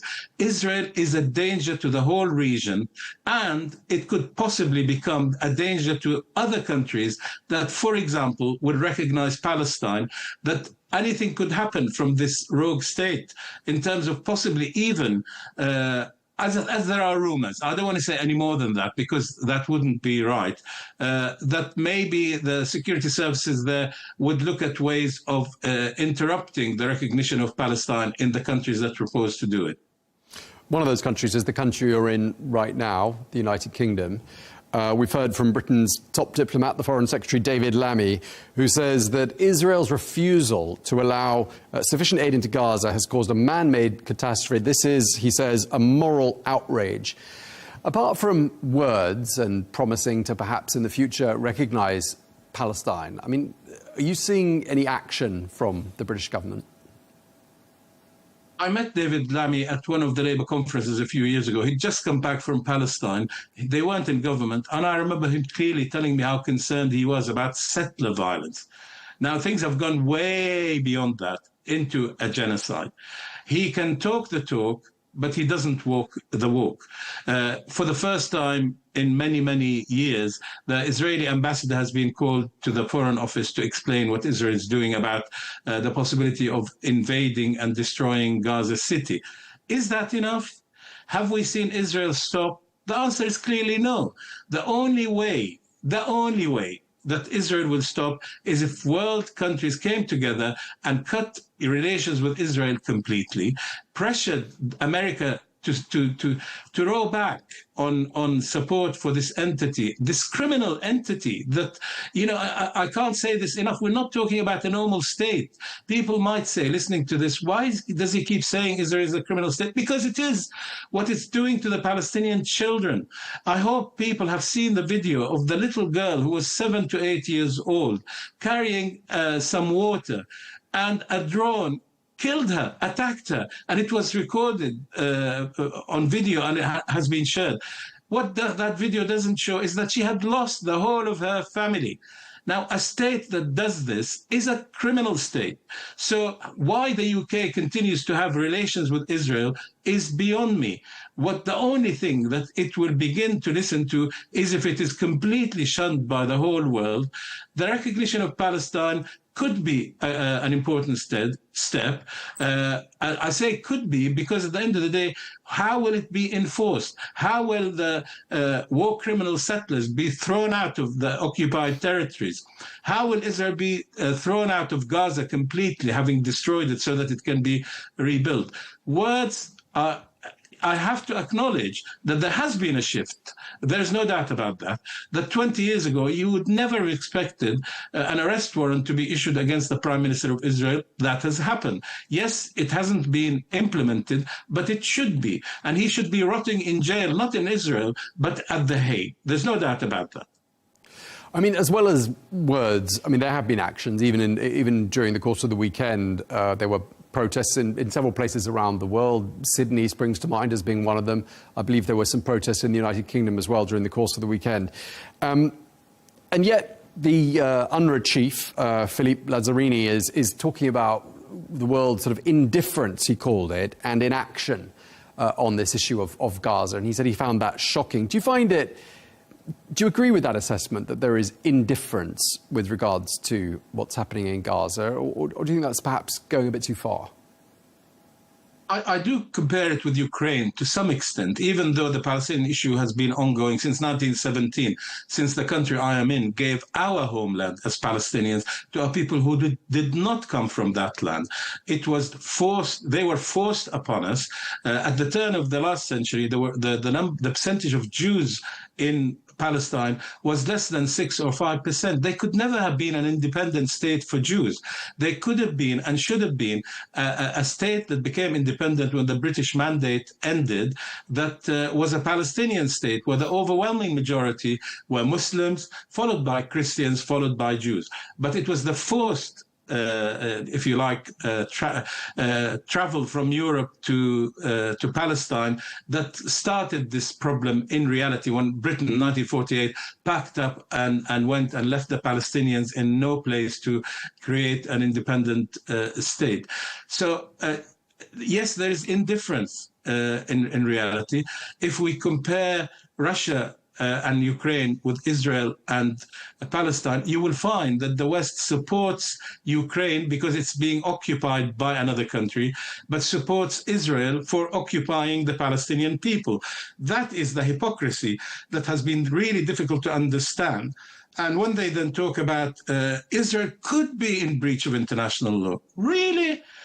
Really, every day we see it in breach of international law, and that should stop. Its leaders should be in the dock in The Hague. There are even people who are calling and working on some military intervention from outside to stop the slaughter.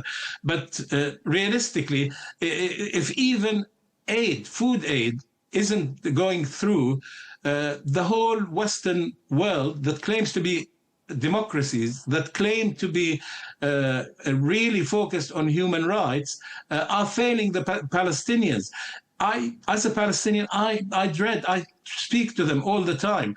I dread to think how I could live and how David Lammy could live in their place and see how they are being targeted and subjected to slaughter. As you said, we will talk about today's events and the slaughter of more journalists. But the fact is that Israel attacked a hospital. Do you remember when at the beginning of the war said, oh, we do not attack hospitals? There are hardly any hospitals left because they have been attacked by Israel. They've been burying patients alive, taking them out of the hospital. Look, it is sheer evil, and this must stop for humanity's sake. Yeah, I mean, you mentioned the Khan Yunis Nasser hospital attack today and journalists amongst the dead. I mean, a lot of Israelis we speak to will continue to tell us that Hamas has control units that are operating underneath these hospitals. But we've also spoken to medics who've worked in these hospitals who've said they've never seen anything of the sort. So let's leave that conversation for another time. But when it comes to journalists, I mean, what is it about this conflict that's made it such a deadly one for journalists? And we're talking here about, another 5 journalists potentially killed today. I mean, that brings to about 200 the death toll these last 22 months. Why do you think so many journalists have been killed? I think intuitively people will say Israel doesn't want anyone to report on the crimes it is committing. What other explanation is there? And why is it? And many journalists and TV presenters here have asked Israeli mouthpieces, spokespersons, have asked them why independent journalists haven't been allowed in. And indeed, when they say it's for their safety, and these journalists say, leave that decision to us and to our organizations. But even when a few planes flew over Gaza recently to drop aid, the journalists were told not to film out of the window. So that shows you Israel has a lot to hide.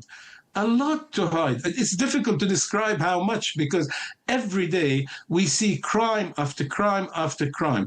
If it isn't a hospital, it's a school, it's a university. If it isn't old men, it's women, it is children.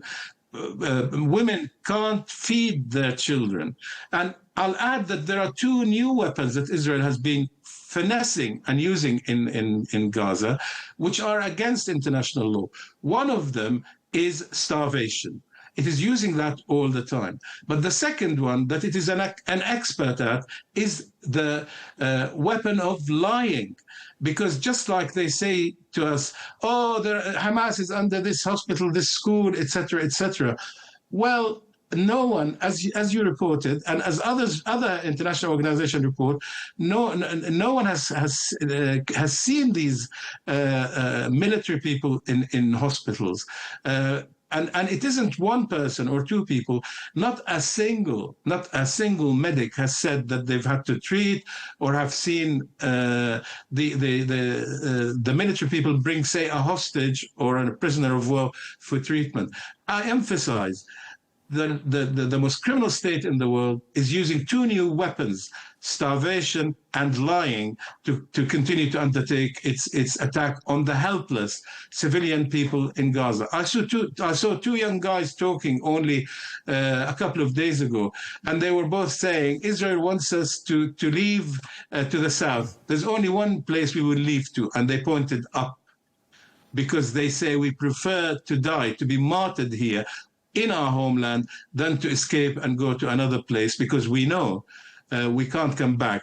And the connection to the land is so obvious. Whereas on the Israeli side, think of how many Israelis have left since these incidents started in October of 2023, because their connection to the land is nowhere near the connection of the Palestinian people to their homeland.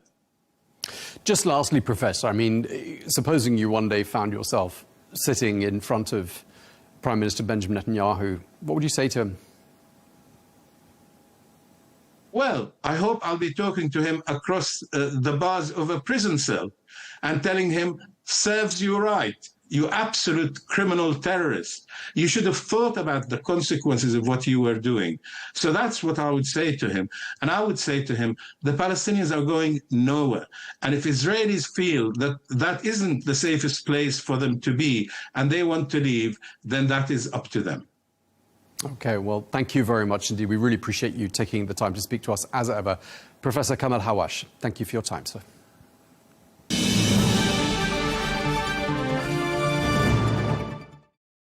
Well, let's get more now. We can cross to Jerusalem and speak to Gershon Baskin, a former Israeli peace negotiator. Thank you very much indeed for joining us. As ever, a pleasure talking to you, Gershon. I just want to pick up on what we were discussing with one of our earlier guests, the academic from Haifa, who suggested evacuations from Gaza are necessary, and he suggested rehousing the population of Gaza in places like Sinai and Indonesia. I mean, are these widely held opinions in Israel right now? I think from looking at the policy of the Israeli government, of what they're doing, what their plans are for Gaza, it seems quite evident that what they are going to be trying to do is to push the 2.2 million Gazans into the southwest corner of the Gaza Strip alongside the Sinai border to Egypt. This is a pressure cooker, and the pressure will explode. And I think that the hope of the more extreme elements within the Netanyahu government, even perhaps Netanyahu himself, is that the 2.2 million Gazans will break through the border into Egypt and we'll have a new reality where people are escaping an active war, trying to save their own lives. You can hardly blame those people for wanting to get out of Gaza, which has been made uninhabitable by Israel during the past 22 months. But there is really no country in the world that I know of that's willing to accept all these Palestinians, both for reasons of politics, of not collaborating with Israel and trying to remove the issue of the rights of the Palestinian people to statehood, to self-determination, along with the sheer economic factor of not willing to take in 2 million refugees into their own countries, which would, we have a big problem of immigration and refugees all over the world today. In Europe, it's a very big problem. It's not less of a problem in countries like Egypt or Indonesia or South Sudan or any other place that Israel says that they're negotiating to take the Palestinians. And Palestinians ideologically, in principle, don't want to leave Gaza. People may feel that they have to leave because their lives are threatened there and they can't live there, but this is not what the Palestinian people want. Right, and there'll be deep suspicion amongst people, were they to leave Gaza, that they might not be allowed back. And when you look at what's happened the last 70 years, I mean, that's not suspicion that's not entirely unfounded, is it? No, it's definitely not unfounded. It's a dilemma when I've have friends in Gaza and people who know me who have approached me and say, can you help me leave Gaza? And when I was getting a lot of requests like that, I actually turned to some of my Palestinian friends and I said, this is a dilemma for me because on the personal level, these are friends, these are people I know and respect. And even if I didn't, they're people who are interested in only saving their own lives. But then there's the whole national dilemma of what does this do to the Palestinian cause? Because there are millions of Palestinians in the West Bank, 400,000 Palestinians in East Jerusalem, and of course the 2.3 million Palestinians in Gaza who have to have the right to self-determination, to live in freedom in a state of their own, to have security and dignity. And that's also the only way that Israel will have security and dignity and be able to be a member state of this region. So there's the large issue, the macro issue of the Palestinian-Israeli conflict and the rights of the Palestinian people. And then there's the individual human level issue of helping people save themselves and find a better life.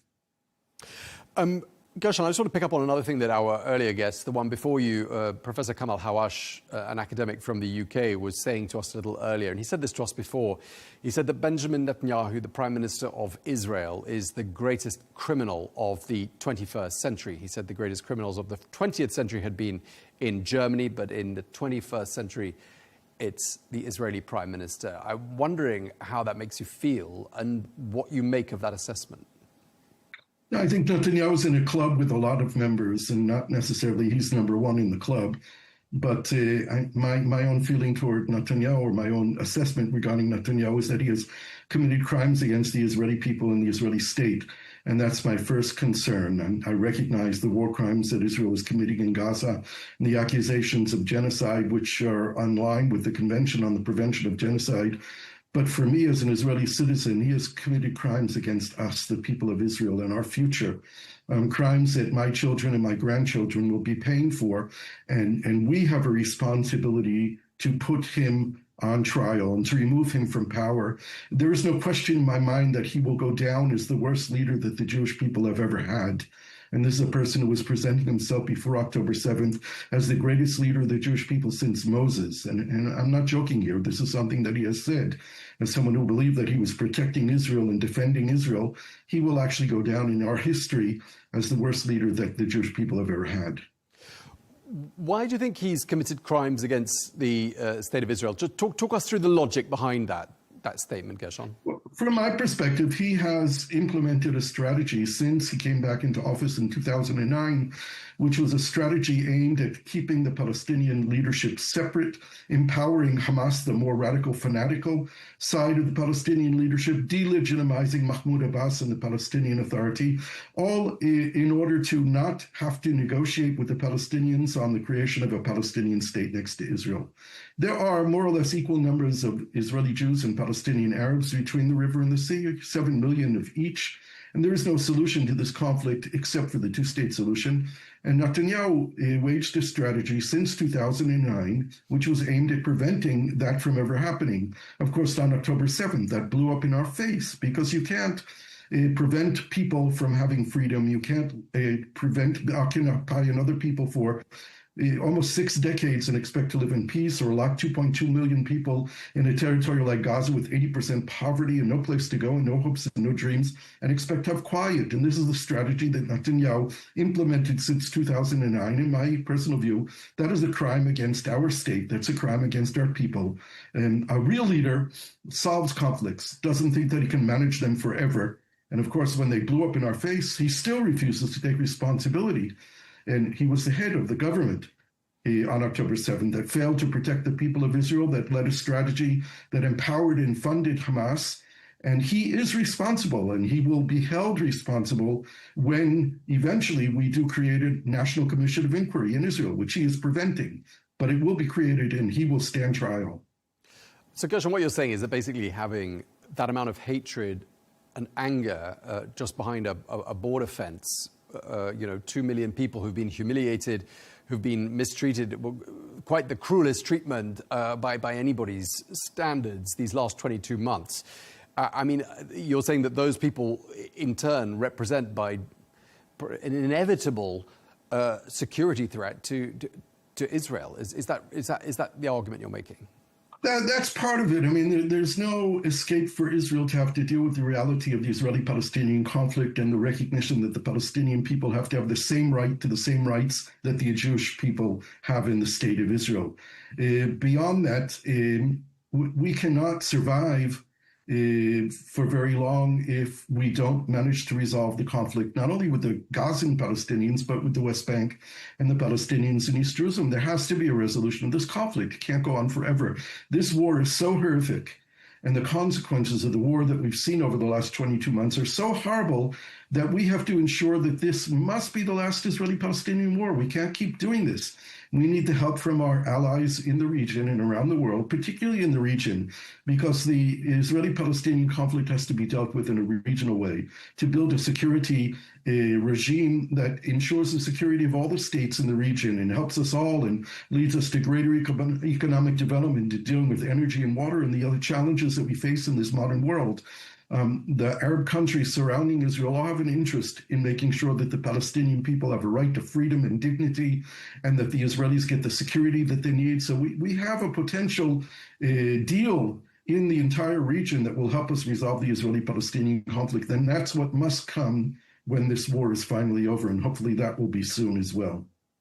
Gershon, I'll ask you about your T-shirt, which we can see there on the screen. Bring them home now. Perhaps we can show it full screen when you start speaking. I'd like to ask you, what is the status of the effort to release the last remaining living hostages in Gaza? I believe there's 20 of them. Do correct me if I'm wrong. Why right. is they're believed to be 20? Believed to be 20. So why is Israel not responding in a positive way to what sounded like some quite positive noises being made by Hamas in this regard? What's going on? So there are, first of all, 50 hostages all in all, and Israel wants them all returned, including the 30 who are believed to be dead. And Hamas agreed to a partial deal a week ago, today, in which there would be a 60-day ceasefire, and Hamas would release about half of the living hostages and half of the dead hostages in exchange for Israel redeploying back to lines that it held back in March.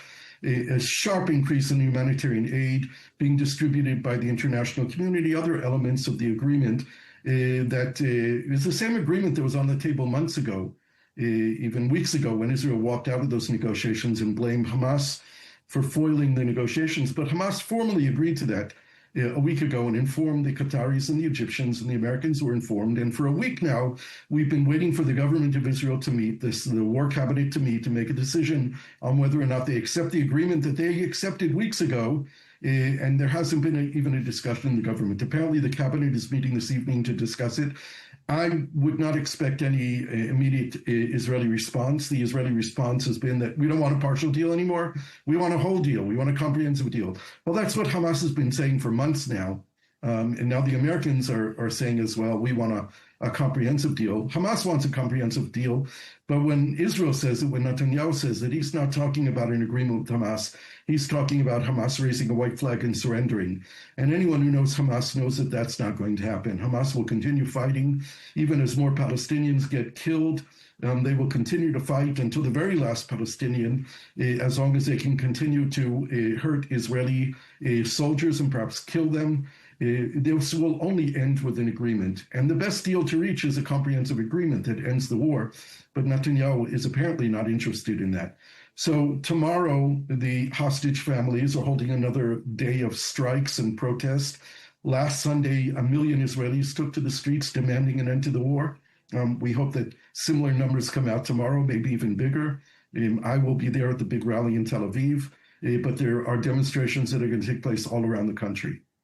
Okay, well, we really appreciate you taking the time to speak to us. Always a pleasure. Gershon Baskin, former Israeli peace negotiator, thank you very much indeed for your time, sir.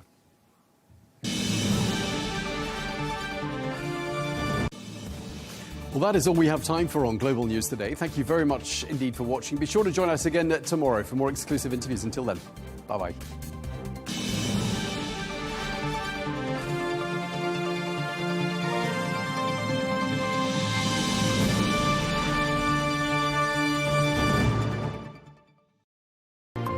Hamas says it has a deal. Will Israel accept it? A ceasefire and partial hostage handover are on the table. Israeli protesters want the government to take it and bring the hostages home. But the leadership seems set on its maximalist Gaza offensive. Is this a breakthrough or another diplomatic breakdown? Join me for that debate coming up on Counterpoints. It feels like decades are passing by in a matter of weeks. Seismic shifts in the world order. Never, ever will be part of America. With so much happening and so much noise. Whether it's political upheaval, Canada has been ripping us off for years. Economic shifts or social movements. No one wins from tariffs. I think America can be more friendly to the rest of the world. For in-depth analysis and all the latest developments across the globe. To have an inclusive policy together. The meetings with Hamas gave me some hope. We're in another nuclear arms race. The most important development straight to your screen. Welcome to the dressing room. I'm on my own. I need backup. And an insightful look at the issues shaping our world today. It was not going to happen, that war, and it happened. Join us on Arabiya News, where the world talks. Hamas says it has a deal. Will Israel accept it? A ceasefire and partial hostage handover are on the table. Israeli protesters want the government to take it and bring the hostages home. But the leadership seems set on its maximalist Gaza offensive. Is this a breakthrough or another diplomatic breakdown? It's up for debate on Counterpoints with me, Melinda Nucifora.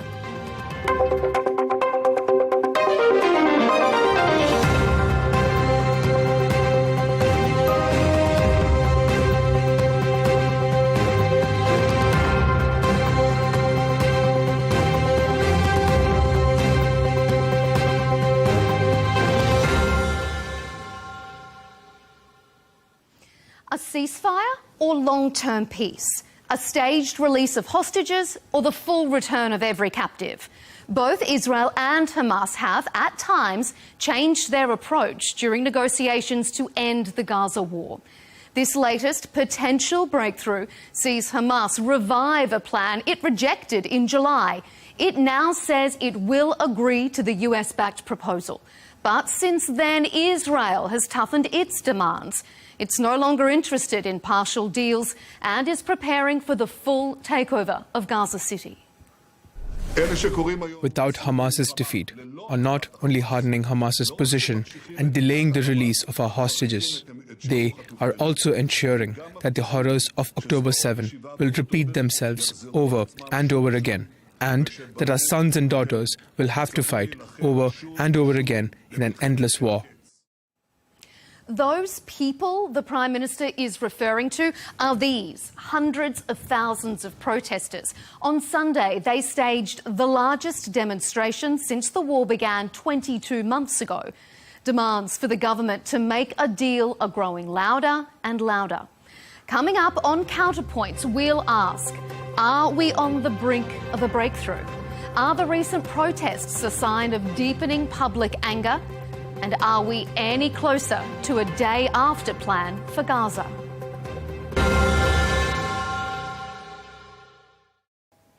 Joining us to debate the latest ceasefire talks is Dr. Jamal Nazal, Fatah spokesperson and member of the Palestinian National Council. And also here on Counterpoints, Dr. Shuki Friedman, Vice President of the Jewish People Policy Institute and former head of the Foreign Law Department for the Israeli Prime Minister's Office. Gentlemen, thank you for joining me here on Counterpoints.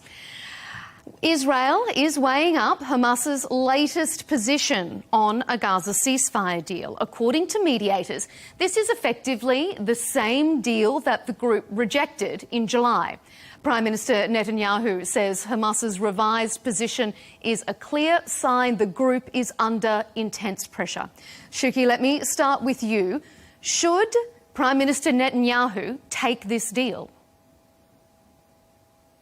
It's a very difficult question because on one hand, the Israeli terms and the cabinet decision for ending the war and having a deal with Hamas is a complete and allowing the Hamas militia and full capability of Israel to control the borders, and which is the most important thing, actually taking Hamas off power in Gaza and putting there another power, maybe international or Arabic power that will take over Gaza and rule Gaza instead of Hamas. For now, it seems that Hamas is rejecting these terms, and then Netanyahu have a very difficult dilemma. On one hand, the possibility of releasing half of the live hostages and some bodies that Hamas take over, and also going to a ceasefire that will give Hamas the ability to gain power and to actually strengthen itself toward another round of violence against Israel. But this is a deal that Israel agreed to in July. Why would it not agree to it again now? As time passes, Israel realizing that Hamas is under pressure and the streets to take over Gaza and to invade Gaza and to actually take over the entire Gaza Strip under Israeli control is a serious threat toward Hamas. And also there is always a risk that we lose the rest of the hostages if we now agree to partial deal that will bring home only part of them. Jamal, what do you make of that? Is this a tough decision for Israel to make, or if it is interested in getting the hostages back and getting peace, shouldn't this be an easy call? Can we comment on the last sentence your guest has said? He said, we will lose the rest of the hostages if we accept this deal. Now, I am an opponent of Hamas. I disapprove of the October 7th. And you say if we make a ceasefire, you will lose the rest of the hostages.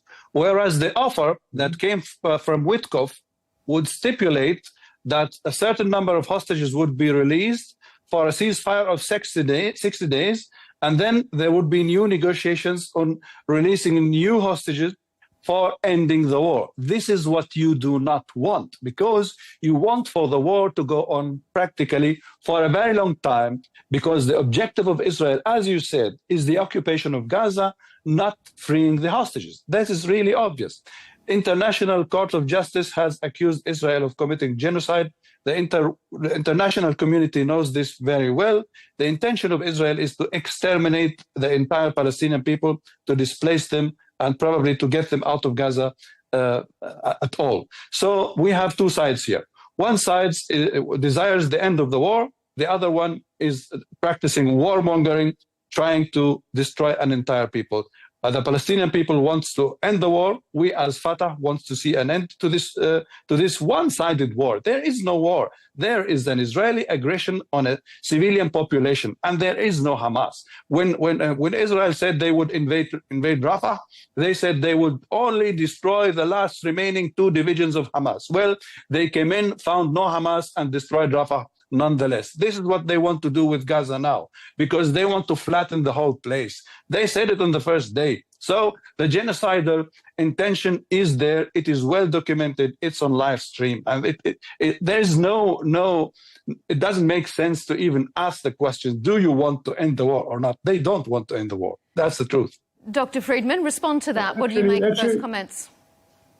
First of all, let's be precise. The ICJ never accused Israel of genocide, just under investigation. The important thing is that Israel is willing to end the war tomorrow. It's just really very simple from the first day. If the ICJ did not accuse Israel of genocide, why is Mr. Netanyahu and Gallant wanted? Stop the war. We simply want to prevent another October 7. The Palestinians saying again and again, and by the way, do you imagine that 80% of the Palestinians in the West Bank and Gaza think that the October 7 invasion and truces against Israelis and rape and killing of babies was legitimate? Do you know that majority of Palestinians would recommend That's distortion of facts. Again and again. So Israelis want to live in a safe border, prevent another October 7, prevent rape of women, killing of babies, and taking... How many babies has your government killed? Do you know that 17,000 Palestinian children were sniped by your government? You're talking about beheading babies. This has been debunked time and again. Okay, let me ask this question then, Dr. Friedman. If I can put this to you. Hamas power in Gaza and put another more responsible Arab forces to take over, to rule Hamas and to rule Gaza, and to enable Gazans and Palestinians live and prosper. Because if you look back in history on 2005, 20 years ago exactly, 20 years ago from now, we retreated from Gaza, enabled the Palestinians to prosper, to rebuild their state, to rebuild their sovereignty in Gaza. After a year, Hamas threw from roofs of Gaza buildings, Fatah people, and since them building his power and tunnels, so we'll be able to invade Israel and to kill thousands of Israelis. We want peace. We retreated from Gaza. We're not willing to rule on Gaza and control it.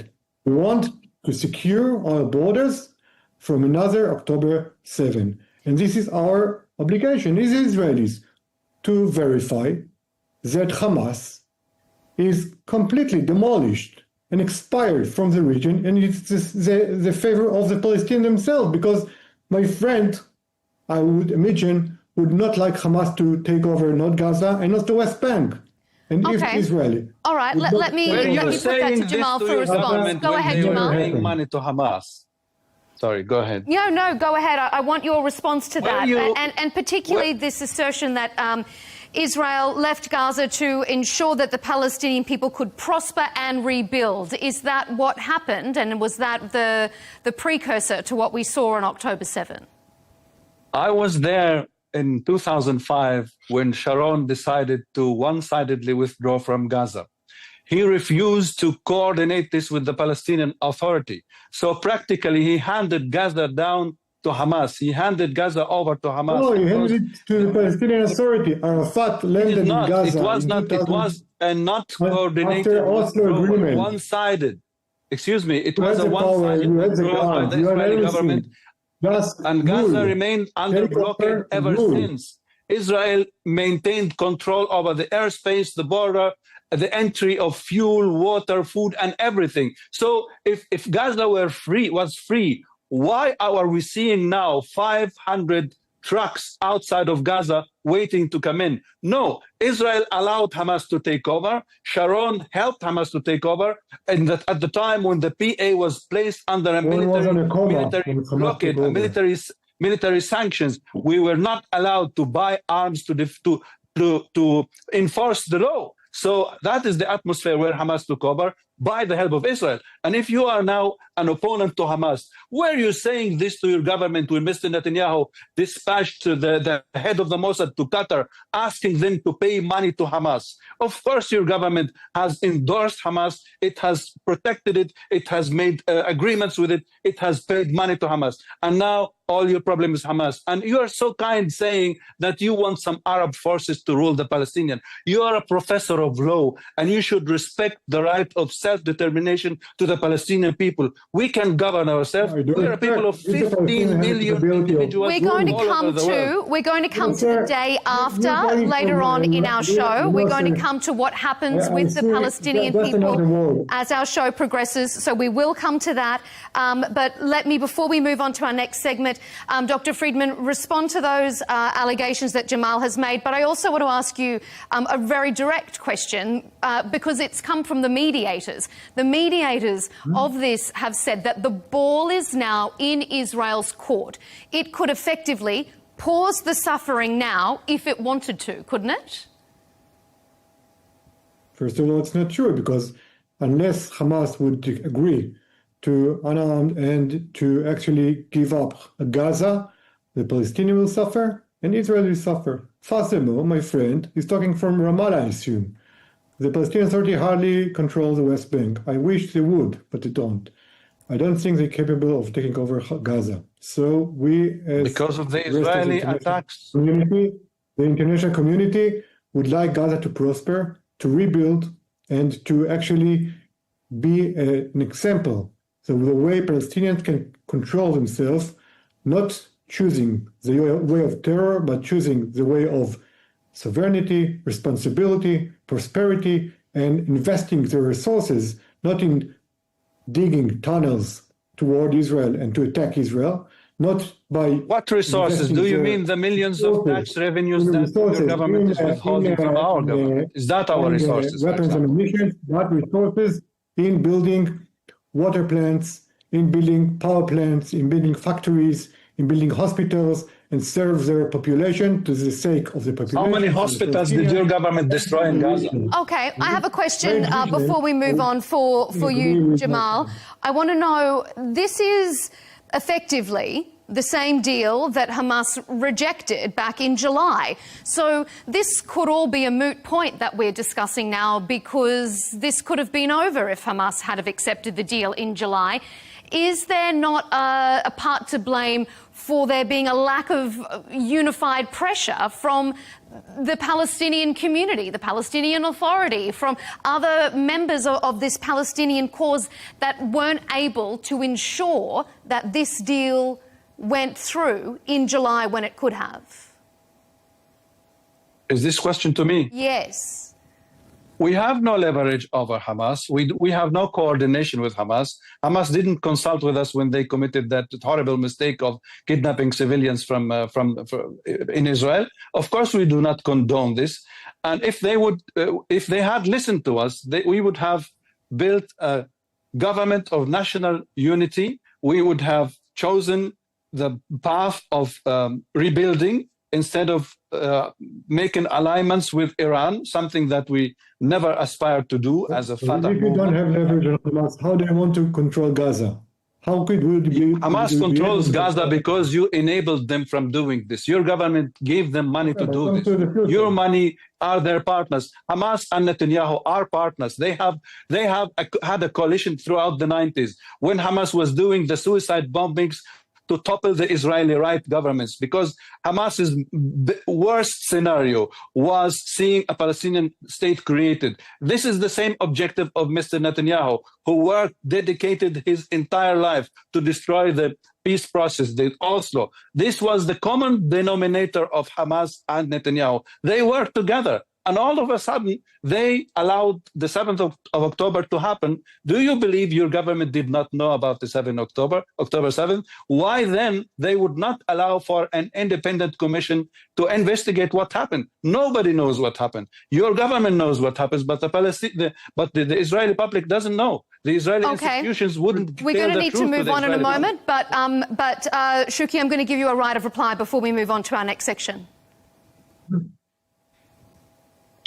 You know, we're looking for the future, and I'm looking for the future of two people, Israel and the Palestinians, and the way we might prosper side by side. And I think as far as Hamas is controlling Gaza, no one will be able to control it, and therefore the first condition of enabling Palestinians to prosper is to take Hamas off power in Gaza. I think it's in interest of the Palestinian Authority, it's in interest of Israel, it's the interest of the rest of the region in Egypt. So everybody agree that this is the target. Now, the question is how to get there.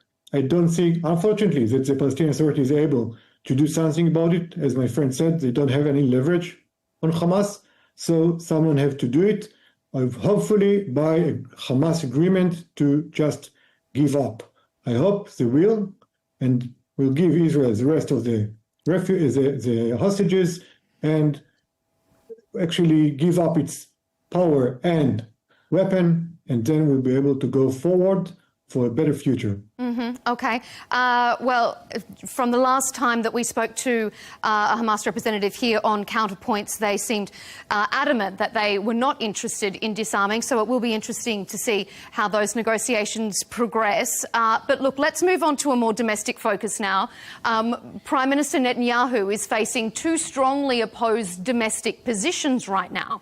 Firstly, there's pressure from the far-right members of his government who reject any truce with Hamas. And then there's growing public anger at the government's handling of the crisis. An estimated 400,000 protesters took to the streets on Sunday, the largest rally since the war began. So, Shuki, how much trouble is the Prime Minister in? Are these protests a sign of deepening public opposition to the government? That's why they need to continue the war, to silence them. All right. I'll come to you next, Jamal. Let's let Dr. Friedman answer. First of all, I just demonstrate I don't speak for the Prime Minister in any way. I just give a interpretation of the situation. I would say that you're right, Netanyahu is in a real dilemma, in a T-junction where he has to decide whether to continue and keep his government by actually agreeing to the demands of the far-right wing members of the government, or to listen to the Israeli street and the majority of Israelis that want a truce with Hamas for now, not agreeing to leave Hamas in power, but actually agree to some truce that will enable us to get more hostages and more bodies from Hamas for now.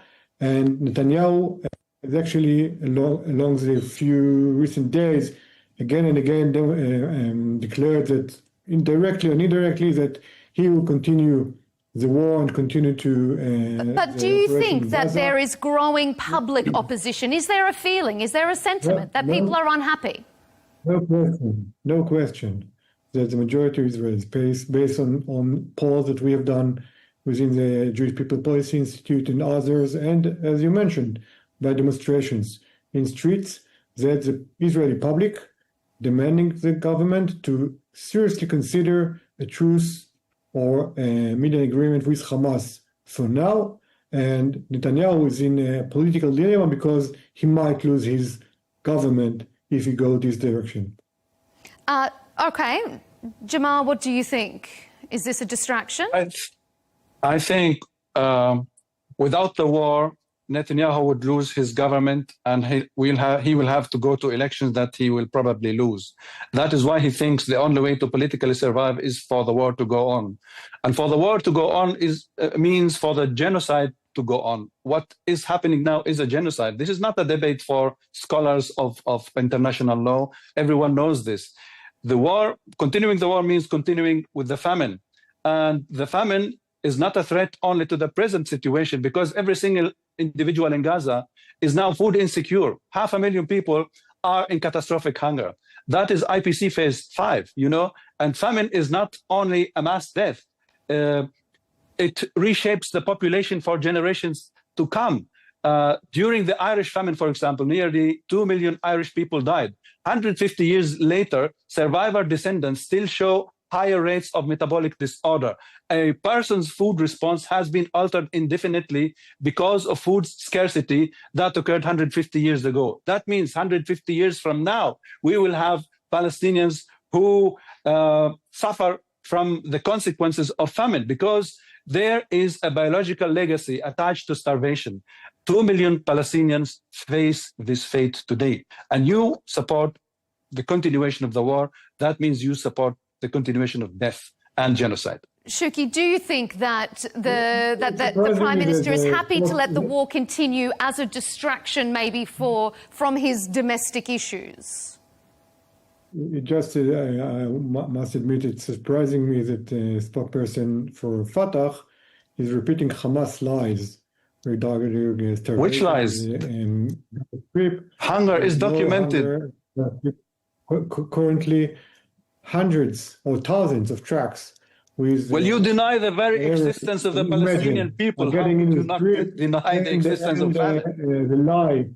The lie of starvation is definitely really... Excuse me, for you, the existence of the Palestinian people is the reality. No, so, let's go. It's no genocide. If Israel wanted to genocide the Palestinians, it was easy to do it. We don't have any interest in killing any Palestinians. What if killing 60,000 civilians were not a genocide? Is it okay then? Therefore, the question is now. You don't answer my questions. Politically, I will address the questions. But first of all, it's now the question politically is whether Netanyahu will decide to side by his government and choose the ability of surviving or take this risk. But I think what is really important is that the majority of the population in the Palestinian side will demand that Hamas will give back the hostages. But do you think the majority, though, of the Israeli side also want the government to make a deal? And all the starvation claims, it will enable the Palestinians to really get out of the catastrophe in Gaza now and rebuild their buildings and houses and infrastructures, because it's the interest of the Palestinians, it's the interest of the Israelis, and it's all in the hands of the Palestinians. Just simple. But if I can return to the question at hand, do you think that the Prime Minister is keen to continue this war to distract from domestic issues? I think he very much is. Prime Minister is in a serious dilemma, strategic dilemma, because giving up Hamas means that the risk to another October 7 is serious. So the Prime Minister has to find the path to take off Hamas from power and unarm Hamas from its weapons in Gaza Strip. This is the strategic target of Israel and Prime Minister Netanyahu. I don't know which path he will choose. I'm not sure that the only consideration is political. Jamal, has the lack of a unified Palestinian voice played directly into Prime Minister Netanyahu's hands here? It's allowed him to create this distraction. I guess so. This is the policy of divide and rule, which the Israelis learned from the British colonialism. There is no secret about that, and you don't have to be smart to do this. You only need to have the power and the means to do it. And Israel did have the power to place a military sanctions blockade on the Palestinian Authority back in the late 90s, and this allowed Hamas to arm through the tunnels that Israel overlooked, and that enabled them from taking power in Gaza. So the division, what they call Palestinian division, is a product of the Israeli policy. However, there is an unbridgeable rift between us and Hamas when it comes to the ideologies and objectives. As a Fatah, we are after creating an independent Palestinian state on the borders of 1967 with East Jerusalem as its capital. When it comes to Hamas's objective, I've been studying Hamas for 35 years. I don't know what they want. This is part of the Islamic Brotherhood. Israel enabled them in the late 70s. Very clear. They want to take over Israel, demolish Israel, and take all Israel and the Jews out of the Palestinian territory. So why did you give them money then? Why did you ask Qatar to give them $35 million a month? Your government did that because you wanted to widen the division. Let Shuki respond to that allegation there, Jamal. Go ahead, Dr. Friedman.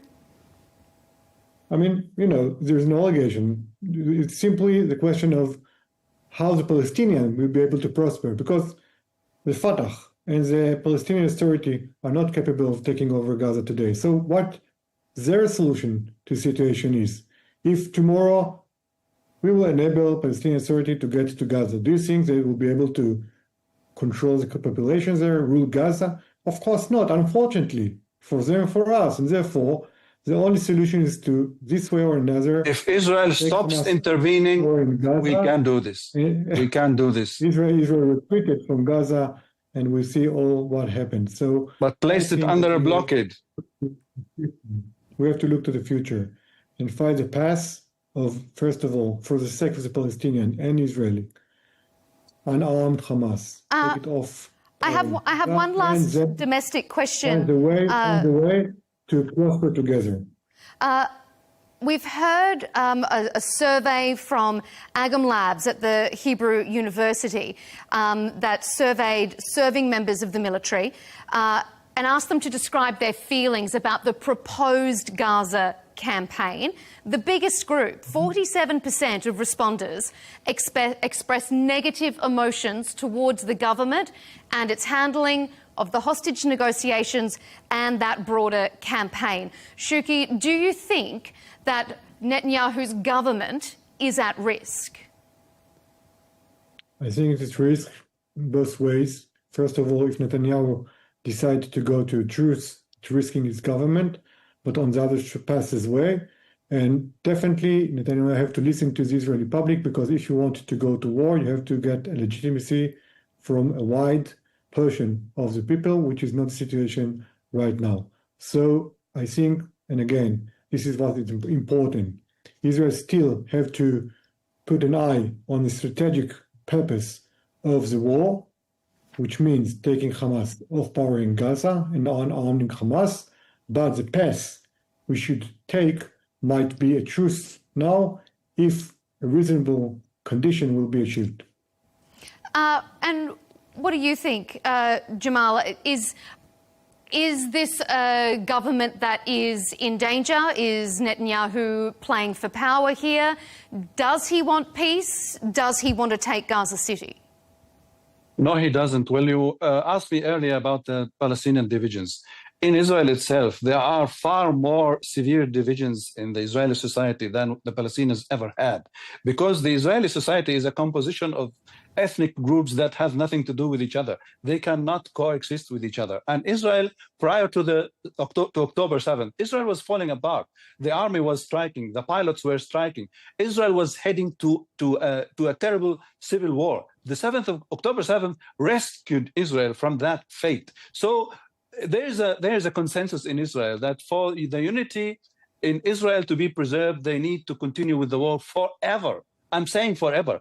On the Palestinian side, and that's a classic difference between us and the Israelis, peace and prosperity would unify Palestinians, whereas Israelis cannot be unified unless the war continue forever. I must tell you this thing. If Israel had gained victory in 1948, why is there war in 2025?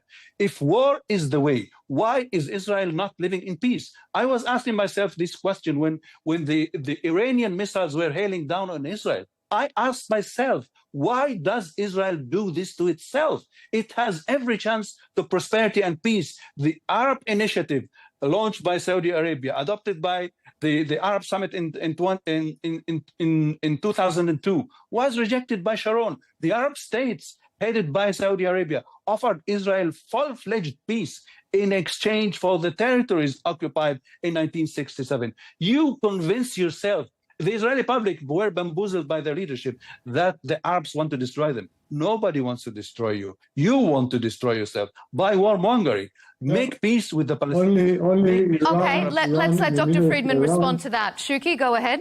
Yeah.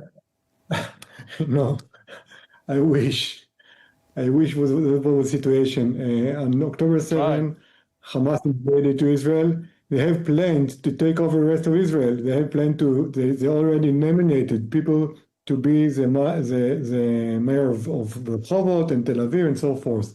In the middle of Tehran, there's a clock counting down to the end of Israel.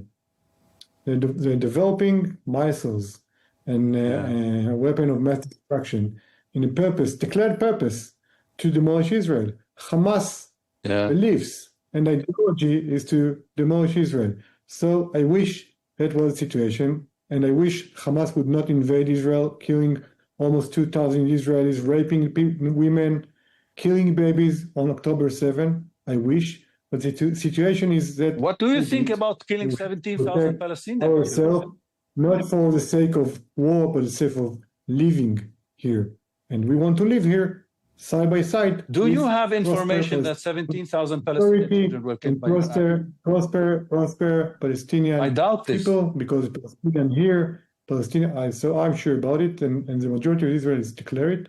And I think, unlike the majority of Palestinians that want to October 7 to happen again and again, the majority of Israelis would like a peaceful life side by side with the Palestinian people, with the Palestinian authority.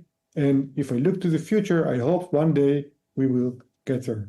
Okay, well, we have been talking a little bit about the future, and I said we'd come back to it. So let's wrap up our show with that topic. In order for any peace agreement to be lasting and just, a stable future for each party must be assured. And yet, the future of the Palestinians remains very much uncertain. Israel says it wants to take control of Gaza City, but it doesn't want to govern it. Netanyahu's government has approved a symbolic motion to annex the West Bank, and President Trump isn't backing away from his plan to turn Gaza into the Riviera of the Middle East. So we'll go to you first then this time, Jamal. What does a day after the war in Gaza look like? Is Hamas there? Is Fatah there? Who's in control? Are they going to recognise an Israeli state? What does it look like? Well, we start from what you said. You said Israel wants to take over Gaza, but it doesn't want to govern it. Well, let's do the math. What does it mean when Israel takes over Gaza and is not willing to govern it? That means, where will the Palestinian people be? The majority of them may have died by the end of the war. They will perish either by famine or getting sniped or whatever. So the big question is, where will the Palestinian people be if the war continues? And I am afraid that Israel wants for the war to continue until the last Palestinian in Gaza is killed. This is the most dangerous thing that has ever taken place on earth. So the major step would be for Israel now to stop the war, to free the hostages. We want the hostages to go home, and we want our 17,000 prisoners also to go home. 17,000 prisoners and 17,000 Palestinian children killed. What does the day after look like? Israel has to withdraw, and the Palestinian Authority can govern Gaza. The Palestinian Authority was built from nothing. Would you be able to go to Gaza We do have a state. We have the institutions of the state, but the Israeli army keeps on destroying everything that we rebuild, because Israel the Israeli governments never wanted peace.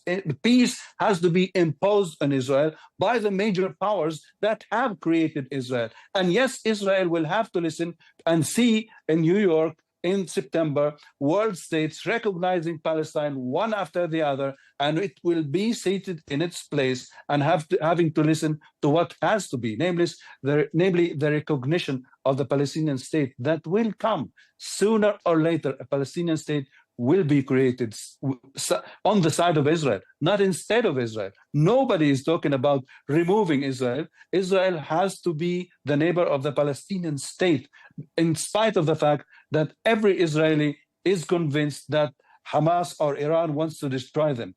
Hamas isn't in a position to destroy anyone except itself. Okay, all right. And Shuki, you've been saying there needs to come a time when both sides are going to live peacefully side by side. For Israel, what does the day after the war look like? You know, we are mentioning today 30 years, exactly 30 years, the secret signing of the Oslo Agreement in Oslo. It happened exactly 30 years from now. Unfortunately for the Palestinians, they had the opportunity to establish a state, but they failed to do it. And Arafat broke out in, first of all, Hamas, and then Yasser Arafat, the Palestinian leader, broke out in violence against Israel in 2000. And when Sharon invaded Al-Aqsa Mosque, killing 1,000 we'll just let Dr. Friedman finish his response, and then I'll come back to you, Jamal. So the Palestinians said never missed an opportunity to miss an opportunity. I hope this time, this crisis, will be taken by the Palestinians, and they will responsibly take over the Gaza Strip after Hamas would remove from power. For now, I would not recommend my friend to go to Gaza because he'll be assassinated by Hamas, but maybe one day it will be possible, and then we will have to slowly rebuild the trust between the people. Well, I need to go to Jerusalem to do my prayers. I wouldn't be allowed by your government. They probably would arrest me. What about international recognition of the Palestinian state? Shuki, has that made any difference? Do you think when international communities come out, other countries come out and recognize the Palestinian state, does that increase pressure on Israel? Does it make Israel think that a two-state solution is possible, or do you think that it is an unnecessary provocation and distraction at this current juncture? First of all, we have to remember that approximately 137 states already recognized Palestinian state. The UN General Assembly decided approximately 10 years ago, or a bit less, to recognize Palestinian state. So it's not the first time it happened. So far, it's not in any way brought a Palestinian real state. Palestinian real state, not a declared state, will happen. We have a real state. You only need to recognize it. Palestine does exist as a state. I'm sorry that you cannot go to Ramallah because you don't want to. No, actually, I've been there. Nice place. So if you've been there, you have seen the institutions of the state. Yeah, unfortunately, these institutions failed to rule the Palestinians. The last time you had an election in Palestinian Authority was 20 years ago. So basically, the Palestinian Authority doesn't function. What about the $2 billion that your government... I think that's a good point with regards to elections. I mean, if we're talking about what the future looks like, when are we going to have elections? We will have elections once the Israeli occupation ceases to be that violent. 2021, we were so close to holding our elections. Then Israel decided to bar elections in Jerusalem. So we had to choose between elections without Jerusalem or elections in Jerusalem. Israel didn't allow us to have elections in Jerusalem. If we accept elections without Jerusalem, that's like recognizing Jerusalem as an Israeli capital, which we do not do. However, a decree has been signed by the president to hold elections for the Palestinian National Council. This will happen soon. We are forming a new constitution. All Israel needs to do is leave us in peace and we can manage our affairs. We are a people of 15 million people, totally talented. Unlike Israel, we are less dependent on the international community. Can Israel survive without American money? We can. We have shown that we can survive without international money. Your government, your people, can they survive as a colonial power without the complete financing and protection by the United States? That's a classic difference between us. Okay, let's let Shuki respond to that.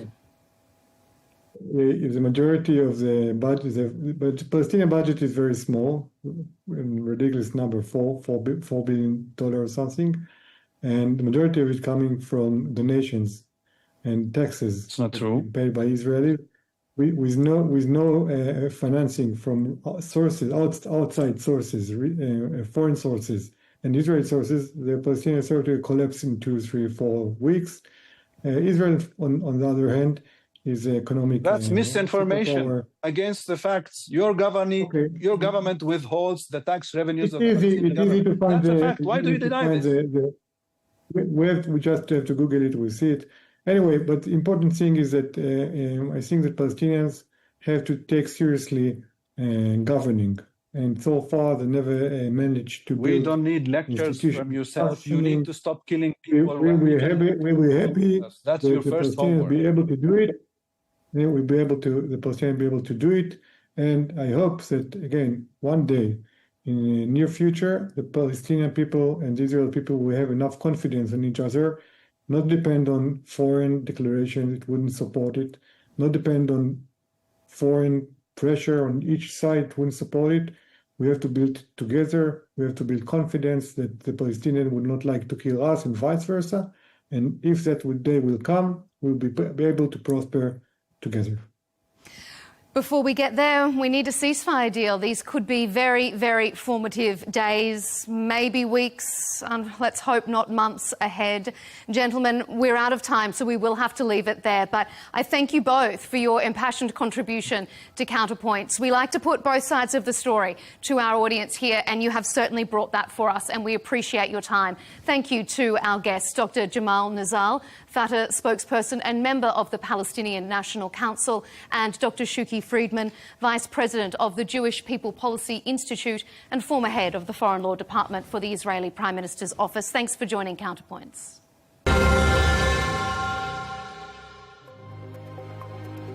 And our audience, thank you to you for joining us on this episode of Counterpoints. You can watch our latest debates and interviews by subscribing to Al Arabiya English on YouTube, and be sure to follow us on X and TikTok. Thanks for your company.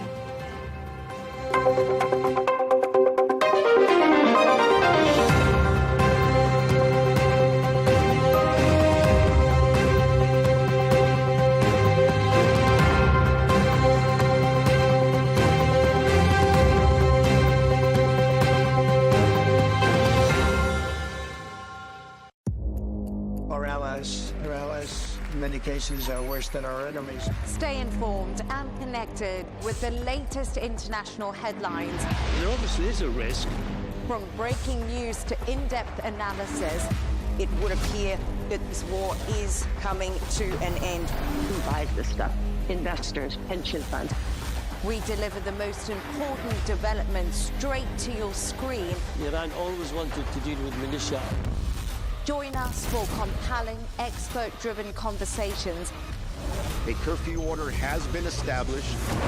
And an insightful look at the issues shaping our world today. There are lots of proposals about European architecture for security. I'm Leigh Ann Gerrans, and this is W News. We dealt with this when I was Chief of Staff in the first term. Where you don't just hear the headlines, you get the full story.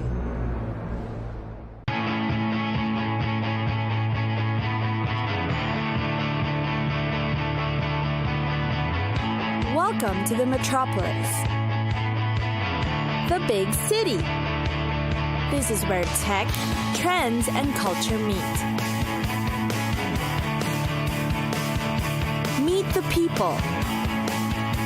See the sights. Walk the city streets and experience the lifestyle.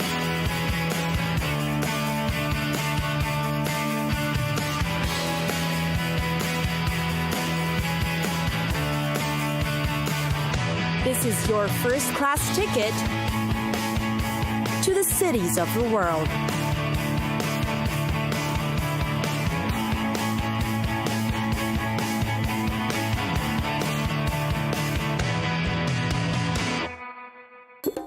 Miami. If you would hear that the city of Miami gets an average of 3,200 hours of sunshine, you'd probably head over to the city in an instant. The winters in Miami, in fact, are sunny too.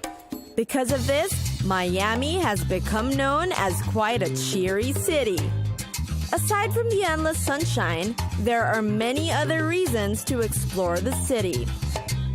First are the beaches. A laid-back and easygoing city, you won't resist its beautiful beaches. Each one has its own characteristics, advantages, and attractions. The popular ones are the North Shore Park Beach, Crandon Park Beach, Golden Beach, and South Beach. And of course, with the many beaches in Miami come the exciting water sports. More than sunbathing and swimming, you must try other activities as well. Most beaches are equipped with the best developed facilities for you to be able to try the water sports. There's just so much to do. You can try kayaking, jet skiing, parasailing, scuba diving, and deep-sea fishing. Tourists also like to take lessons on windsurfing and parasailing. Then there are also the Everglades, or the tropical wetlands just right outside Miami. Lucky if you'll spot an American crocodile and Florida panther.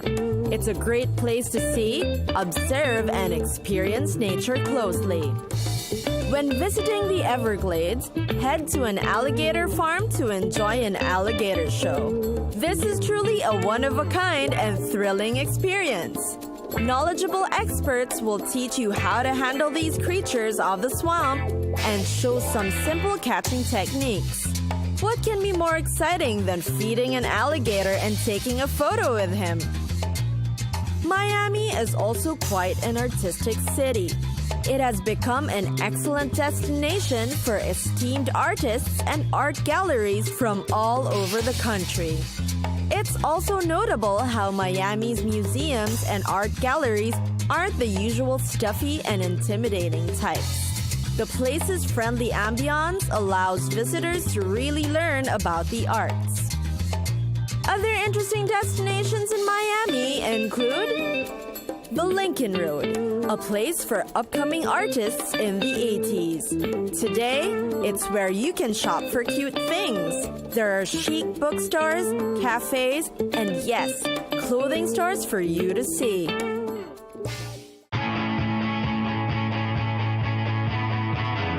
It's time for us to go. Pack your bags and get your tickets ready. And we'll see you on the next destination. Catch us again next time on Cities of the World.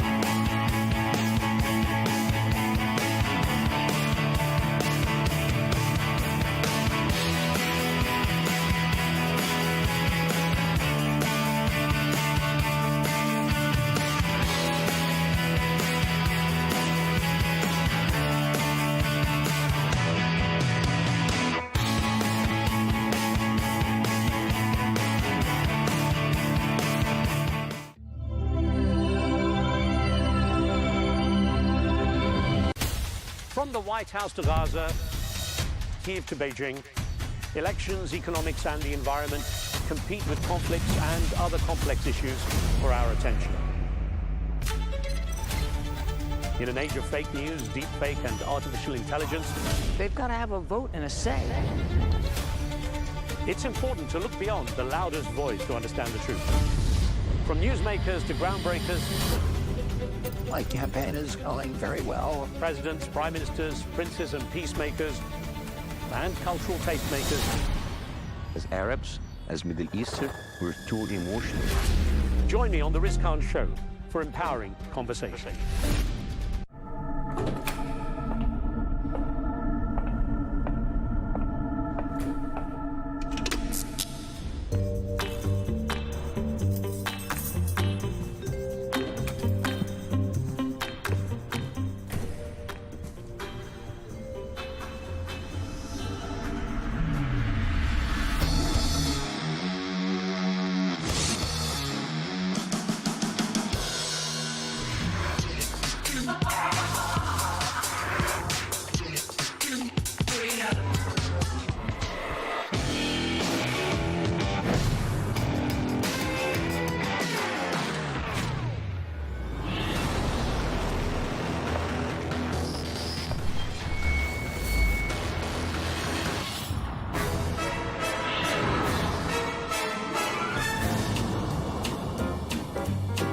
so sorry, Tom. I'm late. I'm nearly there.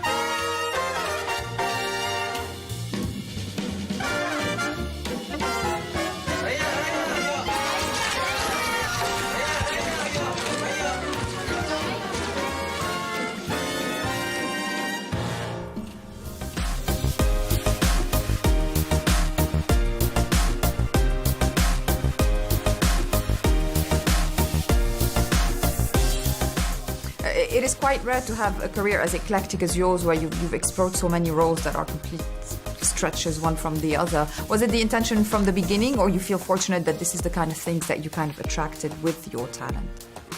It was very much a decision to sort of try and play as much different personalities as possible, and to really learn as much as I can, and to also sort of stretch my sort of parameters as much as I could or can.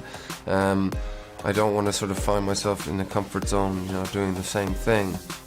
So, you know, there is a level where people sort of, one's personality and talent is restricted by certain things, but I wanted to see how far I could push it. His name is Callum Lynch. We've traced his bloodline back 500 years to the Assassin's Creed. Are things more enjoyable for certain types of films, more enjoyable for you to make, or you reboot yourself and it's a fresh adventure every time? Each thing's got its own challenge, you know. Obviously, you know, when we shot Macbeth, as an example, with the, you know, same team, we shot it in 6 weeks. You move very fast. There's not as much money or resources at your disposal, but there's a freedom in that too. There can be great freedom in limitations, because, you know, you don't have a lot of choices, so you have to make the most of what you got. And, you know, as a fan, I love to go see films like this, where I can actually just enjoy a ride, or go see something that's perhaps a little more poignant. So as a player, I enjoy entering both of those worlds as well. You're fortunate enough that you can enter any word you like. Lucky. Romantic comedy next time. Okay, yes, for sure. It's time for some comedy. Yes, it's time for some lightness in your role. It's just, you know, a bit of a breathing break. Yes, ma'am. All of these have kind of their own challenge as well. Not all actors enjoy making comedies. They're challenging too. What do you want from me? Your past. You're about to enter the Animus. What you see, hear, and feel are the memories of your ancestor, who's been dead for 500 years. Wait a minute! Are we talking about the same fan base in the type of Assassin's Creed video gamers than we do for the, you know, X-Men aficionados that are kind of quite intrusive? I don't find them intrusive. I find them passionate, and I find them vocal, and I enjoy that. It's like I consider myself the same. Whether they sort of cross over from one community to the other, I'm not sure. It's a good question. So far, I've only really had interaction with the comic book community, and I love them, and I've sort of, you know, really experienced that in its full power at something like Comic-Con. So I welcome that community, because they care.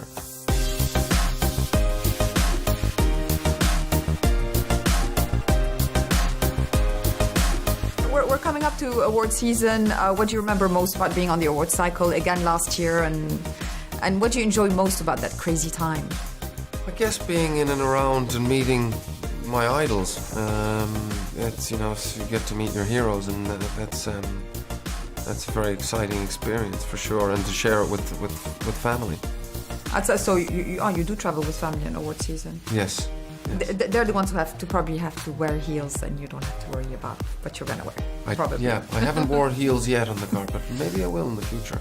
That's another suggestion in the romantic comedy role that I predict for you. Yeah.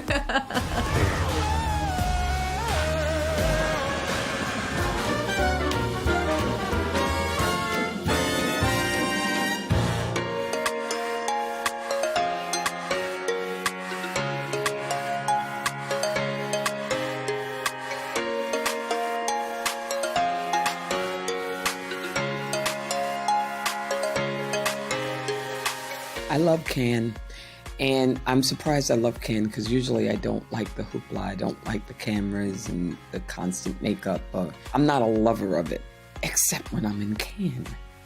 There's something about it that it's everything that I thought Hollywood would be when I arrived. The glamour part, the fun, and it helps that we're by the ocean.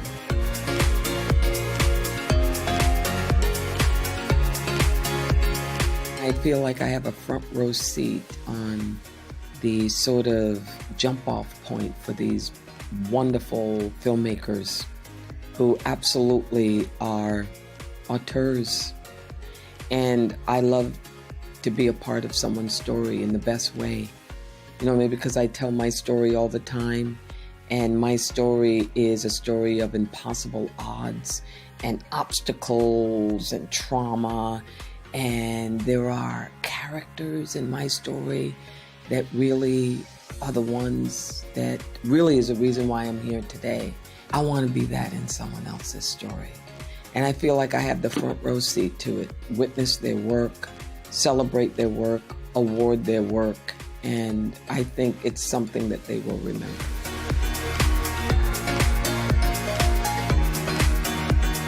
I tell actors all the time, if you don't do anything, then you don't exist. Not in the room. They'll say, who was that? So the visibility, the shining light on women who are otherwise invisible, who are standing on the periphery, and for you to shine a light on their work and their story is like them being birthed, them being born. And then once someone is seen and once you witness excellence, you can't unsee it.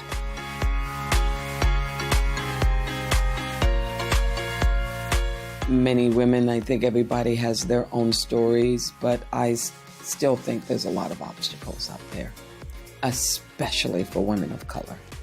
I mean, Stacy Smith from the USC Annenberg study has the numbers, and they are absolutely, that's the data. We just have to do better. They say the whole journey of a hero is you answer the call to adventure, right? And really, the journey is finding your true self. I think a lot of times people don't either answer the journey or they answer the journey and they get the elixir and they keep it for themselves. The key to life is you gotta piggyback, because there's no U-Haul in back of a hearse. The only thing you can leave, the only thing that makes your life meaningful is what you leave for others. Stories that are honest and bold. I literally, over the pretty, sexy, hot women who come into a narrative and they're strong and they're powerful, they're all of those things. I mean, listen, I can enjoy those stories in my darkened room at my house. I'm not saying that. But what I really am attracted to now is the boldness of truth-telling. And I think that we have to take back those stories as women. There's too often those images have been bogarted by male desirability. I don't recognize any woman sometimes on screen. I'm like, I don't know who that is. It's like the women who never age, the women who never get above a size 2 or 00, the women who are always smiling all the time. I don't know that woman. But bold storytelling, honest storytelling.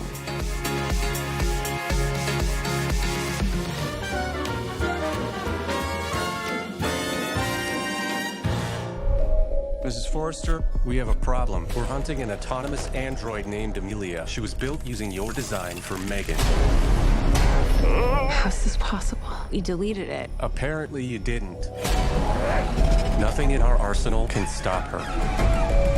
She's gone rogue, killing anyone who's contributed to her creation. I think I did it again. And you and Katie are next. Congratulations, first of all, on the phenomenon that the first Megan had. What were you careful not to do again, because you want this to be a standalone sequel and not just the same over again? Obviously, we were conscious of the things that people really enjoyed about the first movie, so we wanted to make sure that there was a tone that was similar, a sort of a sense of humor and aesthetic, all the characteristics that made Megan such a beloved character for so many people, we wanted to make sure that we held on to those things. But beyond that, really, this is an exercise about being as subversive and as surprising as you can be, so that audiences feel like they're getting something familiar, but at the same time in a really unexpected and fresh way. I know how to stop Amelia. She's getting more powerful. Soon she'll be the most dangerous weapon on the planet. Put me in a body and I'll help you stop her. You remember what happened last time. You threatened to rip out my tongue and put me in a wheelchair. I was upset. How much do you love this cast, basically? Obviously, you know, Alison coming back and, you know, everybody bringing their own touch to it. You know, Alison is a very close collaborator, and she's a producer on the movie as well, so she's there right from the beginning in pre-production, so she's a really great kind of teammate. But it was also great to bring Brian and Jen and Violet back, like Violet McGraw, who plays Katie. She's just such a little movie star, and it was really awesome to put her a little bit more front and center in the story this time. Look, she wants to help us. Everyone deserves a second chance. Okay, Megan, time to give you an upgrade. Anything you'd like to add?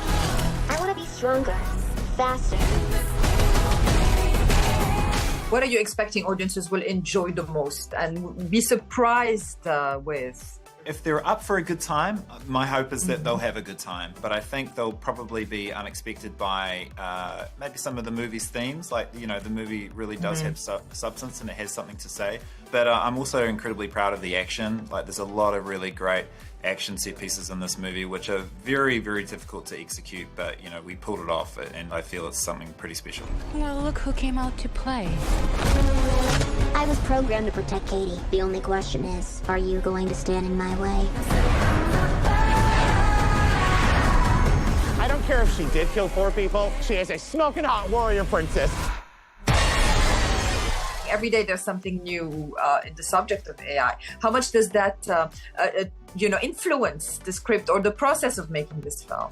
Yeah, you just have to try to stay ahead of it and make sure that you're not talking about something that is probably going to expire and become obsolete by the time you know, you make the movie. And I think in this case, we were just very lucky that it still remains very relevant. I'll make you a deal. You can kill Gemma, but don't touch Katie. Megan.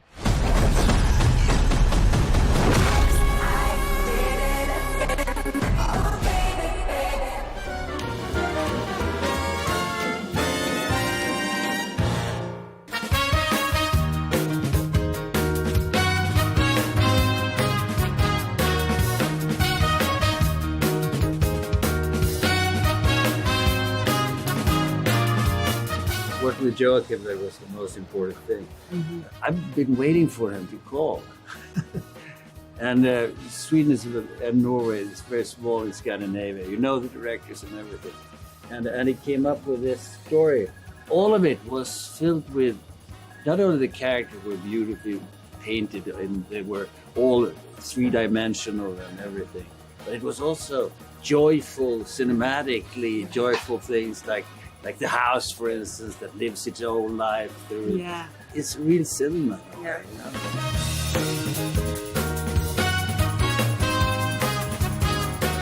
He's such a nice person, and that above all is the most important thing. And he is so kind, but also, you know, knows what he wants. I mean, obviously he's, you know, been planning to film this movie for a long time and wrote it, you know, for a long time and thinking about it and consumed him. But then he has a beautiful quality to kind of throw all of that out and let you discover and be spontaneous. So he's really a perfect director in my eyes. The set and the environment that he creates is so safe for you to be vulnerable and open up. And those sets they're also non-hierarchical. It's not the everyone director, is the boss, and everybody, and the kicking down and everything. Yeah. But it's anybody can say anything to anybody. I think I remember, like, the first day he said, he's like, the best idea wins. Like, it doesn't matter who it comes from. No. Why didn't you want to do the role? He wanted you to do it. I can't work with him. We can't really talk. My father is a very difficult person. Actually, there's a little complication to that character because he is more traditional kind of man. and he's more trapped in his masculinity, so he has harder to show his expressions. But then I have to show what's happening inside him anyway, so I have to make it very small. And that's the thing that it's fun to do. But because my relationship to my kids, they don't see me as a father, they see me as a pal. It's a very uncomplicated relationship. Hvordan går det med filmerna? Hvordan er det å jobbe med Rachel Kemp? Det är tiden att vi sätter oss ner och pratar, du och jag. Inte det? Well, I remember everything very vividly from this time. I loved being at Deauville with you during the film festival while it was going on for real. We were there on the beach at 3 a.m. doing night shoots, which was wild. I'll always remember that. The sunset, the carriages with the horses on the beach. Ni två är ju det bästa som har hänt mig. Bästa som har skjedd deg? Skal vi vært der litt mer, da?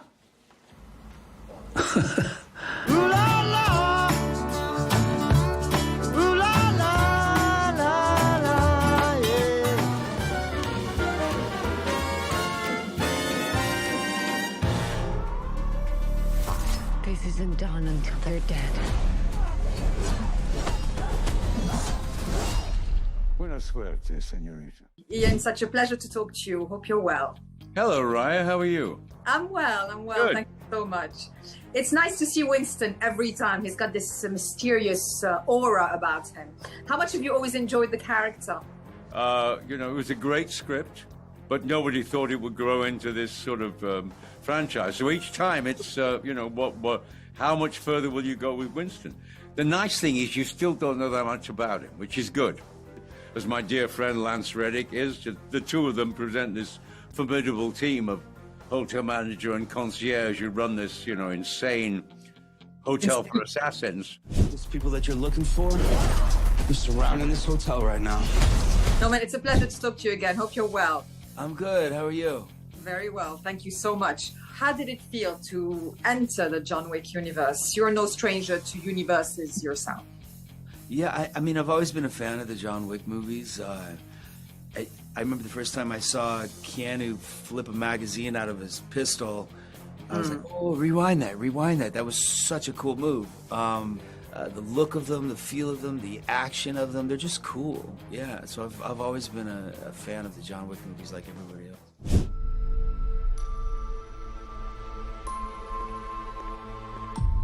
Do you like to dance? I know a school where they teach dances. I could take you there if you'd like. Do you feel that Winston embodies the backstory and kind of the forward story of the whole franchise? You feel like he's the one who knows it all? I think he's the Wick Whisperer, we call him. He's the keeper. He's the keeper of secrets. Nobody, but again, it's like you don't want to. It's a relief, but the film is called John Wick. It's not the world of Winston. It's like so. It's a little more information each time, but John knows that Winston sort of has his back up to a point, because there's no doubt if John did, I think Winston's a stone cold killer if he could be. Welcome to the continent. Eve Macaro of the Roscaroma. What a pleasure to see you again. Let's talk about Anna and how dedicated she was to that film and working with her on it. Yeah, she's very passionate. She's very professional. She's very determined. There's a ferocity to her that she naturally brings to all her roles. And then to put her in an action film with that, I had just seen Blonde in France, like a screening of Blonde. I was thinking, like, what a fearless actress. And she's out there, doing all her own stuff and just beating everybody up and let's go again, so you just try to keep up.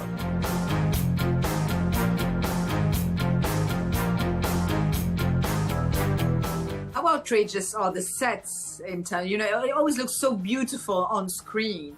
The film set. Oh, the set, no, that's part of it. I've been talking about it. Those sets are great.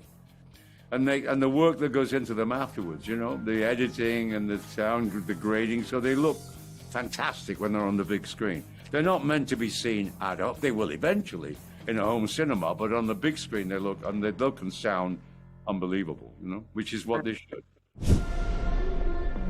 Om looking for the tribe with this mark? Needing to know is what got us banished from the Garden of Eden.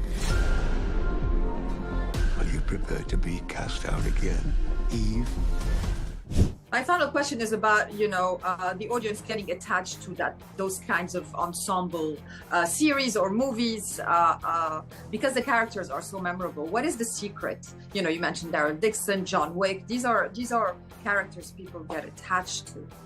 I think hero movies or hero television shows, stuff like that, it's okay to be the hero as long as you don't know you're the hero. Like once you start knowing you're the hero, I think everyone thinks it's corny. You feel corny. I think the audience will feel it as well, I fully agree.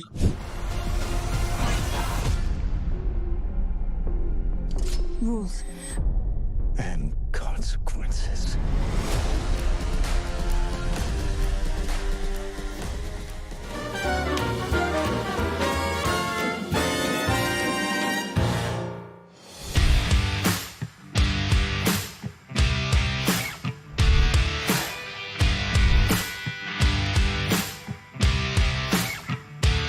My favorite quality about Mr. Fantastic is how dedicated he is to his family, how dedicated he is to his partner, Sue Storm, and how he has an intelligence, I think, that occupies, that is always exploring like the intricacies of the entire universe, but is ultimately grounded by the love that he has for his family. I've known Pedro all of my adult life, and I know that he's one of the greatest actors, and I needed somebody with incredible range who could be both the smartest man in the universe, but also have a deep heart, and he balances both of those things so beautifully.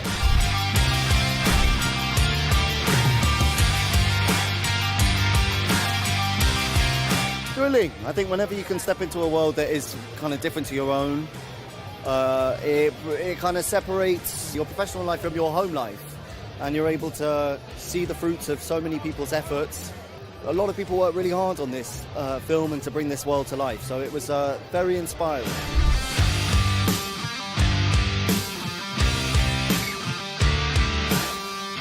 My family over here, Mr. Pascal, Miss Kirby, Mr. Quinn, above and away.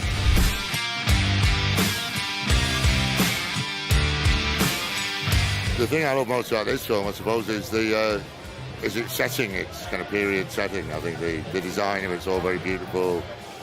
I'm sure the music's going to match that. I haven't seen the whole movie yet myself. I love the future retro world that Matt Shackman created. I think it's amazing. And also just the casting is incredible. So that's my favorite part.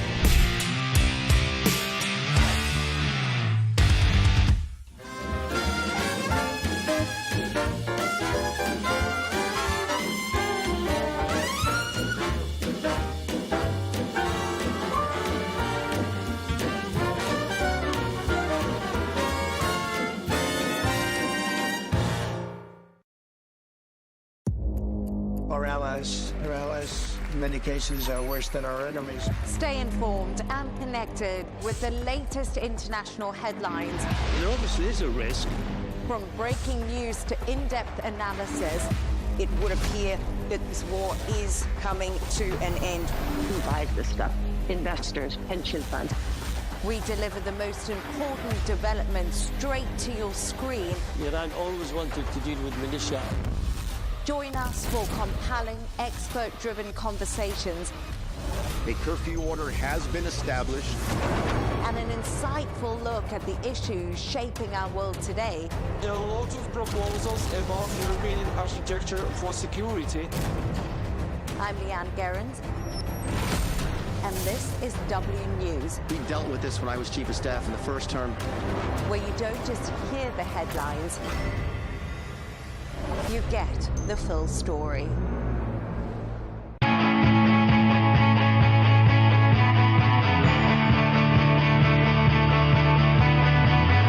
Welcome to the metropolis, the big city. This is where tech, trends, and culture meet. Meet the people. See the sights. Walk the city streets. And experience the lifestyle.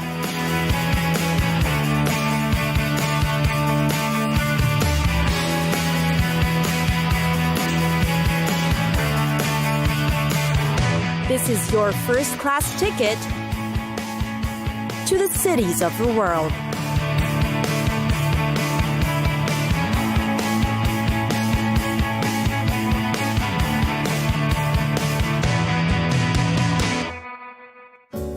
Taipei.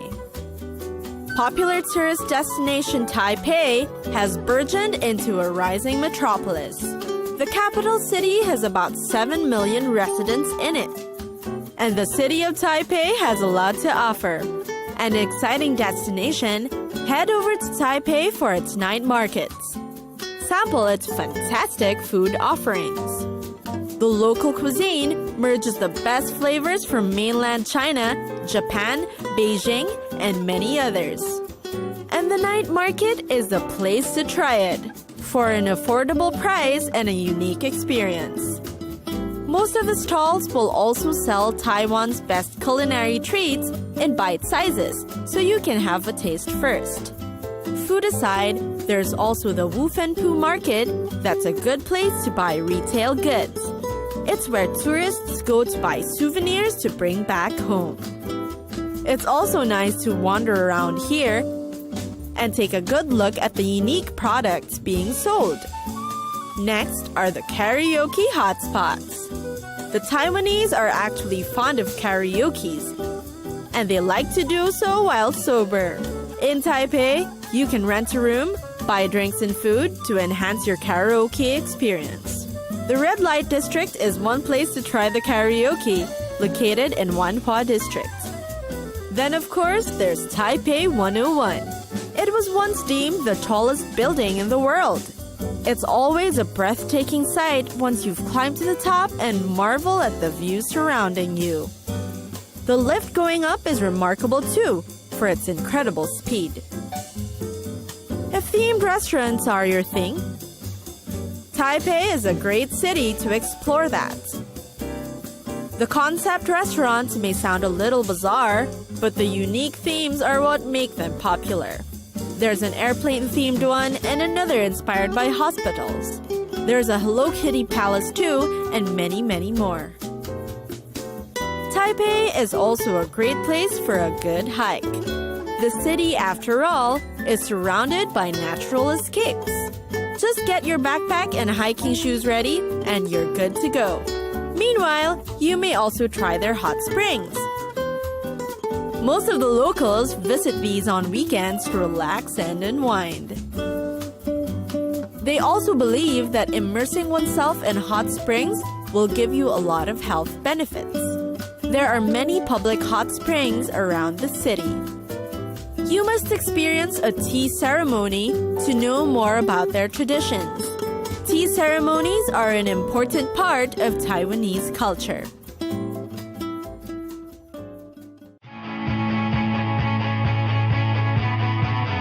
It's time for us to go. Pack your bags and get your tickets ready. And we'll see you on the next destination. Catch us again next time on Cities of the World.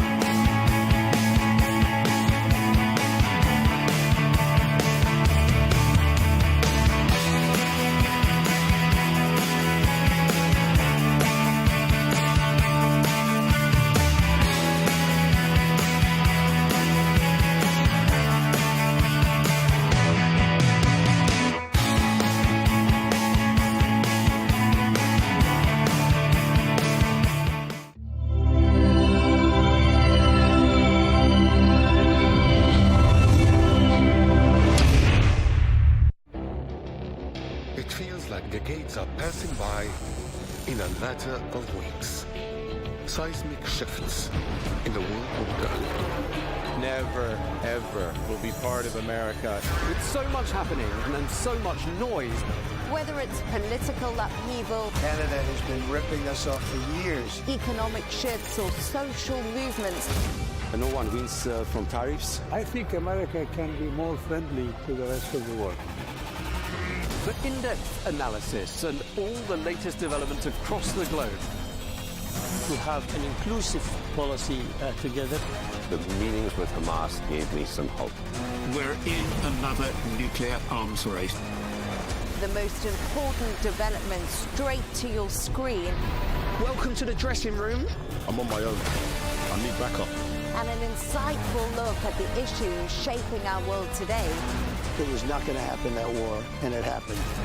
Join us on Arabiya News, where the world talks.